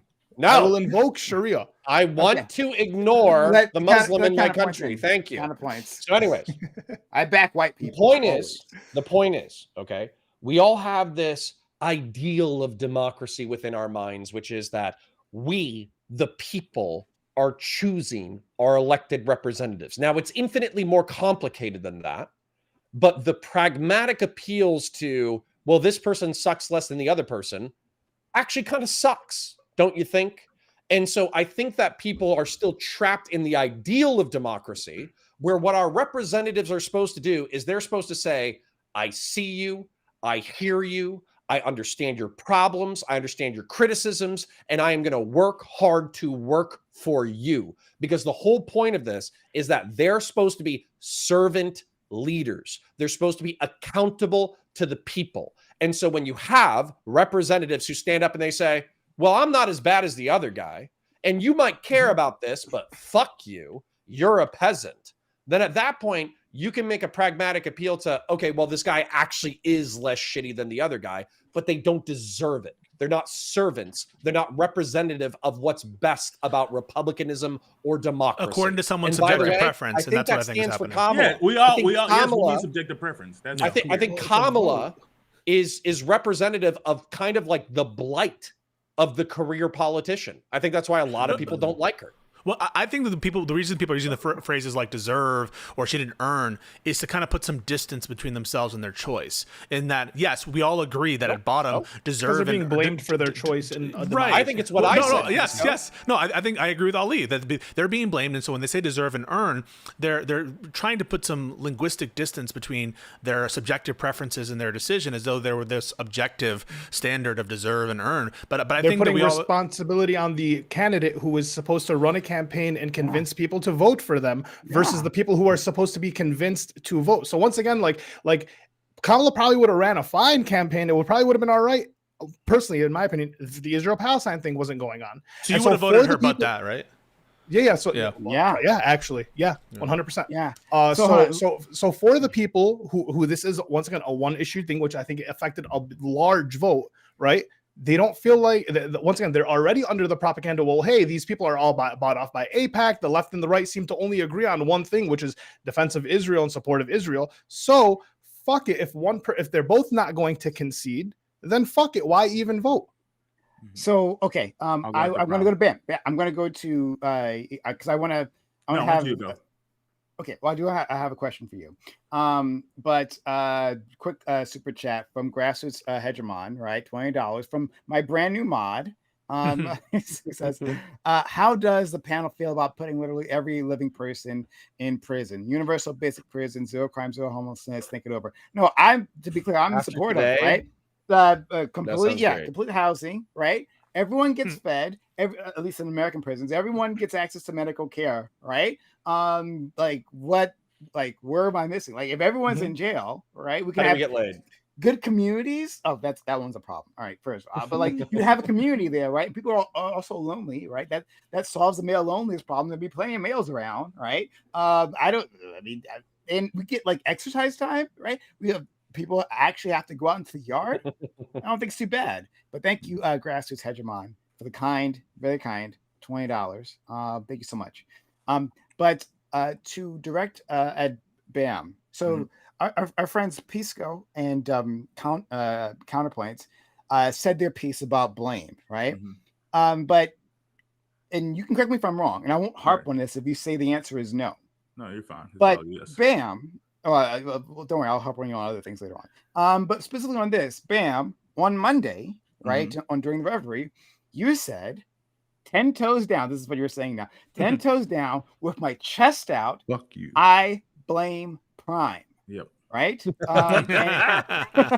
That's how he said it, right? So it felt like, and if I'm wrong, let me know. It felt like that was I blame Prime for the outcome, not simply because of like your subjective your vote is a subjective expression of your will or anything like that, right? That's so that no, I do blame you. I blame, like I said, I don't think Kamala Harris was gonna win, or I thought I wanted her to win, but like hindsight 2020 was like, oh, okay, there was nothing she could have done. I do disagree with that, but go ahead. I get it. But that's where I've come to. Like, so like changing all the voters. Like, I don't think that you voting and everyone who feels the way you felt if they voted, I still think Kamala Harris lost the election. So no, I don't think that, like, I blame you for that, but I'm saying that you not voting, you not I think that you now, like, these outcomes that have happened are also part of your responsibility. If you're not against them, it's kind of like that people do the racist versus anti-racist thing. Like, and some people find it cringe, but it's like, oh, it's not just enough to be a non-participant. You have to be against it. And in my head, like, no matter what you say now, when it came down time to put action behind it, you weren't against what Can I ask a question? What obviously was going to lead to what's happening now. Man, all right. So like, to Connor's point, when he's saying like, people are idealizing politicians, and that used to be that they would come and speak to the people and, hey, I'm going to do for you this, and I'm hearing your criticisms, and this is what I'm going to do, blah, blah, blah. And now it's like career politicians, and they're dying out. Like, if, like, Jesus, fuck, I lost the question. My bad. Go off, man. I lost. Well, you good. If it comes back, I was about to say, or do you know what he's going to say? Or you about to say, can you pick up? Well, what I was going to guess was that not voting for Kamala, at least the way that most people would have conceptualized it, is that should start some introspection amongst our representatives, because if the far left and the moderates are so willing to risk the Republic of the United States in order to be heard, then the people in charge need to wake the fuck up. Yeah. And that's one of my things that was super frustrating when I went to a convention in DC recently. It was liberalism in the 21st century. And 70% of the speaking engagements were about foreign affairs. They cared more about Eastern Europe. They cared more about Nepal. They cared more about, all these random countries all over the world and their right to freedom of speech and their right to conscience and their right to economic liberty and their right to this and their right to that. And part of the question that I asked Pisco earlier is like, what have we talked about tonight that speaks to the person who's working at Dollar General as a cashier, making $10 an hour, who can't afford his family, who can't afford his apartment, who is behind on bills, who everything's getting shut off, and they feel like they're constantly getting fucked and it's not getting better. Okay, because that's the guy like who Democrat voted or Republican against doesn't you. matter. Wait, Democrat or Republican doesn't matter to that guy. There's a huge sleuth of people, right? There's I think it's a majority of people that are at this point, they're like, hey, like Democrat or Republican doesn't matter, right? Yeah, it's not going to affect my actual day-to-day life. Now, like, Pisco, to your point, there's going to be huge policies that do affect people. I agree, right? But most people don't have time to think about like the external, right? They're thinking about their immediate family and friends, right? They can only think within their group of 10. Right. And so it's like, yeah, like most people are disillusioned. They're sick of the career politician. And at this point, like instead of looking within the Democrat Party, you guys have spent a lot of time blaming the voter and not once again, not addressing anything. Like you've said, like Kamala ran a perfect campaign. I think she could have done a few things that would have won her a lot of the vote. I never said that at all. I'm not talking to you. I was talking to Bam. I said, yeah, I think that she ran a near perfect campaign. Can I respond? Like, this is going to be. I wanted to add a separate point before to give to Prom, like before we move away from it. Outside of how I feel about the blame, I think that before people were Connor and Ali, when you're talking about the idea of earning your vote and things like that, I understand exactly what you mean, but I think that speaks to a more, like I said, an ideal of of the United States prior to the existence of political parties. Oh, I think it's politically naive. But it's if you disagree with the value political parties create. Like I'm an advocate. I'm a strong advocate and believer in the concept of political parties. Like I think me and Prom have argued about this as well, because he's like, oh, like you just team blue. You want the Dems to win. I'm like, well, I'm a Democrat. Like to some degree, there's a big there's a big. I believe the Democrats generally work in the interest of the things that think are good. Every election is going to be a little different. Like not every representative they put up there, I'm not going to find to be perfect, but I do think that it works in that good direction, like slowly but surely. If I continue, like I fight for what I want in a primary, whenever a candidate is selected, I think that now, like, okay, I'm a big D Democrat. It's time for me to get in fucking line. Like that's what the world looks like. And I think that Ali, and to some degree, the only reason I think leftists haven't done that is because leftists haven't formed that party yet. But like leftists feel like, oh, it's just like if you don't, that you have to love that candidate. Let me respond to this. Bam. Let me respond to this. Hold on to your question, Ali. Got it. Yeah. So let me respond to this. I think one. All right. So before 2020. If you want to remember the context of the conversation we argued about, I was talking about I want the Democratic media to like give like easier interviews, like a place that Democrats. Oh, I do remember that conversation. Yeah. And that's a larger thing. But so before this election, right? I was, and I think you can find me online talking about this. Right? I might have said it to Pisco years ago, right? I was a vote blue no matter who guy, right? I was with it.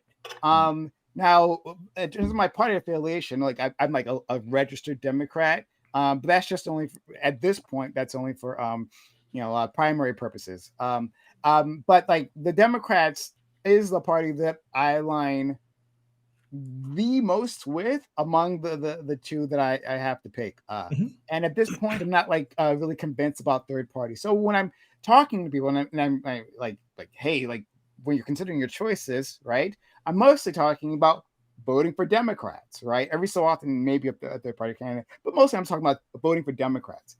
So I mostly align. Now I've been pulling away from the Democratic Party for more and more, but still, there's nowhere else for me to go at this point. But it's like to say that like you have to align with this party that like disrespects you, that like thinks your priorities are a joke, right? Like you, I don't understand why others don't see why that might not be like that's a big ask.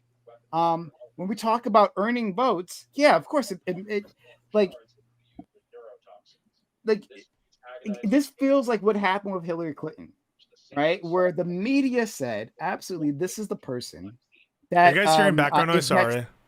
Yeah, somebody's listening to a media thing or something. Yeah, I don't know who. Hey, can you guys? It's probably LA. Yeah, it's probably LA. Yeah, I'm muted. I only have one mic. Oh, it's probably Connor then. Oh, I'm sorry. Are you guys hearing Actually, random shit from me? I think Connor's listening to himself, actually. I think that was Connor's voice. Wow. Yep. Sorry, I'm editing Warhammer 40K stuff while we're hanging out. You're good. So I'll mute myself. No worries, friend. Where was I? Repeat what you're saying before Bam. You were talking about you said you vote with Democrats now, but you feel like if they keep disrespecting you, like that's a tough ask for people. I mean, like, look, like I'm part of the cohort. Yes, I was a vote blue no matter who guy. But like the reason why I thought so. Let me move away what I was just about to say. But let me get to this part. This is the most important part. The reason why that's different now is because I thought we had a general understanding, right? Part of the social contract that there are some things that are unacceptable, but they're like beyond the pale. So they're not something I have to actually consider within my vote, right? Hey, child molesting, right? If you're a child molester, you can't be president, right? You might be a great guy overall, right? There might be so many other great qualities we have. But like you can't be president. I'm sorry, right? That's just the way it is. You've left the realm. You've left the realm. You would think of political you would think, right? You left the realm of political acceptability. At least on the Democrat side, I thought within our social contract that was the case. And included in that, I didn't have to think about it before, but I thought we were all on the same page. Genocide would be one of those things, right? There's a difference of facts. I don't consider it to be a genocide. No. You're crazy. You're a crazy person. Okay, that's fair. Okay, fine. I don't think you can like surrender from a genocide. Yeah, you're a crazy Please person. I'm surrender sorry. to Like you're genocide. that's Yes, like when let's people, not 'cause people please do let's the not Holocaust. just read let's the not. reports, read the Okay, studies, fine. read the reports, but like read the please. Well, but just Can I- to a prime point, like I said, the reason why like that is still a hard line. There's disagreement on the facts Oh there. God. But yeah, At least say perceived. It's at least perceived. John, can I I say was- something? Because I feel like this Sure. is I think One second. $5 tip from Pace. It says, "Is there any historical precedent for not voting and that leading to a foreign conflict changing? I don't see how justifying not voting, because she doesn't deserve your vote, is not just a massive coup or quote unquote vibes politics like MAGAs do." So you want to is this tackle Pace that, Pace? DB first, and I can do it at some point. But thank you, Pace. okay. So I want to so Prem, what you just said, it touches on something that I was feeling the last couple years, right? But last year especially, and this year. It's and I think it's the reason I got so focused on Israel Palestine as an issue, right? Is because I think that the us bankrolling mass starvation, ethnic cleansing, genocide, this brutal shit that's happening. While the leaders of that country are saying the crazy supremacist, crazy shit all the time, right? We're bankrolling it, and our politicians are just lockstep. Love Israel. I think it reveals like some kind of sickness in the national soul, right? Like some kind of like rot, like some moral rot, right? That we can call ourselves, because I was raised like Connor, I think, right? Believe that America was the shining city on the hill, and we're a force for freedom and good in the world, and that's what we're supposed to do, right? We're supposed to lift people up. Now I understand that's not been the reality, actually, right? We've done a lot of terrible shit, right, as a nation, but I think that this issue specifically, it being so much on our face. I mean, I remember looking up like toward the start of the conflict, like I go online and there's videos of like a 2-year-old girl with her guts hanging out, like that's fucking, and she's alive, she's screaming, right? So like that kind of stuff is very impactful, I think, for at least for me, right? And the fact that our politicians were just in lockstep, oh yeah, Israel has a right to do this. To me, it just speaks to the sickness that I want to rip out, right? And I think this is a case for a lot of people. It just totally pulled the blinders off. Wait, real quick. Wait, Connor. Yeah. I just want to add to that real quick because I was supposed to ask the question, but it's less of a question. It's like it seems like it's become once again the whole question when you ask non-voters that were guys. Oh, do you think Trump would have been better for who's better, Trump or Gaza for Trump or Kamala for Gaza, right? Who would have been better? And it seems like it's always a push and constantly a push towards like voting based on like the lesser of two evils. And it feels like politics, as far as the presidency, has become less about what a politician can do for you and more about the other guy sucking, to the point where we have Connor on never Trump Republicans that are voting Democrat, right? Politics is now not about like what your politician can do. It's about how much the other guy sucks. And that's not a good way to go. There's no shot. This is like when you say so before you answer that, I need to address the I just said Doobie didn't address the tip that I got, and I just wanted. That wasn't a shot, quick. Connor. It's I'm sorry. What was the tip? No, it is cope to say deserve. I mean, that is cope. That language is cope. It says, "Is there any historical precedent for not voting and that leading to a foreign conflict changing? I don't see how justifying not voting because she doesn't quote unquote deserve your vote is not just a massive cope or quote unquote vibes politics like MAGA people do." It is. Hold on. That's so again. I think I'm sure plenty of people voted for Kamala who did not think she deserved their vote, but they voted based on pragmatic calculations, right?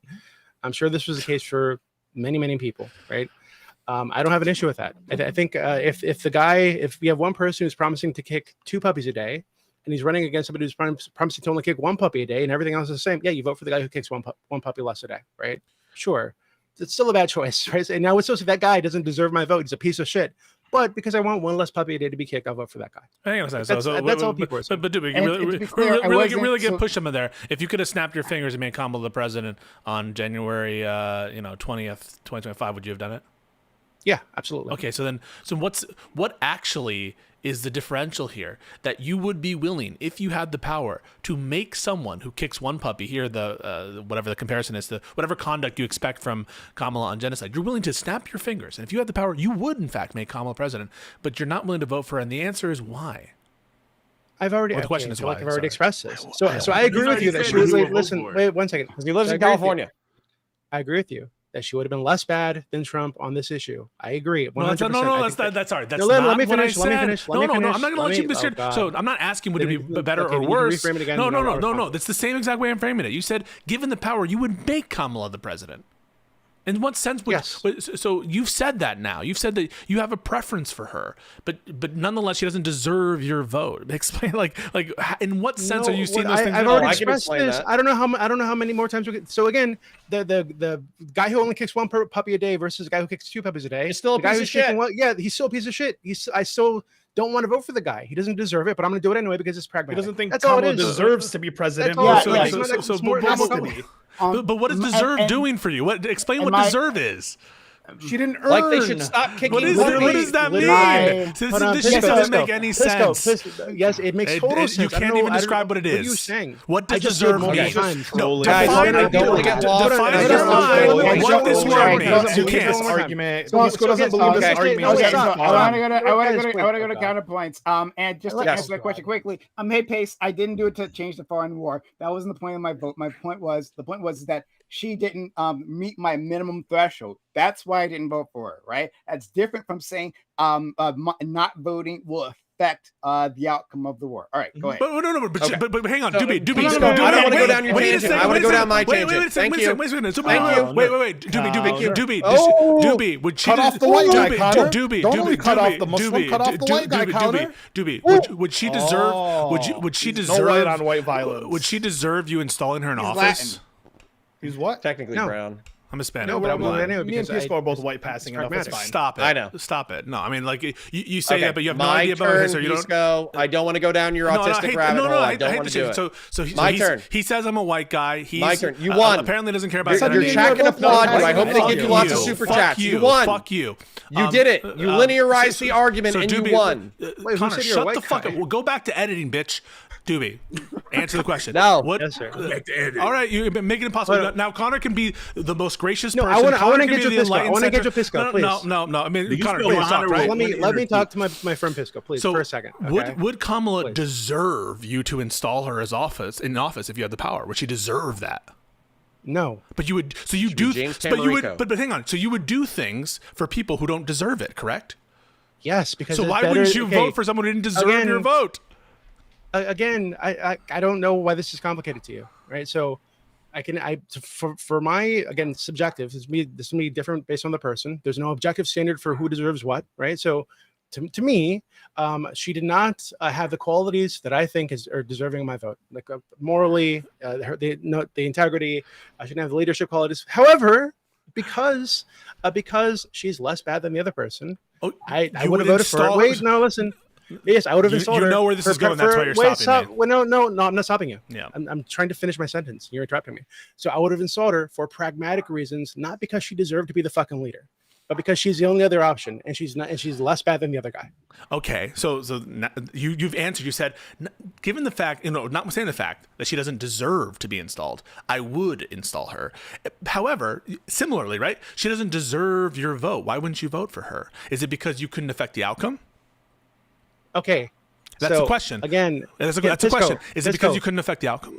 I feel like, yes, that's what I Okay. said earlier. So Pisco, But you would no, vote listen, for listen, her in a Pisco, swing state where you Pisco, couldn't affect the outcome. Pisco, yes, so that doesn't make any sense. that's So not you're true. wrong. No, that's not true. No, that's not true. Pisco, that's not true.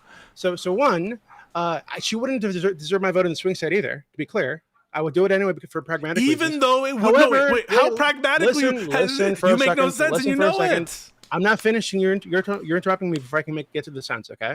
So I don't think of like it's just my individual vote. It's just my individual vote that doesn't impact anything.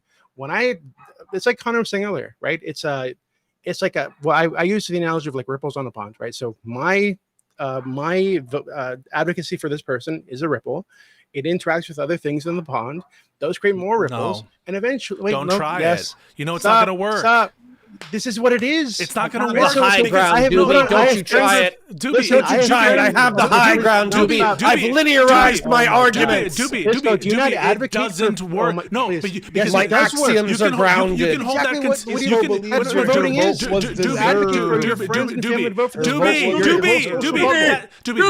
Doobie, that's consistent between both scenarios, right? You're gonna. I believe that you were ripples in a pond in California, and I believe you would have been ripples in the pond in Pennsylvania, wouldn't you? So that's consistent. That's held consistent. Why are you trying to change wait, the hold on, psychology? hold on. Do you think that I wasn't advocating for people to vote for her outside of No, California? I'm saying you Online? did, right? You were, right? Yeah, I did. So you were ripples in a pond no matter what. So that's not the distinguisher, right? That's not a symmetry breaker. It's not a symmetry breaker because It absolutely is. exists in both cases. It can't be the No, thing it that doesn't. distinguishes It doesn't exist Of course in the same it way in both does. cases. How No, does it it does then? not. Explain that. Oh my God. You don't have Okay. to. You don't have to like his reasoning, but he gave his reasoning. Like I don't think It's like it's weird to super try to like him out of clear his and reasoning. obvious. Like, I don't know why it it's is. so No. confusing to you. So I can advocate for people in other places to vote for her, where I think it will impact the chance for her to be elected.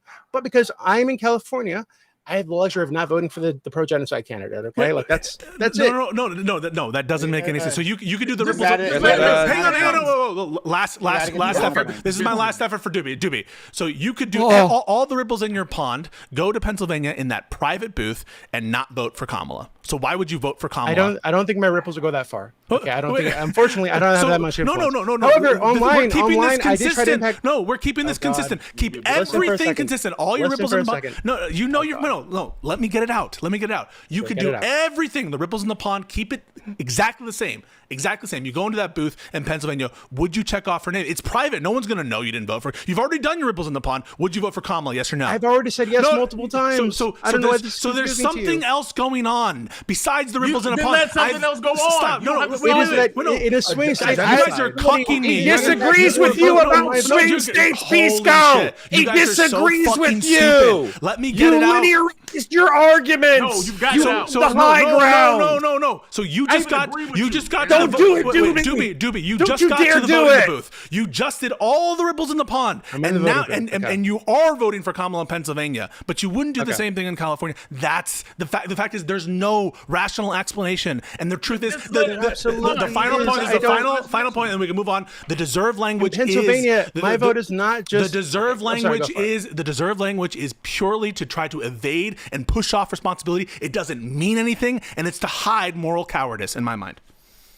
Dude, I'm going to vote for That's Trump next time in We're 2028. going to go to 2028, just counterpoints. fucking Now fight that Pisco Pisco is done reducing this conversation to an algebraic equation. It's- solving oh my facts. God. I appreciate you. He's friend. linearized Yes, his argument. Yes, Cannot no. defeat him. He has the Yes, high no. ground. So, okay. So, what I was going to say earlier, which was the point that I think is more interesting, is that Doobie, I hear you. And I understand that in the era of smartphones, being able to see a 2-year-old's guts spilled out on a fucking table is horrific. But I feel like what I went through in the military, in law enforcement, through studying history and all that kind of stuff, is I went through the same shit that everybody else did, where it's like, oh, America are the heroes of the world. And then I was like, oh, shit, America does a bunch of really fucked up shit. And then I was like, oh, everybody else does even more fucked up shit. Turns out America is actually pretty good. I don't know And about so- even more fucked up. That's shit. not how that Hold on. works. Hold on. Yeah, it What's actually the is. more fucked up. It shit? actually, hold on. I'm going to explain it. It is. And so when you look at the valorized stories of the 19th century or the early 20th century, the Native American wars, and we were fighting the Native Americans who were scalping people, or the Banana Wars, where we were fighting tin pot dictatorships in the Caribbean, or if you look at World War II, where we were doing all that kind of shit, all of the dirty, fucked up civilian killing bullshit that you're seeing on your smartphone, we've been doing it for the past century. And so, like, that's where, for me, like, yes, it's fucked up, but geopolitical reality is still geopolitical reality, and we have to make decisions within the world. And you So want the within dollar store world- guy at $10 an hour to think like that? What's that? You want the dollar store. So like you did this Oh my like God. breakdown of like geopolitical realities matter. But then like earlier you were talking Well, I about don't think the that- guy I don't working think at the the Dollar $10 an General hour for guy $10 should an even hour. have a So the vote. guy I working think at he Dollar should General be- for $10 an hour may like conceptually No, understand like, hey, fucked up shit's been hold on, happening hold on. forever. Ali, But you're when he's- mistaking. You're jumping ahead of point. Okay, Mhm. Doobie is a smart guy. So I want him to like read history, understand my perspective. He doesn't have to agree with it. He can say, no, this is uniquely horrific. and I don't want any part of it. He's talking to he's not talking to the average guy. He's talking to Doobie. If Ali had it his way, we'd all be like, "Oh, vote for this guy, bro." Because we're having a conversation right now, not to the average person, to someone on a panel. We're not having a conversation to the average person. Thank you, Pisco. I was going to say that. So Ali, the $10 an hour dollar store general guy. What I'm arguing to Republicans, hopefully, eventually, and Democrats is that they are so far left behind that they are politically radicalized to the point that they will pick whatever candidate promises them change, regardless of whether or not they actually deliver it. And so what we need to do is we need to improve the material conditions of the $10 an hour dollar general guy to the point that he doesn't give a fuck about politics. He's happy with his Taco Bell. He loves his Section 8 housing. He loves the public school that his kids go to. He can afford to buy a Nintendo DS so he can enjoy all the goy slop that is fed down our fucking mouths every single day. I want him to go into the Harry Potter heroin Marvel movie Funko Pop paradise that America was in 1996. But until we do that for him, until we give him Funko Pops and Taco Bell and a comfortable apartment and a decent public education school, he's going to keep voting for extreme shitbags in American politics and making the world a worse place.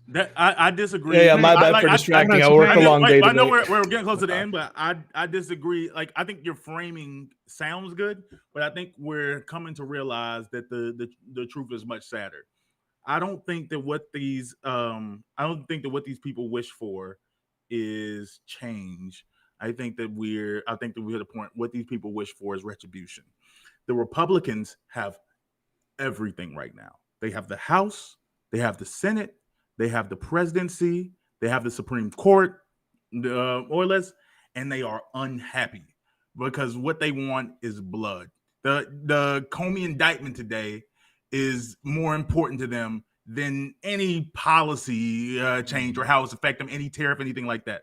We're in a point in the United States where all we want, like, I think if you scroll down Rob Noah's Twitter timeline today, you could see him almost doing backflips. Like, you can see he's about to bust. He is so excited to see blood. Like, they are foaming at the mouth for it.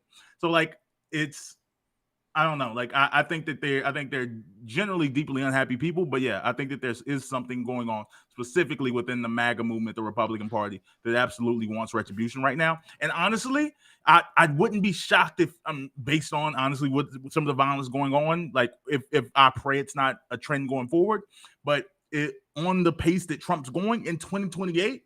I think the Democrats are going to want it, like 2028, if the Democrats win, I think a lot of Democrats are going to want a taste of that.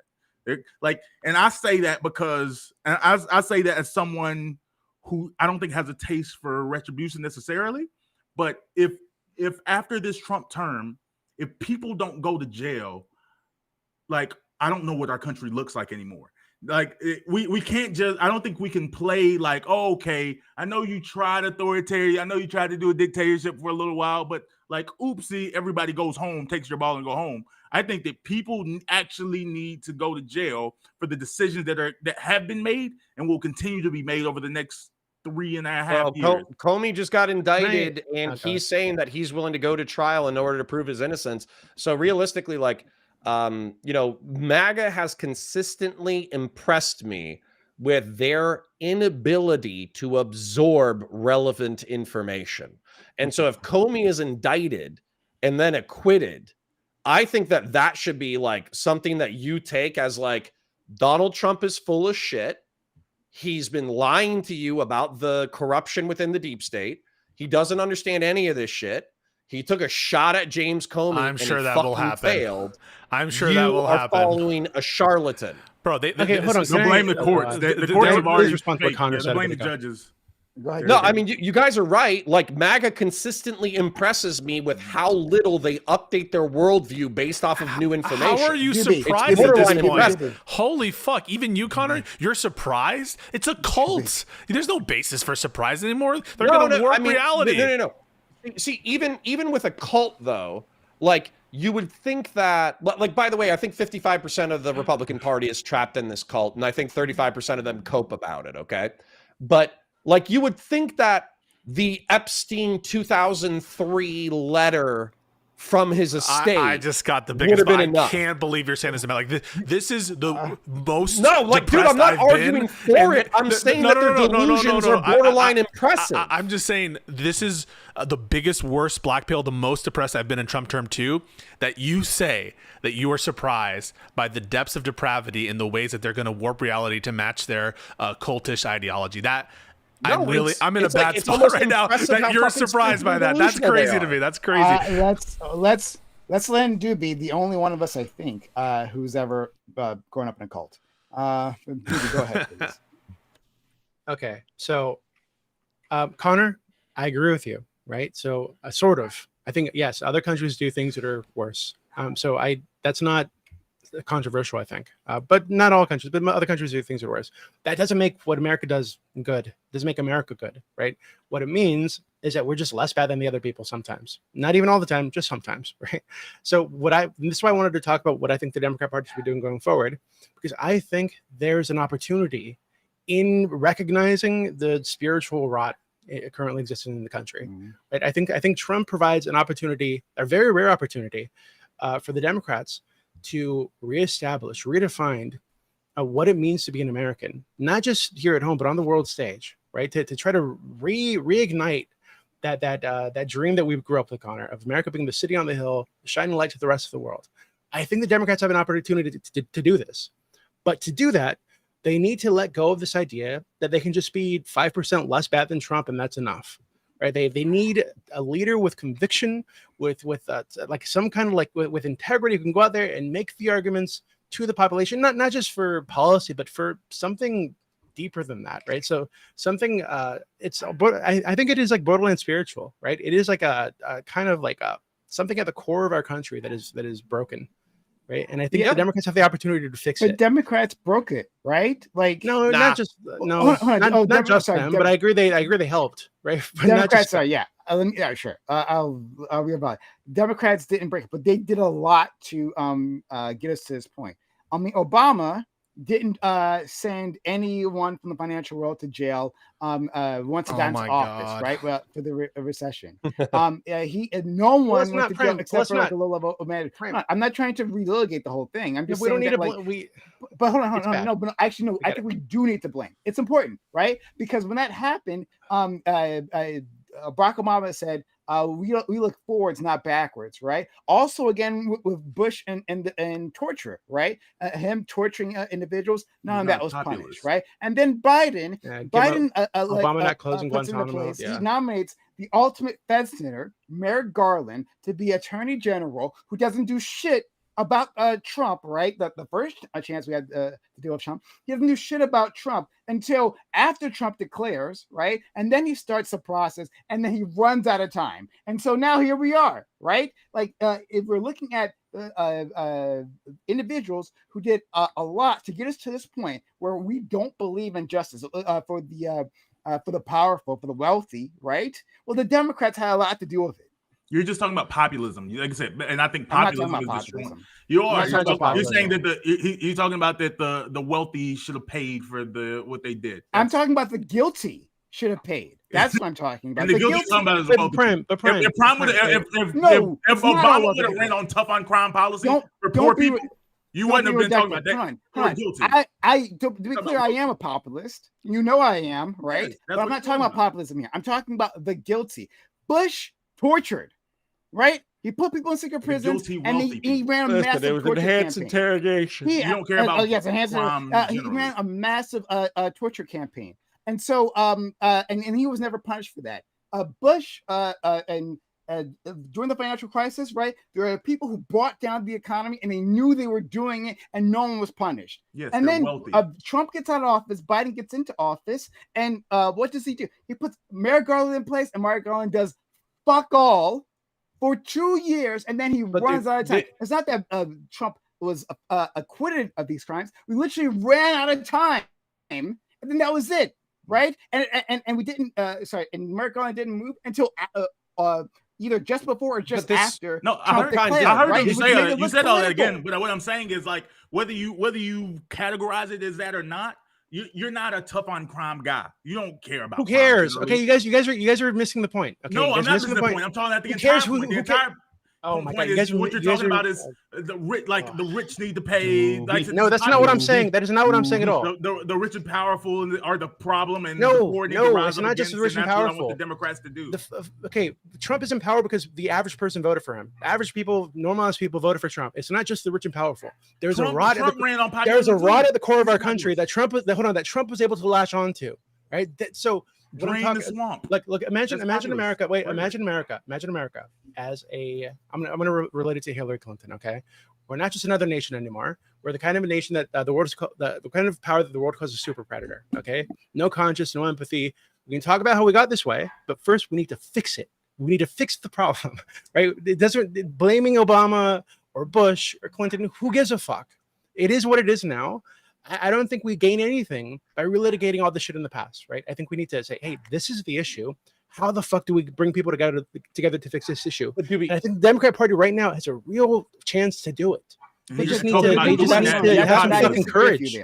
Okay, but we have to understand what the past was, because like these are literally some of the same people who were around back then are still there. I mean, like Chuck Schumer, I know, Frank, I know. The DNC that you're dealing with, the DNC that will should bring us to a new era in 2026 or 2028. They're right there, right now in power.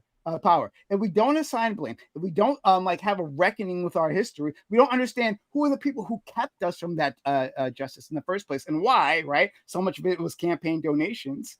If we don't actually deal with that, okay, but Prem, they're in charge. They're at the top. Right? So what you need is somebody to reignite the soul of the population and force them to push the change that gets these fucking vultures at the top of the party to do the right thing anyway. I'm going to ask you this question because I know what I believe to be the soul of the nation, okay? I believe that the Declaration of Independence, the Constitution, the Bill of Rights, I believe that those things are the things that should unite us as people. And what I mean by that is freedom of conscience, freedom of speech, right to self-defense, due process, the elimination of cruel and unusual punishment, equal protection before the law, all of the things that make the American Constitution and Declaration of Independence great. However, the problem is that there are American citizens who do not agree with me, as is their right under the First Amendment in the Constitution of the United States, but they make the noise so loud that it's impossible to build an alliance of people who give a shit about the Constitution. So to me, that's the soul. But I can't bring, in my opinion, this is kind of going back to the $10 an hour guy. I can't get the $10 an hour guy to give a fuck about the Constitution of the United States if he's having difficulty paying his bills. Oh, you just have a different sense. So how am I supposed to reignite the soul of the country? Kamala Harris could have ran on raising his bill specifically, and he wouldn't vote. Fuck Kamala Harris. Who cares? I'm talking about what she represents. It's a panel. It's a panel on Kamala Harris. This is the frustration. The frustration is you're all talking past each other because no one is agreeing on what we're talking about. Like this is all just fucking. 2028 candidate could run on that. I told you what we're talking about. I'm trying to address Doobie specifically, and I'm trying to say these highfalutin. I'm going to say this. These highfalutin ideas that I believe in about a republic and about an American promise and the American dream, people don't agree with it or they don't care about it because they feel like their lives are out of control. And so until their lives are under control, they're not going to give a fuck about my highfalutin ideas about a republic. Thank you, I don't think that's true, Connor. I don't think it's true. Right? So I think the issue isn't, it's not that they don't care about it. I think it's that they see that it's broken, but they've been convinced. Yeah, they might feel betrayed by it. Wait, hold on. They feel convinced by people in power that the reason that they feel like their lives are broken is some immigrants' fault, right?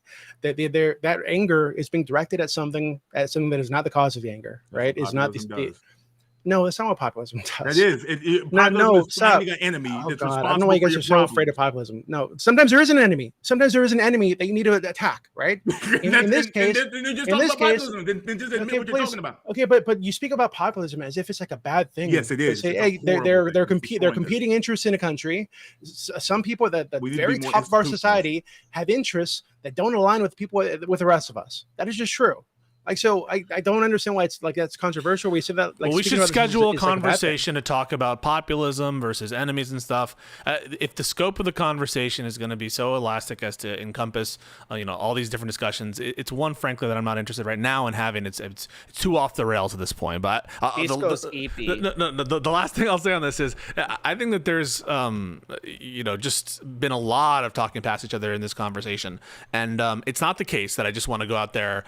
This is a point from like 40 minutes ago to Ali's point that I just want to blame the voter. We were here to discuss, I thought, some of the issues in Kamala Harris's campaign, and part of that I think is as representatives of people who didn't vote for Kamala, getting a good sense of why you did or didn't vote for Kamala Harris, and that involves like seeing, well, what would have made you vote for Kamala, and so that isn't in of itself. It's an analysis of voter preferences and what they like or don't like. But if the conversation, I think, keeps going to different areas like the future and whether the policy on Israel or Gaza is right or wrong, then it just seems impossible to actually like get somewhere with the conversation. That said, though, super appreciated coming on and having the chat with y'all.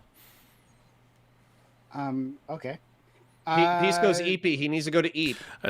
4 hours. I don't know what we're talking. Like, we're talking about populism now. Comey was just indicted. I didn't think we were, but it's fine. Okay, it's fine. Sorry, I was saying Pisco is EP and I am EP too. So I know. I hear you. We need to eat. Yeah. God damn it. Okay, so we can leave it off there then. I really appreciate this conversation. So other people might disagree, but I think this was helpful for me, right? And at points it was awful. I think what did it help you with? Can I ask? Sure, right? Like talking about like blame. I mean, I think a lot of this, like I said previously, a lot of this comes off as, hey, we want to blame you from liberals, right, for this loss, right? But also at the same time, your priorities were insignificant, and so it wouldn't have made a difference any which way. Like you all gave your answers, and they were interesting answers. I have thoughts about them, but still, it's useful to get that point out of the way for me. Like as to like what do you think is the problem with people within my electoral cohort? So that was helpful to me.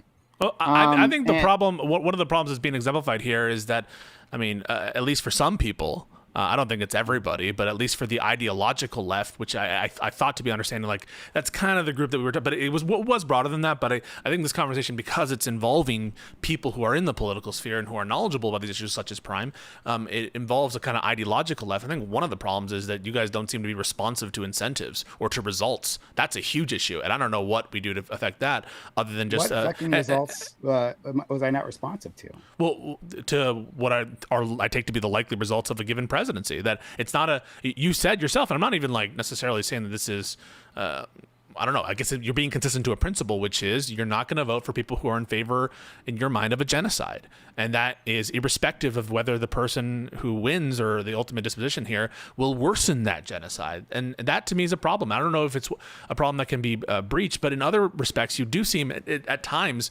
to be willing to deal and willing to accept. And listen, I don't even need concrete signals from Kamala Harris. She just needs to say that she's going to change. That seems to be more elastic as a position. But in general, I just like, I'm walking away with a lack of clarity other than this notion that you feel that your lack of vote was righteous and that there's something that Kamala could have done to vaguely signal that would have received your vote, but I'm not quite sure what that is. I haven't grasped it yet.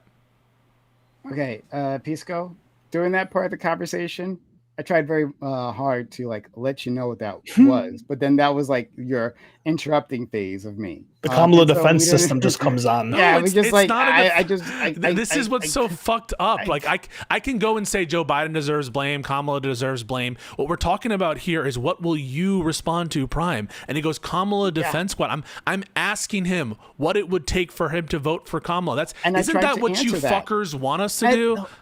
Hold on, but friend, I tried to answer that, right? I tried to give you a whole spectrum of things, right? But like you keep doing that, and I said this before. This is when you start debating like this, then the debate conversation becomes an I'm algebraic responding question, to and you're him just trying when to he solve said for Kamala X, defense right? squad. Kamala Even defense though squad. No, I'm for the responding rest to what of he us were just having I the said. said Kamala conversation- defense system, Whatever Yeah. the fuck you said. Whatever fucking comment was. but that's what I said though. Yeah, I'm letting yeah. you know. Yeah, Okay. you made a Okay. snarky comment that is not at all Yeah. getting at the heart of what I'm doing. What I'm doing here is I'm asking you what it would take for you to vote for Kamala, and I don't think that we're closer to understanding that. Oh, are you talking to Ali then? Okay, well then if you're talking to Ali, then I'll leave it You there. ain't Muslim. What's your beef with Ali? I love him. He's a beautiful boy.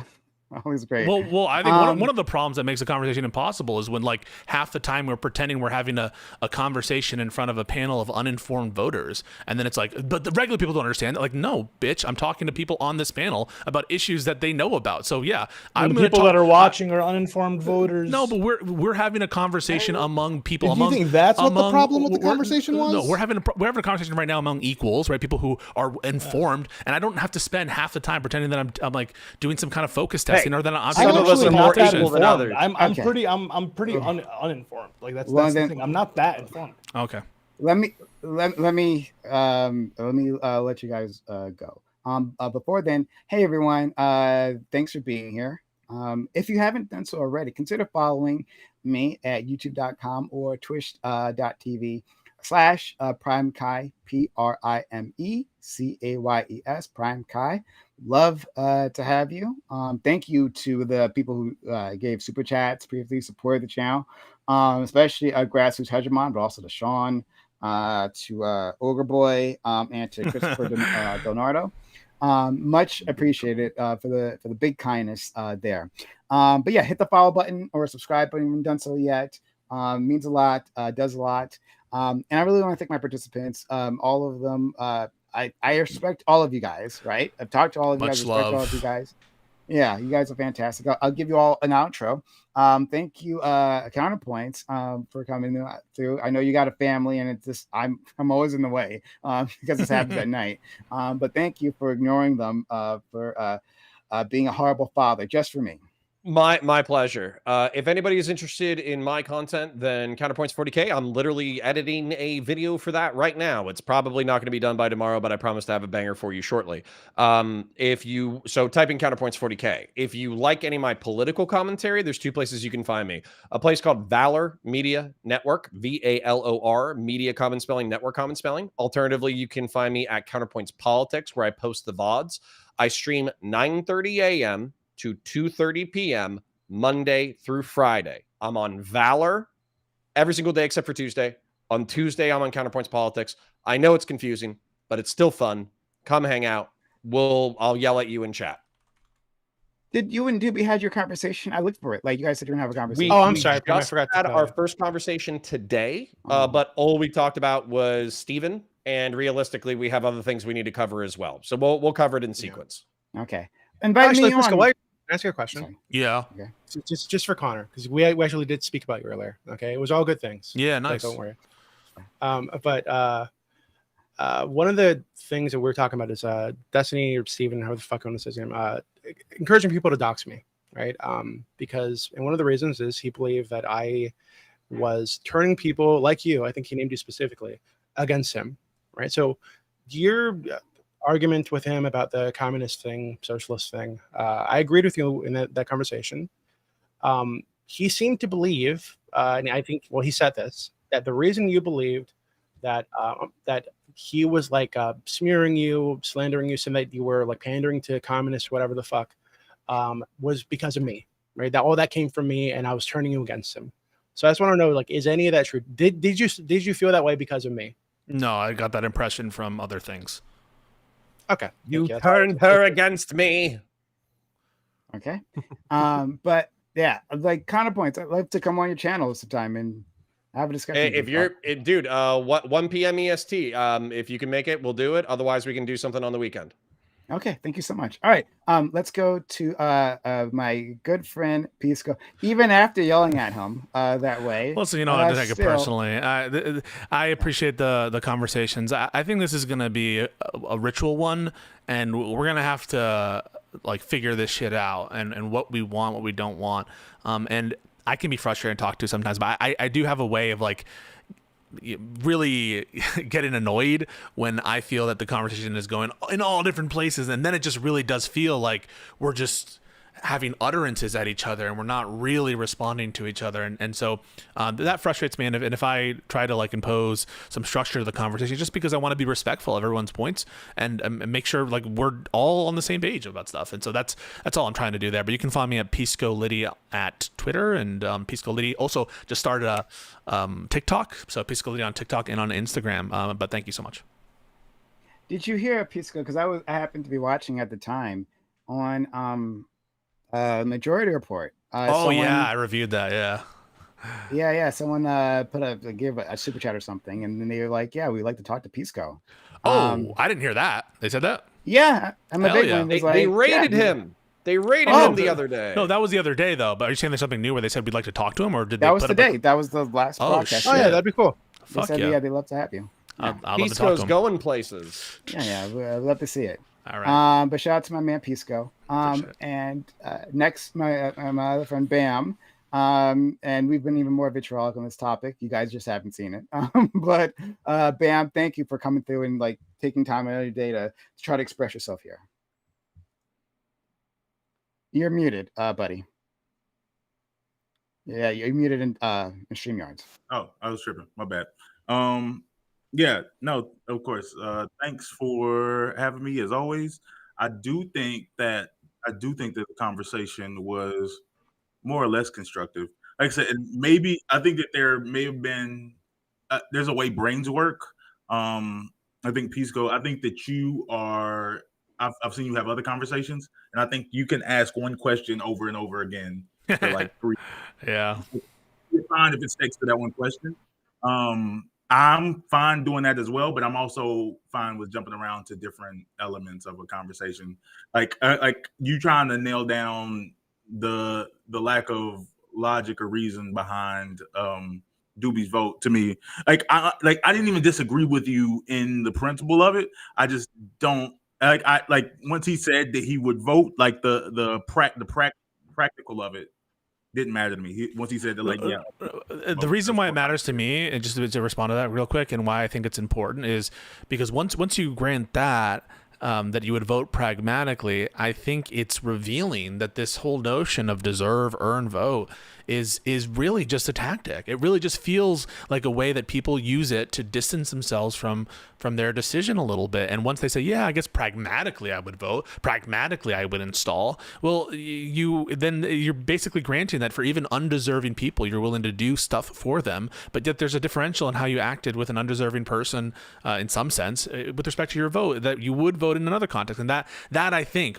getting clarity on what he means there reveals the emptiness of these terms deserve, separate and apart from their normative connotation, which is I think the typical usage of the word. But that's why I go there, is because I think we're leaving on the table this is even like good language to accept from people, and that's why I did it. But I understand that it's frustrating.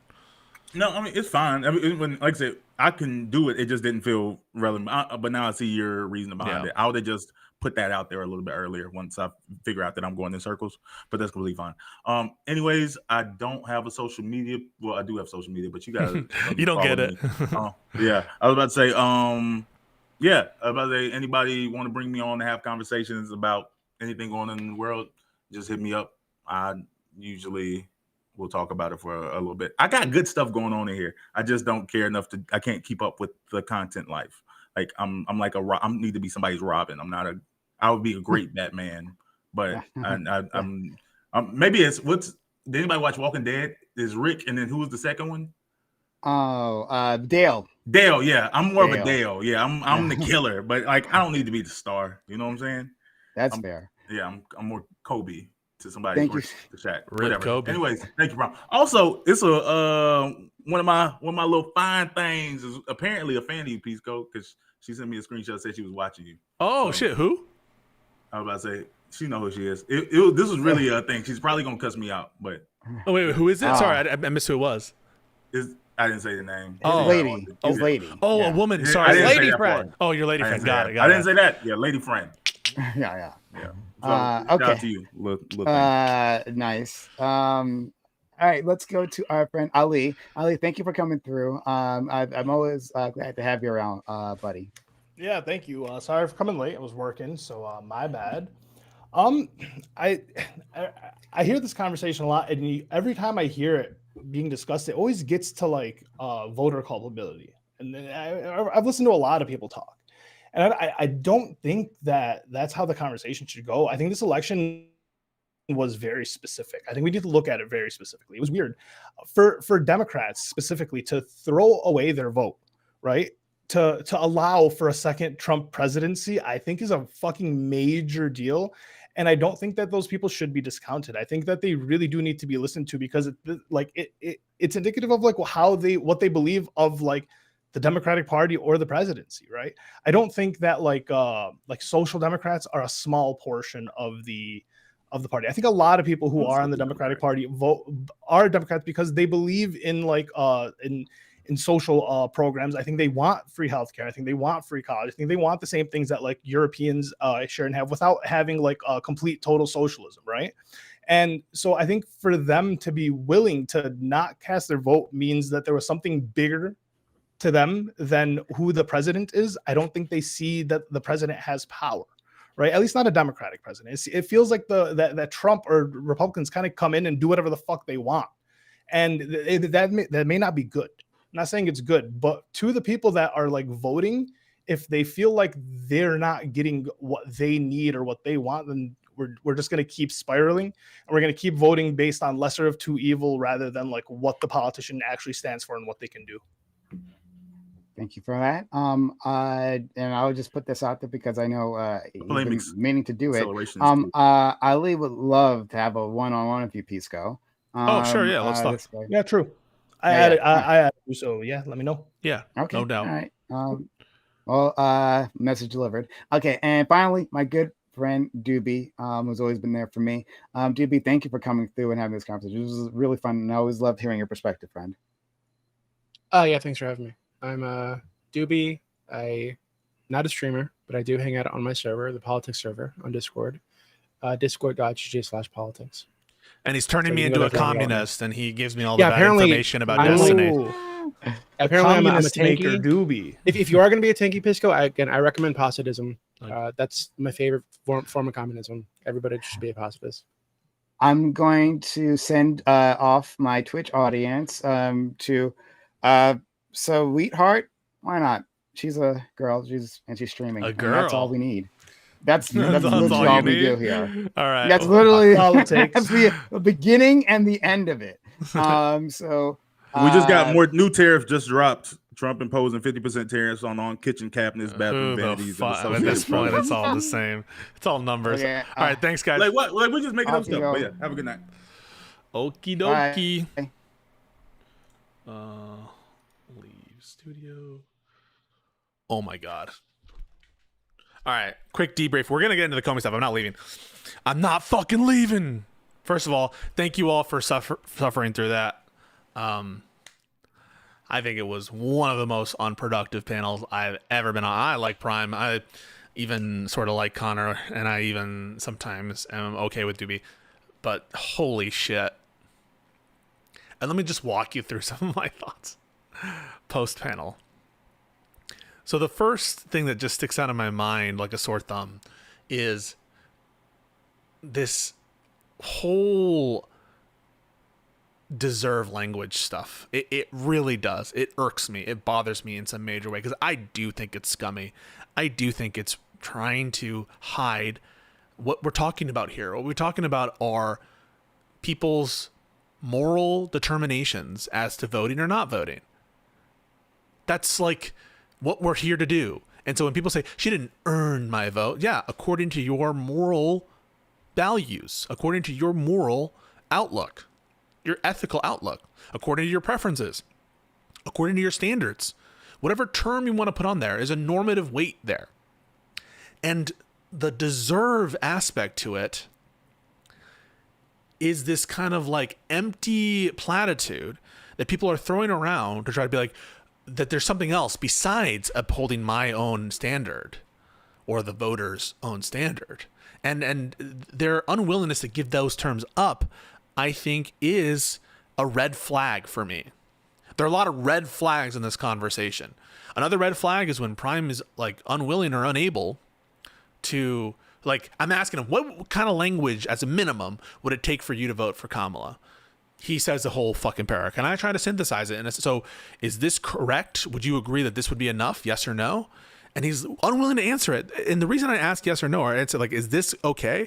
Is because I want something to hold them to. Like, I want to be like, this is actually known, that if they would have said this would have been enough. Like, is that wrong for me to want to know the minimum thing it would have and you don't have to agree with it. If you think that I'm distorting it, you say no, because you missed this, or I can't say that right now because I didn't hear the full thing, or because I would need to think about it for a little bit, or I'm not sure. Like, there's different answers you can give, but you're unwilling to be like, okay, I want to give a paragraph every time I just want clarity. What is the thing you wanted her to say? But the kind of like reflexive anger at being pinned down and just saying what it would take, right? Like, what's your minimum, which is kind of like the question that you want us to ask of you, right? It wasn't enough for you to have an obvious, thank you so much. I really do appreciate the super chats and all that stuff. Thank you so much, Jose. Gracias. Muchas gracias. This is ostensibly what the uncommitted movement wants, right? They want the left candidate, that is the Democratic candidate, to come to them and say, this is, and to listen to their demands. And so we go and do that and say, okay, so you wanted her to say this, right? And then there's this kind of like amorphous, like, I don't want to fully answer. And he gets indignant that I would ask it in such a way as to get clarity. So that's another red flag. That maybe there's nothing that she could. And then when he says, well, I would have to believe her.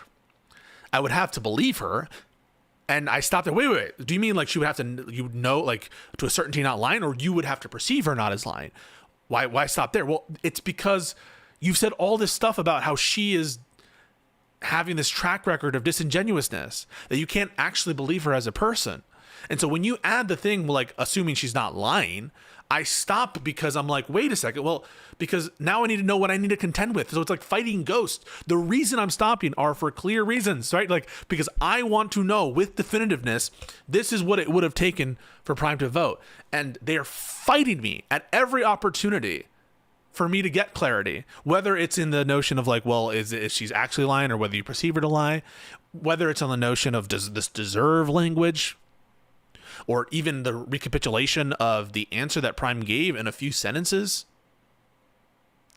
And then it's just like the conversation starts moving and moving. It's like, okay, and I understand conversations are fluid. They're fluid, but like, this is not a topic I would have picked. Kamala Harris, what she fucked up with in the lead up. We're living in a the reason I'm doing this is, one, to humor fucking Prime, but also because there is a need, I think, to reassess. But like, I wouldn't have picked this topic at this time and moment in time. So, but I'm trying to be faithful to what Prime asked me to do. Do you want to come? Yeah, sure. And I want to be honorable to what the topic is. But like, when you start getting into the weeds of like what actual Israel-Palestine policy ought be from like an ethical perspective, or when you start citing attitudes and dispositions of the Democratic Party or the greater public after the election, we're not having the same conversation. And you have to understand that's frustrating. That is frustrating. So now we're just talking about anything. And then Connor comes in and Connor says like, you're mad at them because they don't want to vote for the lesser of two. No, we're not even there, dude. That was the previous conversation, this lesser of two evils shit. Like, that obviously should be enough. Like, any person who I think is ethically, thinking about this the right way in my mind, would be considering lesser of two evils in this voting context, obviously. But like, we're way past that. We're now just talking about what your maybe reasonable, probably unreasonable demands would be. So Connor is half listening. It does him a great disservice. And he does this thing that Wick always does, which is like, you see, this is the problem. This whole thing is the problem. Wick did that to the Live and Learn crew when we had fucking Tali or something come on. Hutch was like engaging with her and like answering, and Wick couldn't stomach not being the center of attention. And he was like, see, this is the problem. You're trying to morally blame her for the millions who are died because of USAID, when Hutch was like basically not doing that in any respect, was just responding to her and answering her honestly. And like, but so these, I don't know what, maybe I should go too far, but I will say, like, it feels like anytime they're not at the center of attention, they have to be like, this is the problem, this entire conversation. The only reason I get meta, and I hate getting meta, is simply to ask, what are we talking about? What the fuck are we talking about? Can we have some clarity so we structure to the conversation? Otherwise, like, and especially with so many people, we're going to go in a trillion different directions. And Connor comes in barely listening late and is like, you see, the problem is this lesser. No, we're not even talking about that, dude. We're talking about his standards, what he would want to vote, right? What leftists actually want. And then this dipshit who's also late. Sorry, I'll have a conversation with him. I don't know if he's smart on the other side, but like, whatever. He came in and he's like, convince me I'm a voter. Convince me I'm a Arab in Dearborn, Michigan. And so I say some things like, yeah, Trump's gonna fuck up all your shit, your prices with tariffs. And he's like, but Trump won on the economy. But the polling says that the Republicans win on economy. Next, I'm like, oh fuck. So convincing. So economy's off the table. So what are we doing here? Are we just saying the world as polling indicates? I thought we were doing some kind of like pretend conversation between one voter and one person. And it's like, average voters, they don't even know what the economy is. They don't even know what tariffs are. They don't even know how to fucking put their underpants on. They can't even wipe properly. The average person, you want to talk about tariffs? They don't know how to stick their fucking finger in their nose. I'm just like, well, we're not here to have a fucking pretend drama roundtable where I'm like, okay, so now let's talk about, okay, you don't want to hear about the economy. Well, what about the corruption? What about this? What about Gaza? And they're like, oh, but they lost. But the Republicans won those voters. So you can't say that. I'm like, well, and then he's like, I go, well, here's something else. And he's like, well, what Trump did, you want to know what Trump did? Trump came and had a fucking buffet or a breakfast or a sit down. And he had like, wait, are we no longer engaged in this pretend dramatic performance of you being the average whatever voter? So now we're like, oh, when you're saying convince me, I'm allowed to like say, well, the first thing I'm going to do is I'm going to have a fucking breakfast. That's what you were waiting for me? It's insanity. It's fucking insanity.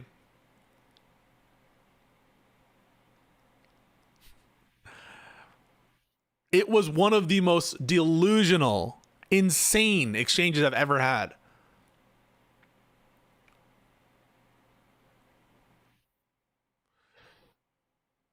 Because if you want to do this little pantomime, this little performance where someone is taking on the role of an average voter in a given place. By the way, the context of our conversation was not just the single issue Gazan voter. Prime made quite clear at the start. He said broader left wing, right? Broader left wing. If you want to have this game where like, okay, you're pretending to be a voter, I'm not saying that I'm going to be a politician, that I'm the most convincing to a segment of the population. You probably wouldn't send me. Maybe I'd come off too smug or whatever. Or like, I don't fucking know. I'm trying to fulfill your request, but you keep changing the rules. Convince me. Well, you can't convince me because polling indicates Republicans won on that issue. Well, I guess your whole point about like convincing people is out the window then. If polling indicates that these people voted for Trump, I guess you can't have an economic message then. Literally psychotic. Completely psychotic. Insane. And he kept doing that throughout the conversation, not just to me, but to other people. Like Doobie and Connor are having whatever conversation they're having, which is probably out to fucking pasture, whoever the fuck knows what they're talking about. And he goes, you think the normal average person understands what you're like? No, he's talking to Doobie. And it's so performative. And so is this constant appeal, like, you want to blame the voters. I wouldn't blame a voter for anything. If they voted for Adolf Hitler, I'm not going to blame them because that's not on them. That's on the other people running against Hitler. Oh, yeah, you know the genocide that I'm against in Gaza? The genocide being perpetrated by Israel? Yeah, if you vote in Israel for the genocide to continue, I'm not going to put any blame on you. That's what he's pushed to because he knows how insane that position is. But the constant appeals to don't blame the vote, don't blame the voter. What about the average voter? And Connor gets into this. Something like, we're not speaking to the angst of the average. Like, we're not brought here. We're not having this conversation to have a virtue signal to the average voter so you can give us your Burkean conservative, whatever fucking elevator pitch that you've been working on for the last 2 years. That's not what we're doing here. We're having a specific conversation. I thought about a topic, but these like willing to like, okay, you can't ever talk about voter culpability. You can't, like, not even in the context of ascertaining the desires and motives of voters and why they would vote. And even when you yourself invoke them, even when Doobie says, I didn't vote, as to make a stand, right? To make an ethical principled stand, to say, hey, I'm going to vote for Obama, but not for Kamala. I'm like, well, why did you vote for Obama, but not for Kamala? Well, Obama stood for something. I'm like, okay, well, yeah, give me the fucking big distance between Obama and Kamala. In what sense do you think Obama and Kamala are like massively different when it comes to politics? They're like average Democrats. Obama, sure, amazing public speaker, energy, political instincts that are beyond Kamala's. We're not even talking about like the same stratosphere. Different moment in time, of course, different issues. But in terms of who they are and what they represent in terms of what they stand for, why would you vote like Obama in terms of foreign policy, which I guess I'm assuming now Doobie's inclination, but he strikes me as someone who is critical of American interventionism. Obama was in some sense interventionist. Yeah, he withdrew from Iraq, but he escalated in Afghanistan. Contrary to Biden's suggestion at the time, according to contemporaneous reporting, according to contemporaneous documents. If you want to know about the Biden document scandals, it related to Afghanistan. He wanted to be known at the time as standing against the Afghanistan war. Unlike Trump, by the way, Trump, who recently in the recent weeks is saying we want to go back into Afghanistan and retake Bagram Air Base. Right? Trump is saying, in other words, we should never have left Afghanistan. That's what Trump has said. People who give Trump credit for leaving Afghanistan. Trump, who said we should never have left Afghanistan, would have reneged on the promise he himself made because he wanted to keep Bagram Air Base and is now talking about retaking it again. Unlike that, Biden has a track record of initially supporting it back in the initial days, but then quickly coming against it. And then even while he was vice president, considering resigning as a result of Afghanistan war. So Biden, in contrast to Obama, was much less hawkish. Much less hawkish. And if Kamala is just a carbon copy of Biden, who I would say is more populist domestically than Obama ever was. Yeah, way more populist domestically than Biden ever was. Sorry, than Obama ever was. In what sense are you worried about a Kamala president versus an Obama one? The only thing, because you're unable to, this is to Doobie, ideologically or in terms of platform, distinguish them sufficient in your mind, is based on vibes. And that's what this whole thing is about, isn't it? Vibes. They almost admit it themselves.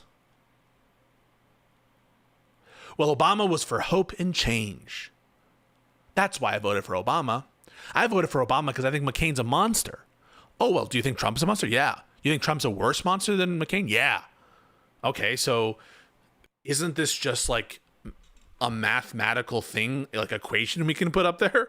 Like, I voted for Obama because McCain was so bad, so the difference was so big. I think Trump is worse than McCain.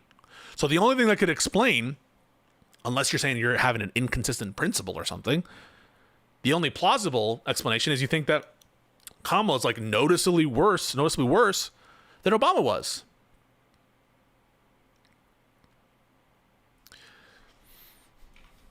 In a 6-person panel, getting to the meat and potatoes is difficult. And after a while, I'm going to be honest with you folks, it is a group therapy session. It is a bunch of people that want to yell noises at each other. It's not a real conversation. And maybe, you know what? Fuck. Maybe that's what y'all like. Maybe that's what people need. Maybe my style of conversation isn't what people want or desire. You just want people to take turns having speeches with each other. I think a good speech which is modular, a good conversation between two, but with 6 people all trying to get different particular points in there, it is just brutal. Totally brutal. Totally brutal. The one piece of linearization I wanted to do there of to actually get to it is this whole voter it's rational to vote for a candidate in one jurisdiction versus another because you think that you're more likely to affect the outcome with your individual vote. And to that, there's no answer, right? Doobie can talk all day, whatever he wants about the tendency of you to make ripples in a jurisdiction versus another jurisdiction. You can hold that constant. You can hold that constant. And at the end of the day, you're in a voter booth. It's anonymous. And he still didn't vote, right? You could keep all that ripples consistent. You're still voting for someone anonymously or not voting for them anonymously. And so they try to stop you when you're getting somewhere. Somewhere productive, somewhere that shows the emptiness for this rationale, and it is empty. What, would it satisfy Prime if Kamala said, I will be different on Gaza than my predecessor, but I can't get out ahead of him? If she were honest and said, I will be different than Biden on some key areas in Gaza, but unfortunately, I can't get out ahead of him. I don't want to jeopardize the negotiations. If she had said that, by the way, which would be an attack on the administration. And maybe she should have said something like that. But how many in the audience right now, you're sitting, you're watching, you're listening to me, if Kamala had said something approaching that, yes, I respect Biden, I believe there are mistakes made, I will do something different, but I won't be specific about it, I don't want to undermine the president. You think that would have changed anything? Based on what you saw in that conversation in the previous one, you think Prime would have voted for Kamala in that context? They want to have it both ways. They want to have it both fucking ways. On the one hand, they say, hey, it wouldn't have taken much. We were just asking for not the sun and the moon, just a little. But if it just would have taken a little, if all it would have taken is just a little signal, a little something, it doesn't make sense because that suggests that you are, in fact, motivated by differences in outcome. If all it would take is an indication that maybe there'd be charted a different course, why are you sensitive to that with respect to the Democrat, but not to the Republicans' evilness? So, of course, they were not just asking for a little thing. It's closer to what Doobie is saying. We want a concrete policy commitment, but not just in abstract. We want conditions on aid, but not those conditions. Not your suspension of 2,000-pound bombs or whatever the fuck. A broader, it's more. It's more. And is Prime going to come on here and give me the case that, hey, yeah, if she had done that little signal, that little, yeah, I would have voted, or I might do something different. Well, I love Biden. I just disagree on some stuff, but I'm not going to tell you what it is. That Prime would have voted for Kamala, let alone sufficient to change the election. Fuck, I don't even think right now the empirical case is good that the leftists cost Kamala the election. The swing to Trump was broad across multiple groups. Among white voters, among non-white voters, among the youth across the entire country.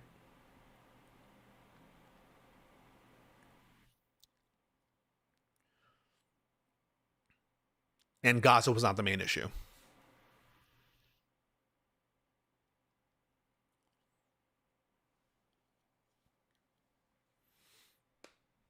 So, yeah, I mean, this conversation, it is a ritual conversation, but it's being had by what I take and what I feel, though I can't prove it. It's a suspicion.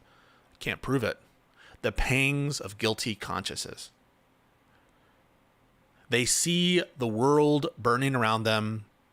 They see the country in disrepair. They don't want to think about their decision on that fateful day. Not that I think it had a dispositive outcome, but in terms of what it means to them. The signaling and expressive value contained in voting, their civic duty that day, shirked.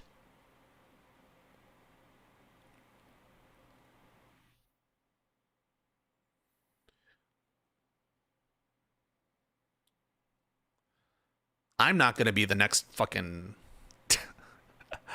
presidential communication director. I'm not pretending that I know the right message.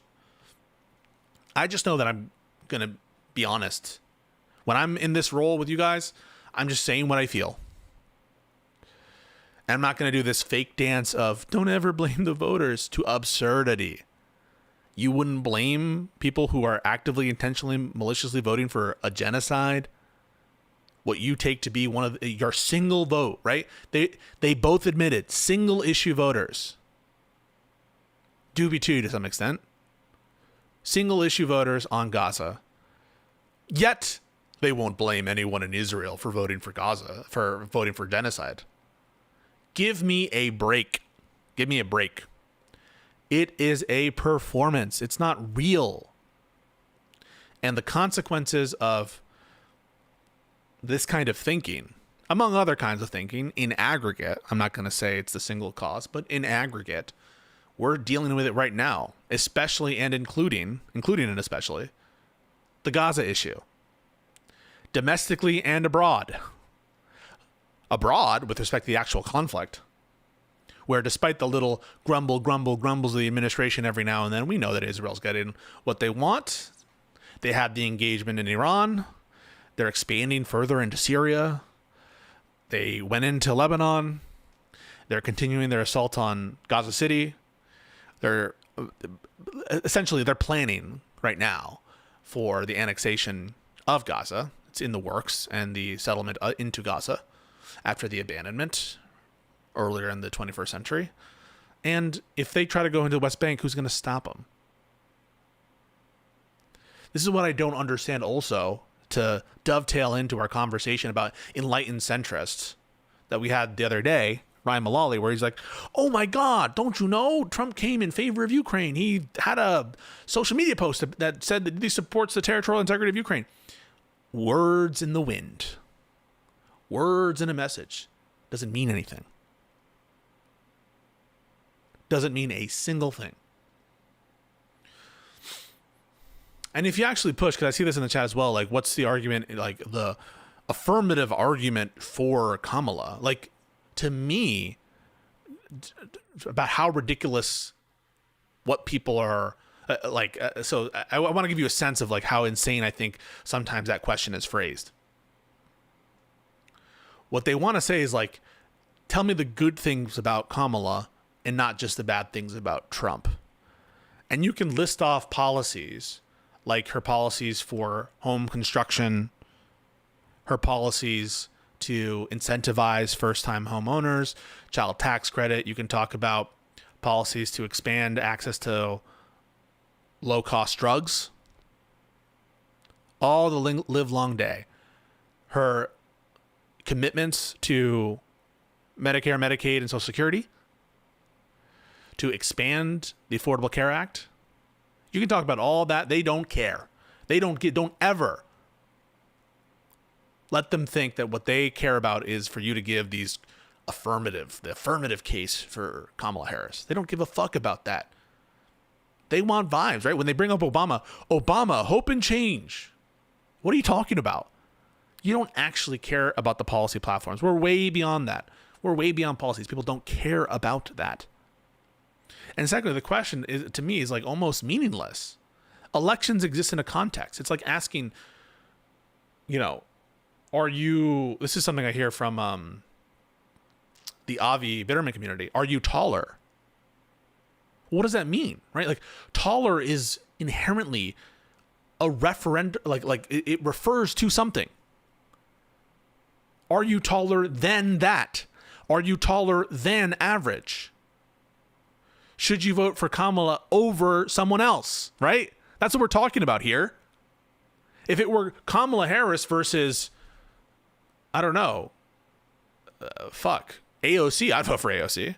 If it were Kamala Harris over Mussolini, I hope most people will vote for Kamala Harris. If it was Kamala Harris versus Barack Obama, I'd vote for probably Obama because of his experience. An election is like it's referencing something. It's pick a candidate out of a selection of candidates, and those to say that like that term should be, or that analysis should be neutral to the other options. That's insane. The other options have a dispositive effect on the answer. Now, you could just be asking, name some good things about Kamala in isolation, and that can happen, and that's been done. But when you start talking about the specifically election contest, it's impossible, right, to rationally do that analysis without considering the array of options. And this notion of other candidate neutral voting is almost as incomprehensible to me as the self-standing notion of taller.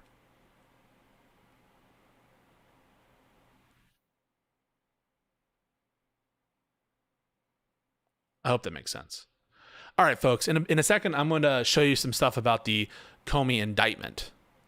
But I'll take any questions, whatever. Thank you guys so much for the subs. Remember to sub to the channel, memberships, all that good shit. If you have a second call to action, go follow me on TikTok, bros. That's Pisco Liddy, TikTok, and like, a couple. That's your call to action. Because I've never been on that platform, and it's fun, and appreciate that. So that and Instagram, Pisco Liddy, same shit. That's my call to action, you guys. I really appreciate all the support you're giving. Fucking awesome. And in a second, we're going to analyze the Comey indictment as it is, or as it appears.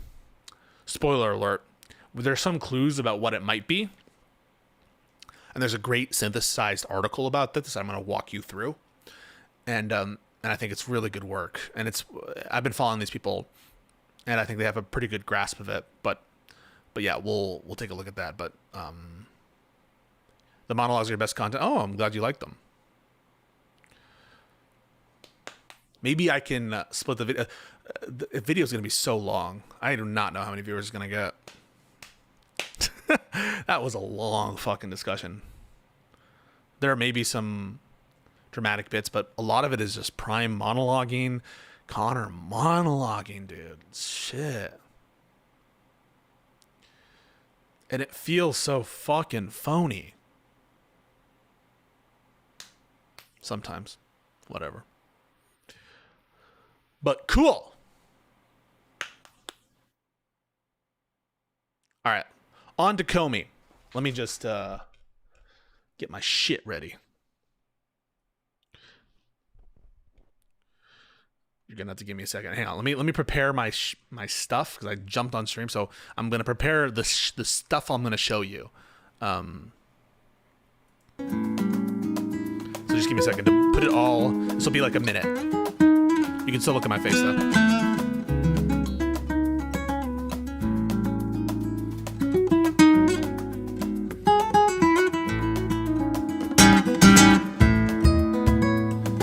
Thank you, Sharpie. Sharpie for the sub on Twitch.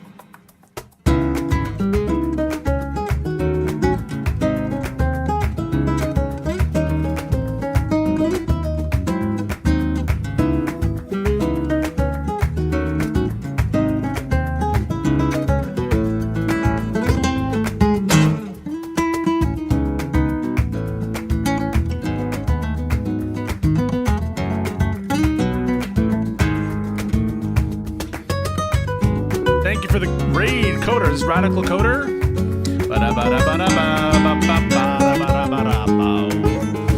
Thank you so much for the raid. We're going to take a look at Comey. Jim Comey, a week of Jims.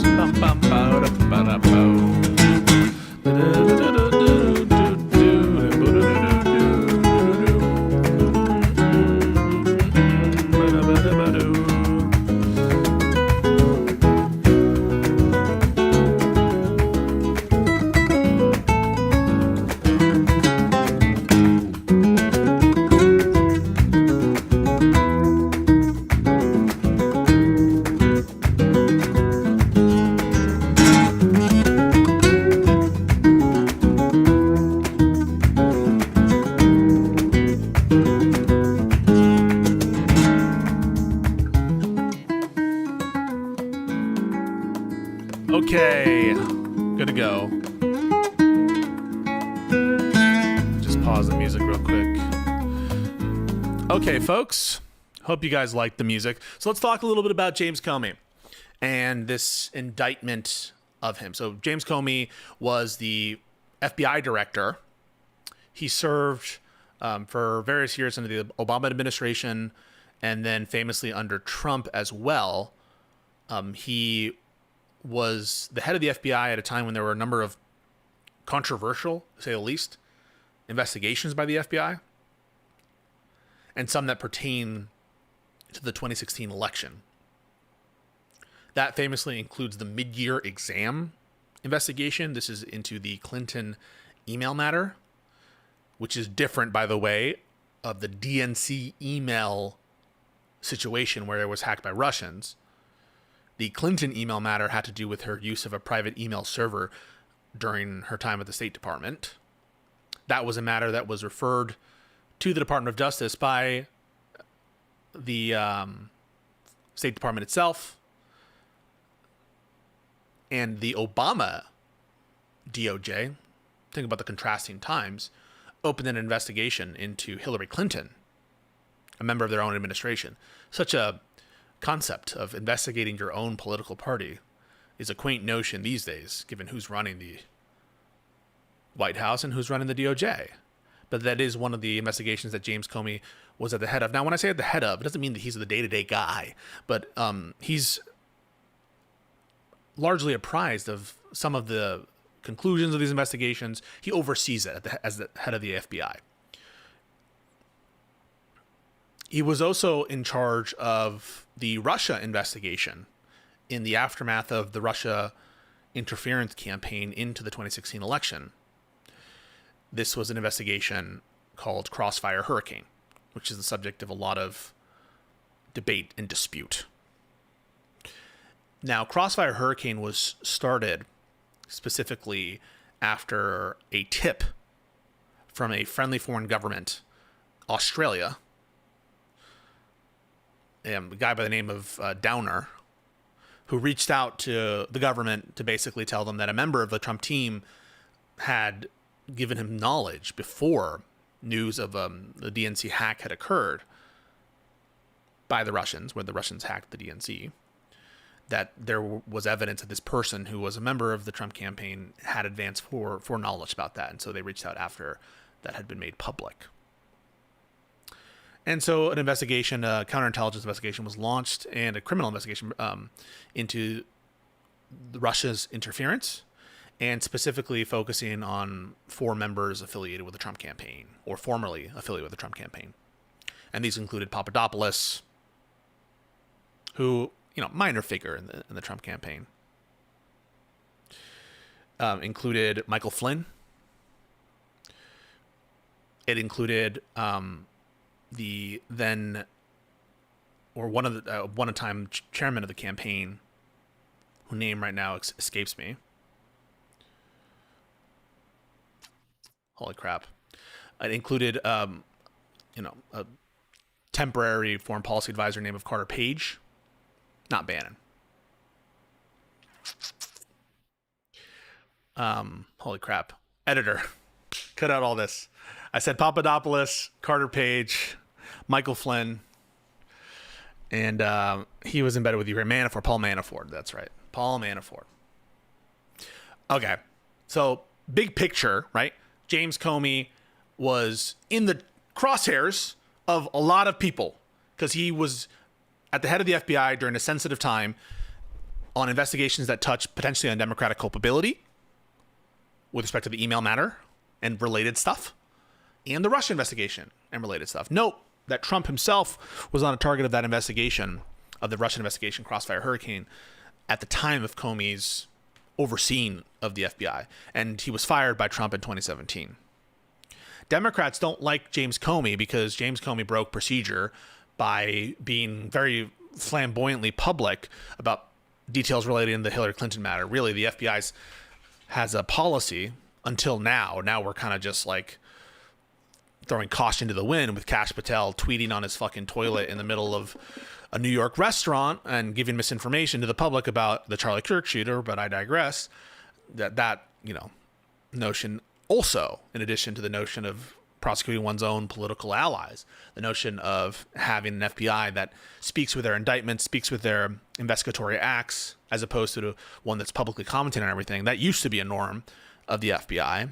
And James Comey broke that norm, and to the Democrats' ire, when he decided, hey, I'm going to just like riff on Hillary Clinton and say she was irresponsible. So he did that, ostensibly in response to Loretta Lynch having a meeting with Bill Clinton on a tarmac. That's why he said that he didn't, include the Attorney General when he did that matter. And then later on, when there was an additional batch of content from a laptop belonging to one of Hillary Clinton's aides and affiliated also with Anthony Weiner, who was indicted for other stuff, he announced to the members of Congress that he was reopening the Hillary Clinton investigation on the eve of the election.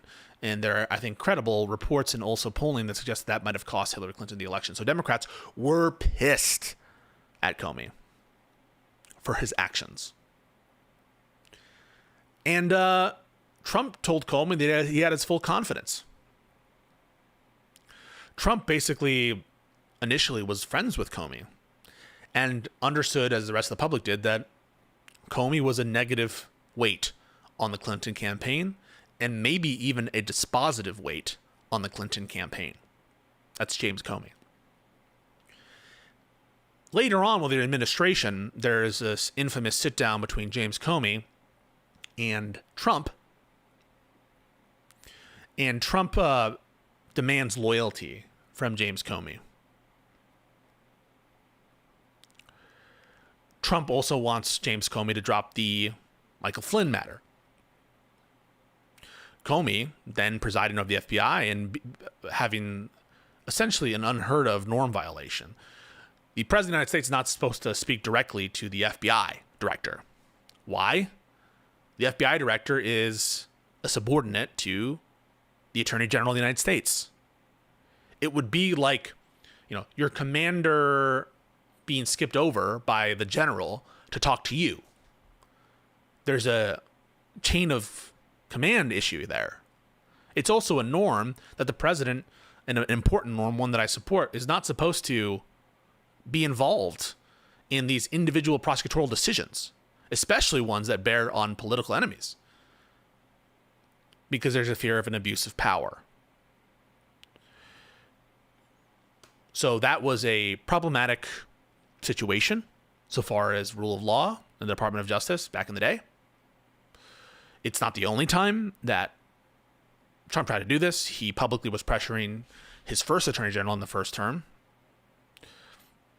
Sessions, former Alabama senator. He multiple times tried to fire Robert Mueller, who was a special counsel that was announced after Comey himself was fired. Someone else needed to take over the investigation into the Russia matter and related matters. That was Robert Mueller. Trump famously called the U.S. Attorney for the Southern District of New York, Preet Bharara, directly. Bharara didn't pick it up, and he was fired, among others. So this is all context that I'm giving you about James Comey, but also about Trump's serial and escalating violations of a norm against political prosecutions and involvement by the White House into matters of the Department of Justice. Right? The White House does oversee the Department of Justice, but it's supposed to be at a high level. We don't want a political elected official to insert and maintain his position in power by using the awesome might of prosecutorial authority for corrupt purposes to entrench himself in office. So that's a little bit of background on James Comey, why he's a target of political ire.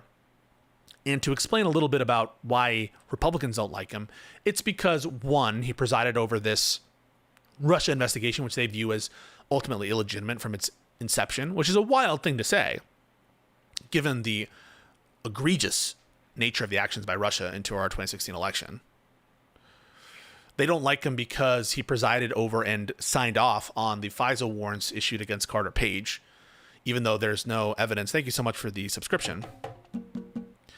Even though there's no good evidence that Comey knew that there were problems with the FISA warrants, basically not disclosing to the Fisk court. These are specific Article 3 courts that are created to handle foreign intelligence surveillance warrants, okay? Where you're alleging that someone is a foreign asset with probable cause, and it gives you permission to spy on them. Now, this was done of Carter Page, who was a former member of the Trump campaign. People don't tell you that, by the way. Because people will just say, people like Rob Knorr, liars and hypocritical shills, self-admitted hypocritical shills. Look to the video I just posted the other day. They'll say they spied on Trump's campaign. He was a former. He was disassociated with the campaign in September. The first FISA warrant was applied for in October 2016. And so they lie about that. They lie about linear time. So he was not a member. He was never an important member of the Trump campaign either. He was a water boy. Unimportant member of the Trump campaign. In fact, in response to some negative reporting about Carter Page, they disclaimed ever having a relationship with him, even though he was affiliated with the campaign for some months. But they don't like him because he was in charge over that, and they've built this whole conspiracy narrative over the FISA warrants, where he is the head of the DOJ. They think also he let off Hillary Clinton easy because they misunderstand the statutes related to national defense information, classified information, and there was no good case against Hillary Clinton. So they basically blame him for protecting the Clintons, which is a laughable notion given what I just told you about his involvement in the election, or at least in investigatory announcements that are highly unusual and that could reasonably affect an election. But they basically think that Comey let the Democrats off scot-free because he just loves Democrats so much. Comey did say to Trump that he was not under investigation, which was true at the time. The rationale that Trump gave for firing James Comey, he basically forced Rod Rosenstein, then Deputy Attorney General Sessions, had recused himself, so the decision came to Rod Rosenstein, who also had the decision to appoint Robert Mueller. The official rationale for firing James Comey was because he mishandled the Hillary Clinton investigation. If you can believe it, right? So Donald Trump's official narrative for why he fired Comey was, I fired Comey because he treated Hillary Clinton so unfairly and broke procedure to hurt Clinton. If you believe that, there is something wrong with you. Obviously a lie. Obviously Trump accepted and welcomed and was overjoyed at the fact that Comey made the announcements when he did. He shook Comey's hand famously in the Oval Office, pointed him out directly when they were meeting all these people, pointed him out and ushered him over, gave him a shake. He was thrilled that Comey had done that.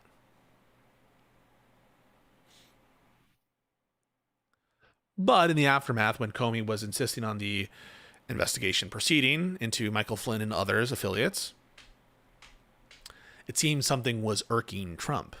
And that's when, by the way, Trump did become a target of an investigation by Robert Mueller, which I think, to Robert Mueller's credit, the investigation was quite voluminous and comprehensive to the extent that it could be, given a lot of the efforts by the Trump administration to dodge procedure and to withhold certain information dishonorably, and compared disfavorably to Joe Biden and his openness when he was investigated for his documents. I think, to the shame of Robert Mueller, he decided not to come to an ultimate conclusion on whether to charge Donald Trump. Now, he was a sitting president, and DOJ policy forbids sitting presidents from being charged. That's from the OLC. This is pre-Trump for the United States. Technically, the Trump administration has never, the Supreme Court, what's the difference? The Supreme Court has never said that sitting presidents can't be charged, but you should assume that there's some implications based on Trump for the United States that they probably would have something to say about charging a sitting president. And at this point, it seems that many of the theories that I think should be chargeable, that is to say, for example, obstructing justice by firing people, don't even seem to be cognizable as crimes even for former presidents. The Supreme Court, in issuing Trump versus United States, has essentially made Watergate like a nothing burger in retrospect, if you were to believe the preposterous ruling and think that it made sense or was at all what was required by the Constitution. But that's, I guess, a little bit of a side point. This is, again, all background to show you why the relative different, why Comey has become an object of a political nature. And then Comey has been a bit of a showboat. He comes out and he starts talking, about the department, and he starts, talking about his views on politics. He releases a book. He testifies before Congress various times. That he's not. I don't take him to be a showboat on that, because he was like literally compelled to with subpoenas and shit. But he is an outspoken figure. There's a movie made about him. And so he is, I would say, a flamboyant character, an out there character, but way more honorable than the FBI director we currently have in Kash Patel, and way more upholding of the norms of the department, even given his gross violations of them against the Democrats in the 2016 election. But this is all context. And the other relevant context that I mentioned was Trump's willingness, his insistence, in fact, on using the powers of his office, the trappings of his office, to entrench himself in office and go after political enemies. He showed that he was willing and desiring to do that from day one. From day one, when he told James Comey, hey, let off Michael Flynn, he's a good guy. From day one, when he is calling U.S. attorneys and saying, and having private, or attempting to have private conversations with them over the head of his appointed attorney general. From day one, when he's excoriating Robert Mueller, interfering with Sessions and the movements of the department, abandoning people who were his erstwhile allies. Jeff Sessions was, incidentally, his first supporter from the Senate, a big supporter of Trump. And he abandoned him because why? Because he wasn't loyal enough. Because for once in his pathetic life, Jeff Sessions did the right thing and recused himself from the Russia investigation, partly because he was caught lying about meetings he had with Russians. There's always something else, isn't there? But also, it was the right thing to do. And Trump never let him forget it. That's important context, too.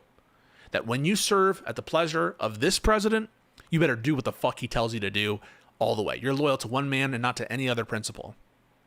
That is why we're here, as I'll preview. Like, there was another U.S. attorney who was in charge of this case. By the way, this case and this matter has already been investigated in the previous Trump administration and by John Durham. And they redid it to get to the right result. And they fired the U.S. attorney that they had just installed. And there are already people resigning from the U.S. Attorney's Office in the Eastern District of Virginia. And there's some grumble from insiders who ostensibly know the thinkings of Pam Bondi and what she's on about. But again, it's grumble because Pam Bondi knows, as does the U.S. attorney who he's installed into this position, who has no criminal prosecution experience at all. Zero experience. He's made her U.S. attorney for the Eastern District of Virginia for one reason and one reason only. She is willing to put her name on documents and indict James Comey. Because she's not going to make the same mistake that Jeff Sessions made. Pam Bondi is not going to make the same mistake that Jeff Sessions made. Or Bill Barr. Bill Barr, who refused, again, for once in his wretched life, did the right thing and refused to call the election of 2020 into dispute, to use the powers of his office to install Trump as president. Pam Bondi ain't going to make that mistake. So that's a little bit of background knowledge on Trump's history of abuse of the DOJ. He called for Joe Biden and others to be indicted in the lead up to the 2020 election. What was the first impeachment all about? Well, the first impeachment was all about him trying to get another prosecutor general in Ukraine to open a criminal investigation against the Bidens. It's all the same shit, guys. At every stage, Trump is telling you he wants to use prosecutorial authorities, both domestically and foreign. The Ukraine Prosecutor General's office, renowned for its corruption at that time. Pressuring Zelensky, and also the Prosecutor General at the time, Lutsenko, to open investigations, announce criminal investigations into the Bidens. That's what the first impeachment was about. It's all the same shit. That's why this is so predictable. Anyone who's surprised at this, you have been watching the same movie. This was predictable from time equals zero. And in fact, it's worse now because everyone who is joining his team has already priced in that corruption because they've seen his past conduct. I almost wish that we had Lactoid in the call today because I was hoping to push him on shit like this. But no, I mean, this is the same modus operandi that was at issue in Trump term 1, in which he tried to utilize against his political opponents then as now. In the interim, this kind of meta culture has developed among Trump that places Comey, other intelligence officers, Clapper, Obama-era officials at the center of a bullseye. Not just them either. Some other congressmen. Adam Schiff was one of the leaders in the House of Representatives at the time into some of these impeachment matters, into some of these committee hearings that related to some of these issues. So he's in the crosshairs. Letitia James, Attorney General of New York, who successfully brought a civil fraud case against Donald Trump in New York. She's also in the crosshairs, but Comey is a big target. Is a big, big target. And now Trump has used his authority to fire the U.S. attorney in the Eastern District of Virginia and appoint someone who's willing to charge Comey. But I haven't told you what he's charging Comey for. Why haven't I told you what he's charging Comey for? By he, I mean Trump, because that's really what's going on. Because it doesn't matter. Because it didn't care about what to charge James Comey with, about what crime he committed. It's not about crime. This is about revenge. It's not about, figuring out who's responsible for some kind of wrong as according to U.S. statute. It's about going after enemies. That's what it's about. So why are we getting the indictment today? Well, it's because the statute of limitations runs out for some of the more popular but ultimately flawed theories of culpability for Comey. That's why it's coming out this week. It's because we're close to a 5-year cutoff from his last congressional testimony. So that's why it's coming out this week. The pressure is this week is because they need to find something to charge this guy with. This guy with. Not because, look at Jan 6, something happened, is he culpable? Not take a look at all these fucking classified nuclear secrets we found here and he's obstructing justice. Let's punish him for that. Not, look at all these falsified business records in New York. Who's responsible for it? Is Trump responsible? Okay. No, this is a guy who we don't like, who's a political enemy of the administration, and we got to get him on something, on anything. That's the context here. So James Comey represents a class of political enemy that is known to the MAGA insiders, where there is this subculture that considers him, among others, to be part of a rogues gallery related to certain narratives, deep state narratives, integral deep state narratives. And we got to get them on something. They don't give a fuck. Half the people who are commenting on Twitter don't even know what this is about. And you know why they don't know what it's about? Because we can't for certain know what it's about. Why? Because look at this fucking indictment. That's why. Because look at this.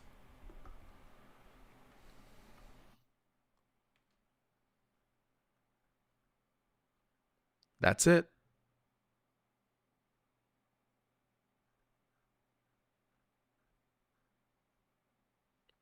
That's the whole thing.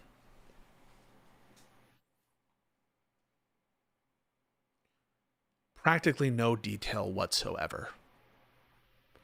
There are good theories about what exactly is going on here, and I'm going to walk you through some of them. We actually have the alleged quote of the statement which constitutes the alleged false statement and obstruction of justice. So we have that statement. So we know what statement is at issue. But we don't know anything else. We have insider reporting that senior members of the Department of Justice didn't want to bring this case because it's so weak. Trump fans didn't want to bring this case. Bondi wanted to charge, oh my God, what's his name? Ambassador Bolton. Bondi wanted to charge Bolton this week instead. Think about how they're thinking about it, right? They're not thinking in terms of facts and law. They're thinking, what can we announce this week so we can assuage Trump? Let's charge Bolton this week, and then we won't have to charge Comey. So they're literally thinking about these indictments in a sense of trying to assuage a rogue president who wants revenge. So the reason why so many people don't know the theory behind this case is because it's not 100% possible at this point to determine with 100% certainty what the fuck even happened. It is a 2-page indictment. Again, I'll walk you through some of what we know right now. And there's a really, I think, great article that maps on the different theories that I'm going to share with you. And so you'll know more on this by watching. But that's the indictment, folks. That's the indictment. We have never seen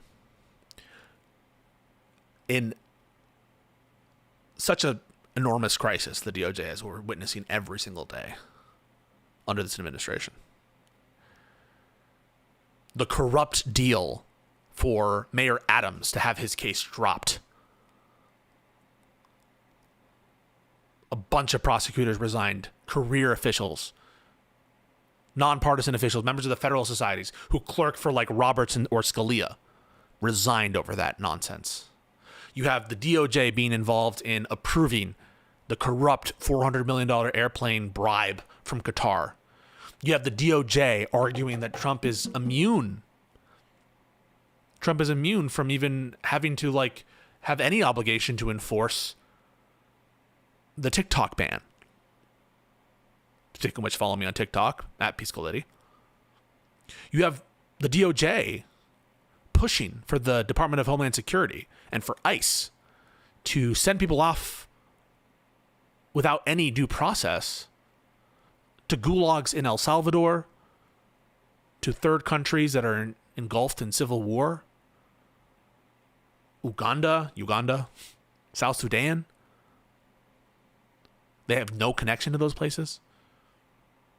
The DOJ is arguing for, under Trump, such an expansive view of presidential authority that is at its maximum totally on all fours with a monarch. So we're in a deep crisis right now. The FBI director, one of the components of the Department of Justice, is like engaged in Twitter wars with Democratic senators. Look at how unhinged their Twitter is. Out in Nevada, we have a U.S. attorney who's an Israeli citizen who says that there's no innocent Palestinians, that to a person, man, woman, and child, that they all deserve annihilation. That's the U.S. attorney in Nevada. The U.S. attorney in Nevada, who, by the way, technically oversaw the highest federal law enforcement a sting operation that had a Israeli intelligence officer trying to get child prostitution. And they let him go to Israel. We found out last week that Tom Homan, the border czar, took $50,000 in cash bills promising government contracts in a sting operation by the FBI. He took that money last year. And you know what the Trump DOJ did? They closed that investigation. DOJ is talking about prosecuting flag burning. Pam Bondi says she's going to go after hate speech, and Trump affirmed it. It is a fucking disgrace. Anyone who's going to stand up for this Department of Justice, they couldn't even find the fucking shooter of Charlie Kirk. Dude had to turn him in. Kash Patel goes up stage like a fucking idiot. This is what happens when you let good cops be good cops. With a straight face, this guy says that. With a straight face. And he says, Charlie Kirk, brother, we have the watch, and I'll see you in Valhalla. A national disgrace. And anyone who would defend the conduct of the Department of Justice or any of its components is your enemy. They know it's corrupt. And the reason you know it's corrupt is because they say, it's payback, bitch. That's what they say.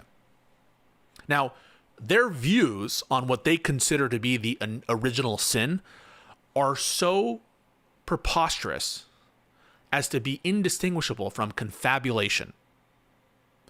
But in their mind, so this is to get you into the MAGA mind, in the MAGA mind, they consider, again, confabulations, lies, preposterous interpretations.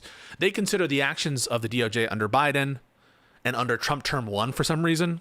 Apparently, the DOJ under Trump term 1 was also a Democrat DOJ run by Biden. Is this weird thing with linear time? They consider the DOJ under Obama, under Trump term 1 and Biden to have engaged in sedition against Trump and a political witch hunt against Trump. That's what they call it.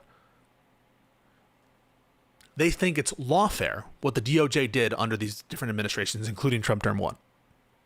They think it's lawfare. They think it's a political witch hunt. And so when they say just desserts, when they say that's what you get, bitch, they're admitting to you that what's happening right now is a political prosecution, and they're okay with it. So this is what I have to say to you. Even if you believe the crazed fabrications, the delusional interpretations of the facts as expounded by the other side, what they're telling you is they're no better. That is to say, even if you believed the crazed confabulation of the other side and their interpretation, their warped, insane interpretation of the facts under the previous DOJs, even if you believe that, they're admitting out loud that they're okay with political prosecution because that's what they see those acts as. And they say, what's good for the goose is good for the gander. That's them saying it's good. It is good when our side does it. When we do political prosecutions, that's good. And you should hold them to that. They don't give a fuck, even if it were the case that there were political prosecutions of Trump, which I wholeheartedly deny. Trump was indicted because he's a fucking criminal. And these indictments of Trump were based as fuck. Hopefully there'll be a way to get just desserts for Trump through the legal system, holding him accountable to the crimes he committed. But even assuming that it was a political witch hunt, they're telling you, and that's okay when we do it. They're admitting that. Rob Noor, who is one of these commentators who loves the John Solomon slop, the Miranda Devine slop of these fucking know-nothings, who claim to get into the weeds on these reports, Durham report, Mueller report, prosecutions, Smirnoff prosecution, Hunter Biden files, all that shit. People who don't know anything, who are propagandist shills. Rob Noor said the other day, it's on my video, it's good to be a hypocrite. That's the attitude to take. citing favorably Gavin McInnes, founder of the Proud Boys, another friend of his.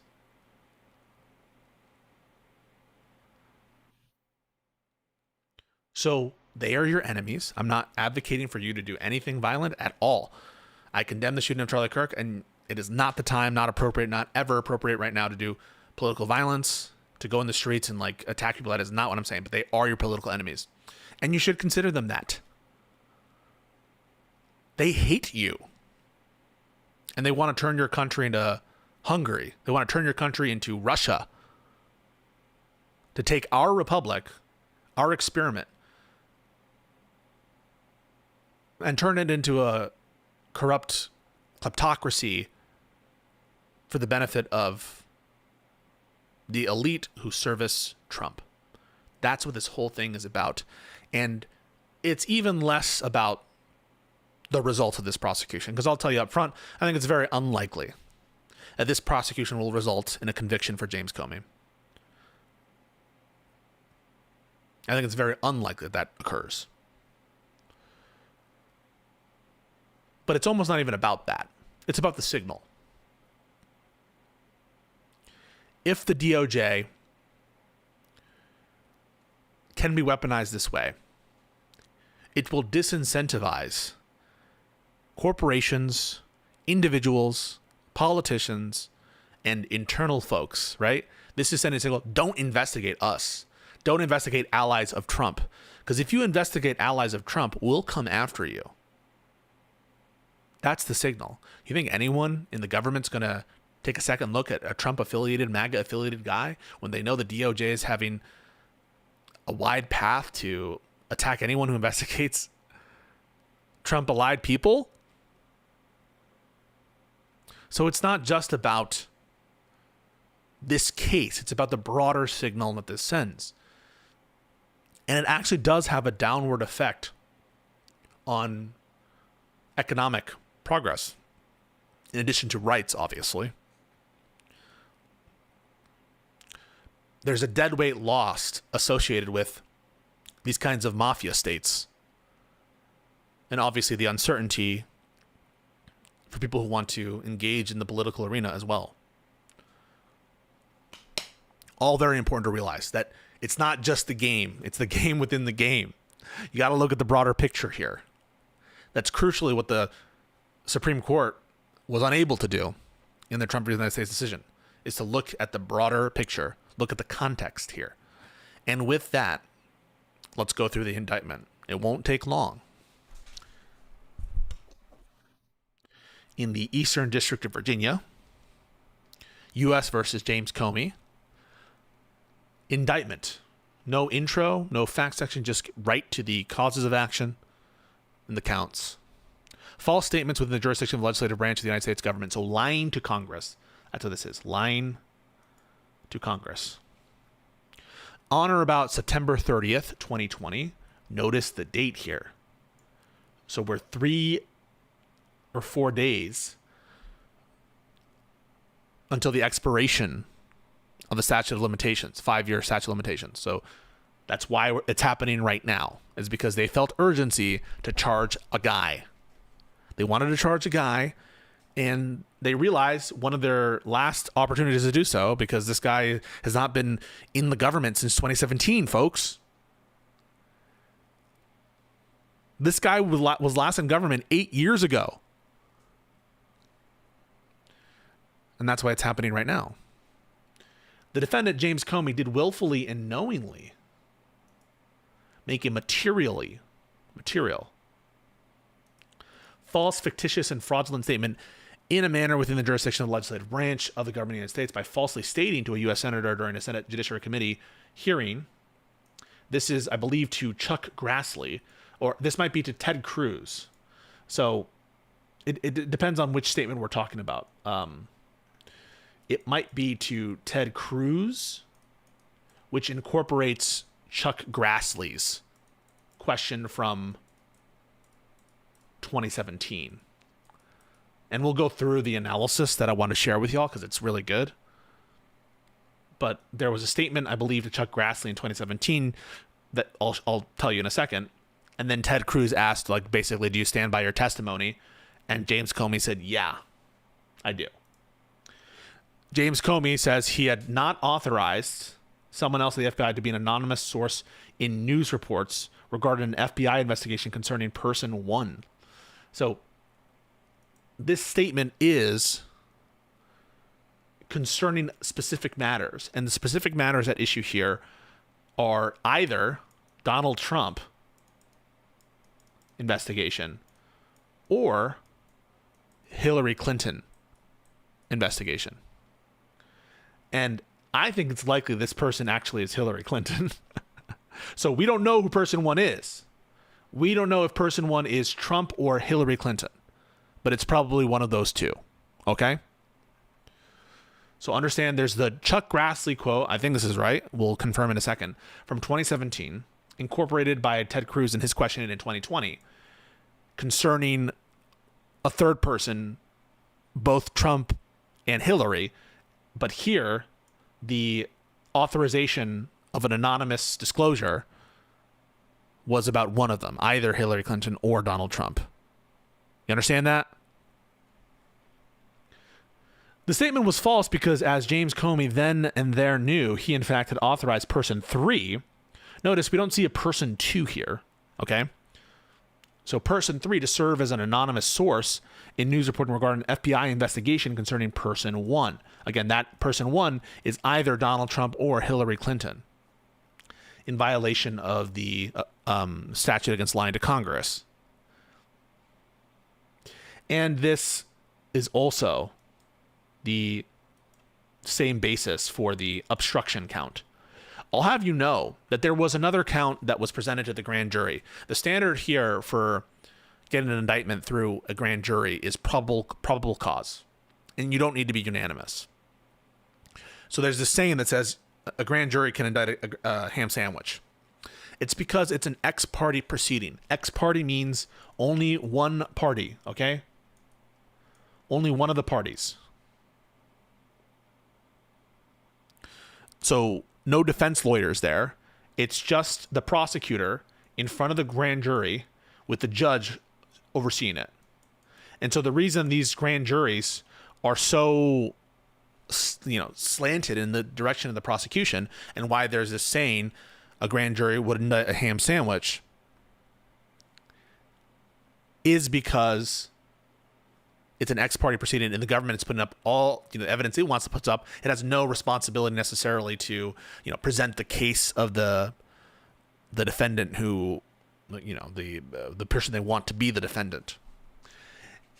And I tell you this because the grand jury refused to allow one of these charges to go through. They don't need to be unanimous, and one of the charges didn't get through on PC grounds. That's a bad sign for the prosecution. I put this on Twitter. It's a bad sign because it means basically that at least one of their theories here was rejected by a grand jury when they had all the power to display the evidence. Someone says the person 2 is probably Andy McCabe. I think that's probably the case. McCabe, by the way, I didn't tell you this. This guy McCabe was James Comey's deputy. So the role that currently is held by Dan Bongino, it was this guy Andy McCabe, who now I think is a commentator for CNN.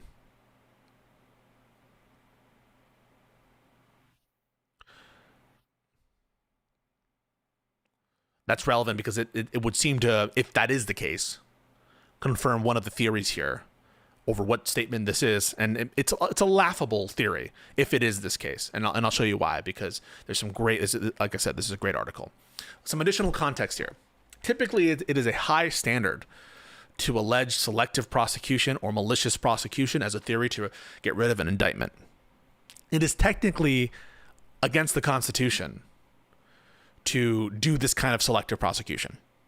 But it's just a very high standard to make a constitutional case of malicious selective prosecution.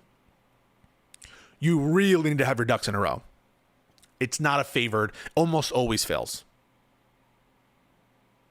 Okay? This is probably the best fact pattern that I've heard of for malicious selective prosecution. So there will be one of the reasons I suspect that this indictment is as terse as it is, and we just read the whole thing, is to make it a little bit perhaps harder to dismiss, maybe. But in general, regardless, we're going to see a pretty serious, and I think one where I don't know that the Supreme Court's going to weigh in one favor. I'm not making a prediction, but if ever there were a fact pattern to establish constitutionally impermissible selective prosecution, it would be this one. And so I expect to see a motion dismissed to that effect. In fact, I'm assuming that they have probably done some of the groundwork. I'm sure that he's already retained counsel, I'm sure, and has prepared a lot of these arguments. Because there was reporting about this kind of shit going on for weeks. What do you mean by PC ground? PC means probable cause, and that's the standard you need for an indictment. Now, to convict, it's beyond a reasonable doubt. But you need a minimum PC, probable cause. So we're going to see some pretty, I think, significant motion practice in the coming days and weeks. And I think that James Comey has the better of the argument, but we'll wait and we'll see, read the motions as they come. So that's waiting in the wings, as well as the evidence of substantive guilt, right? So like one question is, are they alleging enough? Is there enough evidence to actually convict at trial James Comey? I'm going to argue fucking no. Tons of reasonable doubt here. But separate from that kind of like substantive guilt question is the malicious prosecution, selective prosecution, whatever you want to call it, the constitutional issue there, because there is a constitutional issue and that kind of thing. It does quote the false statement, a loom, just heads up, and we'll take a look at it. So keep those in your, both things are weaknesses for the prosecution. This is a weak case, is the substantive guilt component. And I think that there's vulnerability. I'm not going to say it's a done deal, but there's vulnerability from James Comey on the malicious prosecution angle.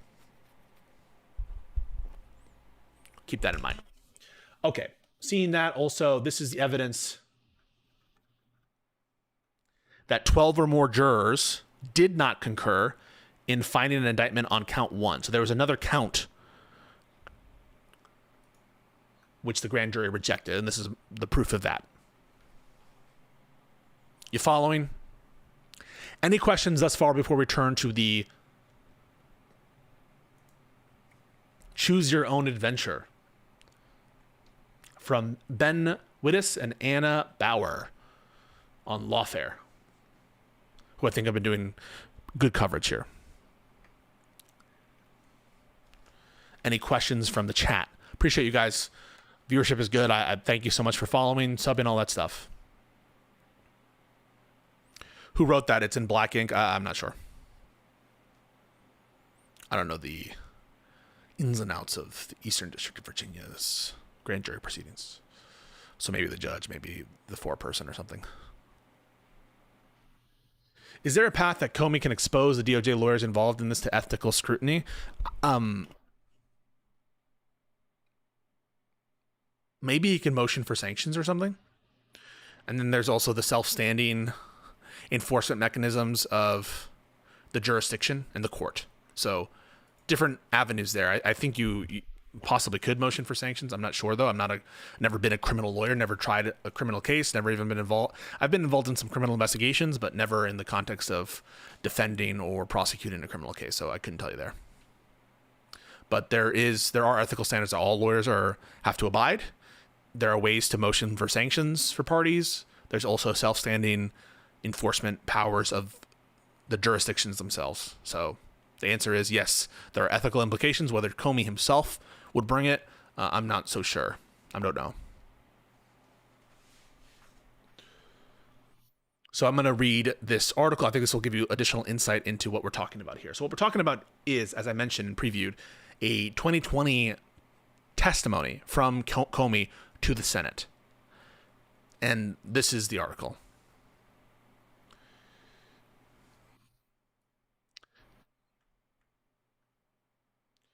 The situation on Sunday pondered the removal of the acting U.S. Attorney for the Eastern District of Virginia, Eric Seibert, over his lack of enthusiasm for indicting a certain set of the president's political foes.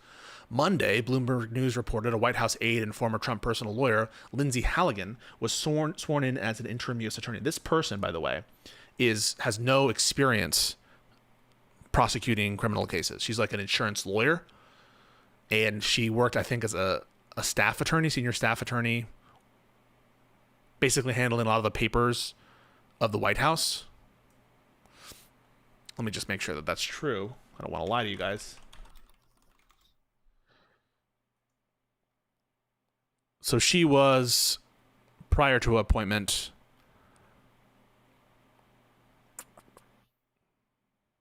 a special assistant to the president and senior associate staff secretary.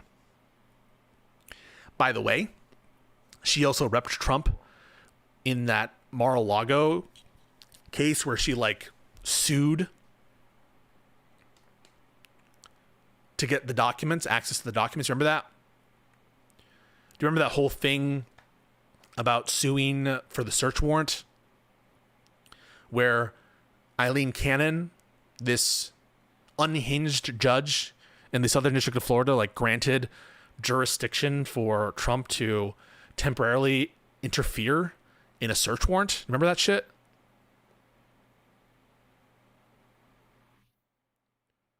Yeah, so she was involved in that. She's an unhinged person. This is a disgusting piece of shit. As this column discussed on Sunday, the reason for the switch was the earlier occupant of the office, that is, this guy Seibert, was apparently unwilling to move forward with the cases against New York Attorney General Letitia James and Comey. One must imagine then that Halligan, unlike her predecessor, is willing to go forward with such charges, right? That's why she was there. This is the person mentioned, by the way, in Trump's tweet, the tweet to Pam Bondi saying you have to move forward, right? This is Trump pressuring Bondi, right? Trump saying, Bondi, go after my political rivals, and basically big dogging Pam Bondi to let Halligan do whatever she's going to do. So that's what happened there, was Trump essentially undermining his own attorney general to pursue political charges against his political rivals by this loser Halligan who is just going to do whatever Trump asks him to do. That, after all, is the only reason she now is in the role. Indeed, today MSNBC is reporting that Comey is expected to be indicted in the coming days in the Eastern District of Virginia. So let's try to play Halligan's hands out for a moment, a choose-your-own-adventure, Lindsay Halligan edition, if you will. You, the reader, play the role of Halligan. At least as regards Comey, you don't have a lot of time. The key statute of limitations runs out in 6 days. After that, any case gets exceptionally harder. So you have a brief window in which to decide whether or not you really want to pursue this.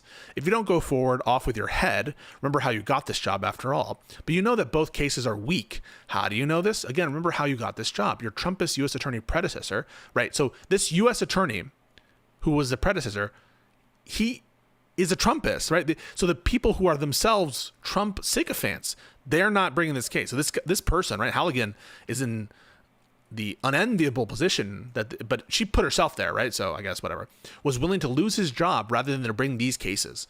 So they brought on this attorney fast as fuck to bring a case. That's how corrupt these people are. So you know you're playing with a bad hand, but you move forward anyway because you have no choice. Citing Bloomberg, quote, the U.S. Justice Department is pushing ahead with its investigation of the New York Attorney General Letitia James over mortgage fraud after President Donald Trump demanded the case move forward. The case is still being pursued through the Eastern District of Virginia in an effort led by Senior Justice Department official Ed Martin, according to the people who asked not to be named. One of Trump's aides, Lindsay Halligan, took over the office on Monday. So she took over the office on a Monday, and she's already decided to bring charges. You seem to be pushing forward with Comey, too. Disclosure, James Comey. So Comey's friends with these people, just so you know. They work together, but he contributed no information to this article. That means that sometime over the next few days, you have to push at least one weak case past the grand jury to keep the president happy. Let's assume that the MSNBC is correct and you focus first on the Comey case rather than the James one, as that's the one with the ticking clock. James's case relates to a 2023 home purchase. While her defenses against any mortgage fraud allegation appear prohibitively strong, that case will be the same 2 weeks from now as it is today. But assuming you decide to move forward with the Comey case, you face an immediate problem. What should you charge him with? This isn't normally a problem prosecutors face, as they start with a crime, then figure out who done it, rather than starting with a person and only then deciding what the done. But Trump wants Comey charged and is convinced he's guilty of something, and it's your job now to figure out what. Realistically, you've only got a few choices here, and they all suck. Nearly all of them involve charging Comey with some kind of false statement in connection with his September 30th, 2020 testimony before the Senate Judiciary Committee. That's the last testimony he gave, and it's almost exactly 5 years ago. This idea is appealing because it might just be possible to slap together a simple false statements case and get it under the wire. Assuming that is that you can convince a grand jury that there is probable cause that Comey knowingly testified falsely at the hearing as to any matter of material fact, and here the right-wing fever swamp brims with putative possibilities. Perhaps Comey testified falsely when, for example, he stood by his earlier testimony from May 2017 that he had never authorized leaks by anonymous sources of material about the Trump or Hillary Clinton investigations. So this is, in fact, right, what they went for. This authorized someone else to be an anonymous source. So that is the alleged false statement. Got it? Back in August, this independent reporter declared on Twitter that that testimony seems problematic, citing material related to an investigation called Tropic Vortex, which dealt with a disclosure to the New York Times that took place in October of 2016 and was investigated by John Durham. Yet a quick look at the documents revealed that this material is most unlikely to be damaging for Comey given the testimony. For one, it was fully investigated during the first Trump administration, and the Justice Department declined to bring charges against anyone in connection with it. So they're referencing one possibility is this New York Times disclosure to the New York Times that is related to an investigation called Tropic Vortex. But the reason that they're saying that one problem with it is it was already investigated by Durham. The closing memo for the investigation is dated March 20th, meaning that any non-prosecution decisions were made no later than under Bill Barr. For another thing, it appears to have nothing whatsoever to do with either the Trump or Clinton investigations, which was the subject of Comey's testimony in 2017. The documents don't reveal much about the story in question, and folks in the right-wing press have assumed that the story is one from October 31st, which dealt with the Russian investigation. That's a reasonable assumption, but it is still an assumption and is very likely wrong. The documents reveal several facts about the underlying articles. It appeared in October 2016. It was sourced to 2 government officials. It contained classified information, and it was involving the FBI. Only one news story meets this criteria. And this is buttressed by evidence at the Michael Sussman trial, where former FBI General Counsel James Baker testified that there had been a leak investigation conducted by Durham, which was related to an issue, and that issue was this Yahoo email story that has nothing to do with Trump or with Clinton. Okay, so the first option is leaks to the New York Times, but those New York Times are most likely related to this, Vortex investigation about this Yahoo investigation. Thank you for the raid. And the Yahoo story doesn't have anything to do with Trump or with Clinton. And the answer that he's being pegged with is about Trump or Clinton. All right. So the 2017 answer, which is referenced by Cruz, right, is about the Trump or Clinton investigation, not about this Yahoo story regarding it's like something about CSAM or something. Doesn't have anything to do with Russia investigation, Clinton. So this seems like a dead end, this whole theory. Okay? That's about the Durham investigation, this Operation Vortex, Tropic Vortex, and this theory of going to the New York Times with this leak, but it has nothing to do with Trump or with Clinton. In other words, Harridge's premise here, that's the Twitter account that said this, appears to be factually wrong, even if Comey improperly authorized a classified disclosure to the New York Times in connection with that story, and we are certainly not saying that he did, and we note as well the investigation of that matter recommended no charges against either Baker or anyone else. Comey likely wouldn't have been lying in this exchange with Grassley, where Grassley is directly asking about matters related to the Trump investigation or Clinton investigation. So the New York Times one seems like a dud, okay? Nor would he have been lying 5 years less 6 days ago when he had this exchange before the Senate Judiciary Committee with Senator Ted Cruz about his earlier testimony. Comey, I stand by the testimony you summarized that I gave in May of 2017. So where he's specifically saying, I stand by this testimony, right? So it doesn't appear to be the New York Times story. Cruz's specific allusion to McCabe presents another possibility, but it's another lemon. The McCabe matter relates to an October 30th, 2016 article published in the Wall Street Journal, which cited an anonymous source confirming the existence of an FBI investigation into the Clinton Foundation, a probe that, prior to the article's publication, the FBI had refused to confirm. The article also detailed internal disputes between the FBI and DOJ over how to proceed with the investigation. But this is really fucked if you listen to this. So this is the actual, what's most likely to be the theory of this case. So just keep that in mind as I keep reading this. In response to the Wall Street Journal, the Justice Department's Office of the Inspector General opened an internal probe to determine whether the article contained unauthorized disclosures, and if so, who was responsible, right? This was a probe. I was aware. I read this. So This is the Andy McCabe probe. This came out in 2018. So this has already been investigated by the DOJ, by the IG. The inquiry ultimately focused on potential misconduct by McCabe, the then FBI deputy director. In a report made public in 2018, the IG found that McCabe inappropriately authorized aides to disclose sensitive information about the Clinton probe to the Wall Street Journal, and that he demonstrated a lack of candor when questioned about it on multiple occasions by FBI investigators. So you're like, wait a second. So this is an indictment of James Comey. But wait a second. It's McCabe who was the person who disclosed to the Wall Street Journal. You get me? So what's the deal here? How do we get Comey in on this, right? As the Inspector General report details, Comey and McCabe's accounts of the leaking episode contradicted one another. In his telling, Comey denied authorizing the leak and claimed that he was ignorant of McCabe's own plan to authorize the disclosure. Comey said that his first conversation with McCabe about the leak occurred after the article's publication on October 31st, 2016. During that meeting, according to Comey, McCabe definitely did not tell me that he had authorized the disclosure. Comey said McCabe gave him the opposite impression. I don't remember exactly how, but I remember some form or fashion. It could have been like, can you believe this crap? How does this stuff get out? Kind of thing. But I took from whatever communication we had that he wasn't involved in it. By contrast, McCabe said that he told Comey during the October 31st meeting that he had authorized the leak. According to McCabe, Comey did not react negatively, just kind of accepted it. When he said he authorized the leak, he means McCabe. So McCabe is saying, so Comey says, right, that McCabe never admitted that he authorized the leak. That McCabe was saying that he didn't know who authorized it.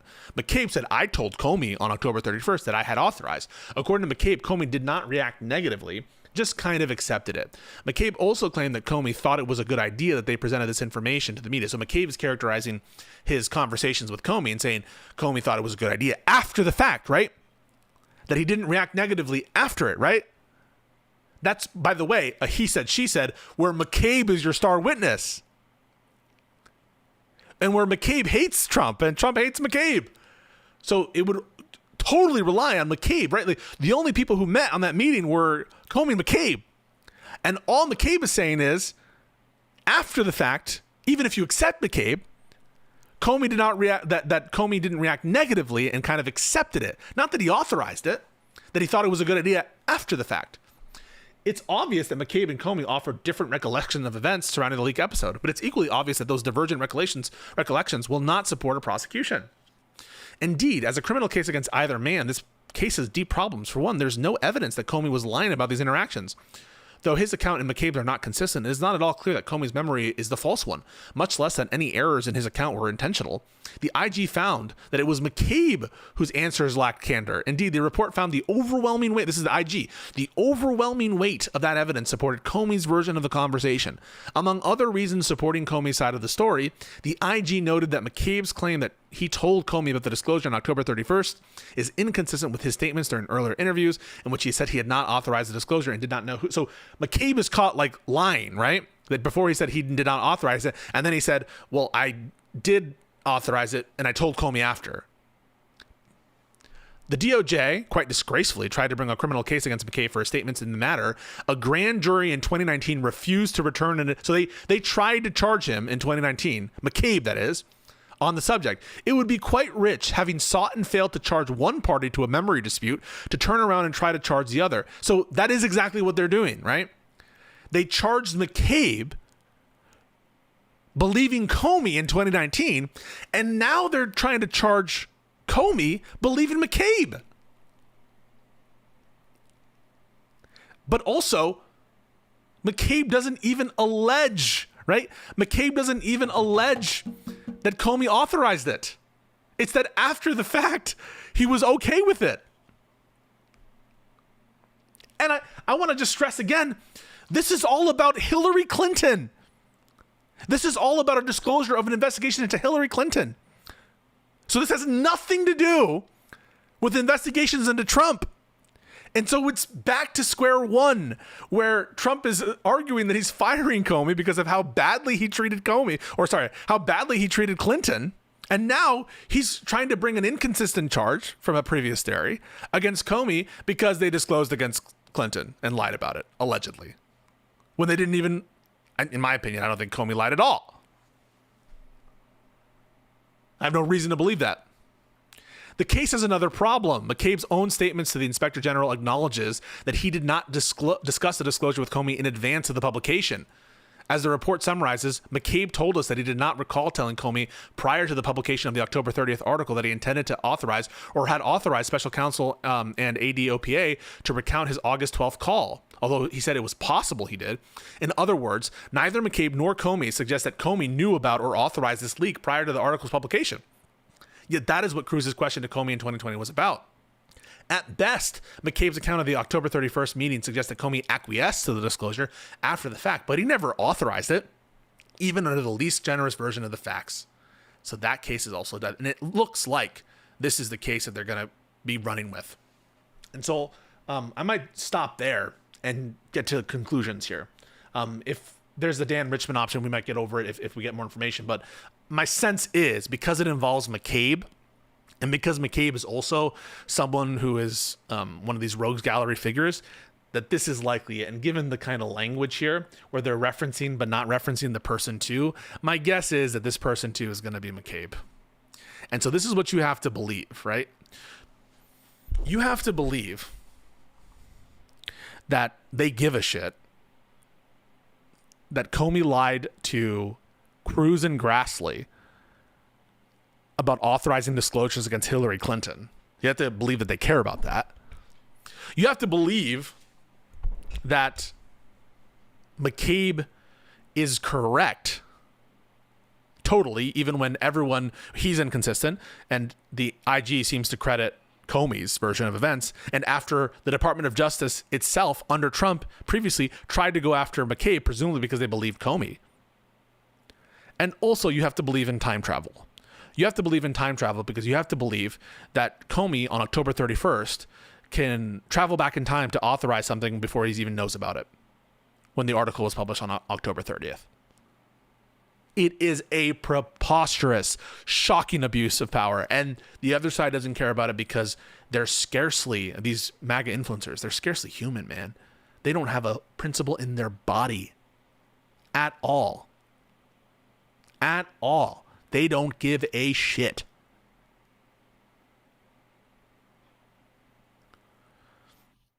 More information will come out in the coming days, and I'll try to get this rundown available to you guys as soon as possible on the YouTube channel. I would ask that you guys like that video when it comes out. I think it's important for people to get the full context here. And with that, I'll take any questions. What is the downside to them just pushing through anything that could possibly make it through a grand jury? Why didn't the previous Trump attorney not want to pursue this? Because the potential downside is ethics issues, right? If there just is no basis, I think Comey, like, what is the evidence that Comey authorized this disclosure? If you're referring to the Wall Street Journal disclosure, not even the best interpretation of McCabe's facts, which the IG and the previous Trump administration credited, equals Comey authorizing this specific disclosure. And so bringing a case that you know to be fucked, and there's plenty of prior warning, right? There's plenty of prior warning because someone was fired. A Trumper was fired because he didn't want to bring this case. Pam Bondi didn't want to bring this case. So, ethics reasons, among others. Also, the personnel they have now are much more unhinged than the personnel they had in the first Trump term. So, folks, if you believe in this country, if you love America, I would ask that you like the video, that you subscribe to the channel. If you have it within you to do super chats, that kind of shit, follow me on TikTok. It means a lot. I will be standing 100% on business every day to give you the truth about what this administration is doing, to give you the absolute truth regarding the abuses of power that we're seeing on a daily basis.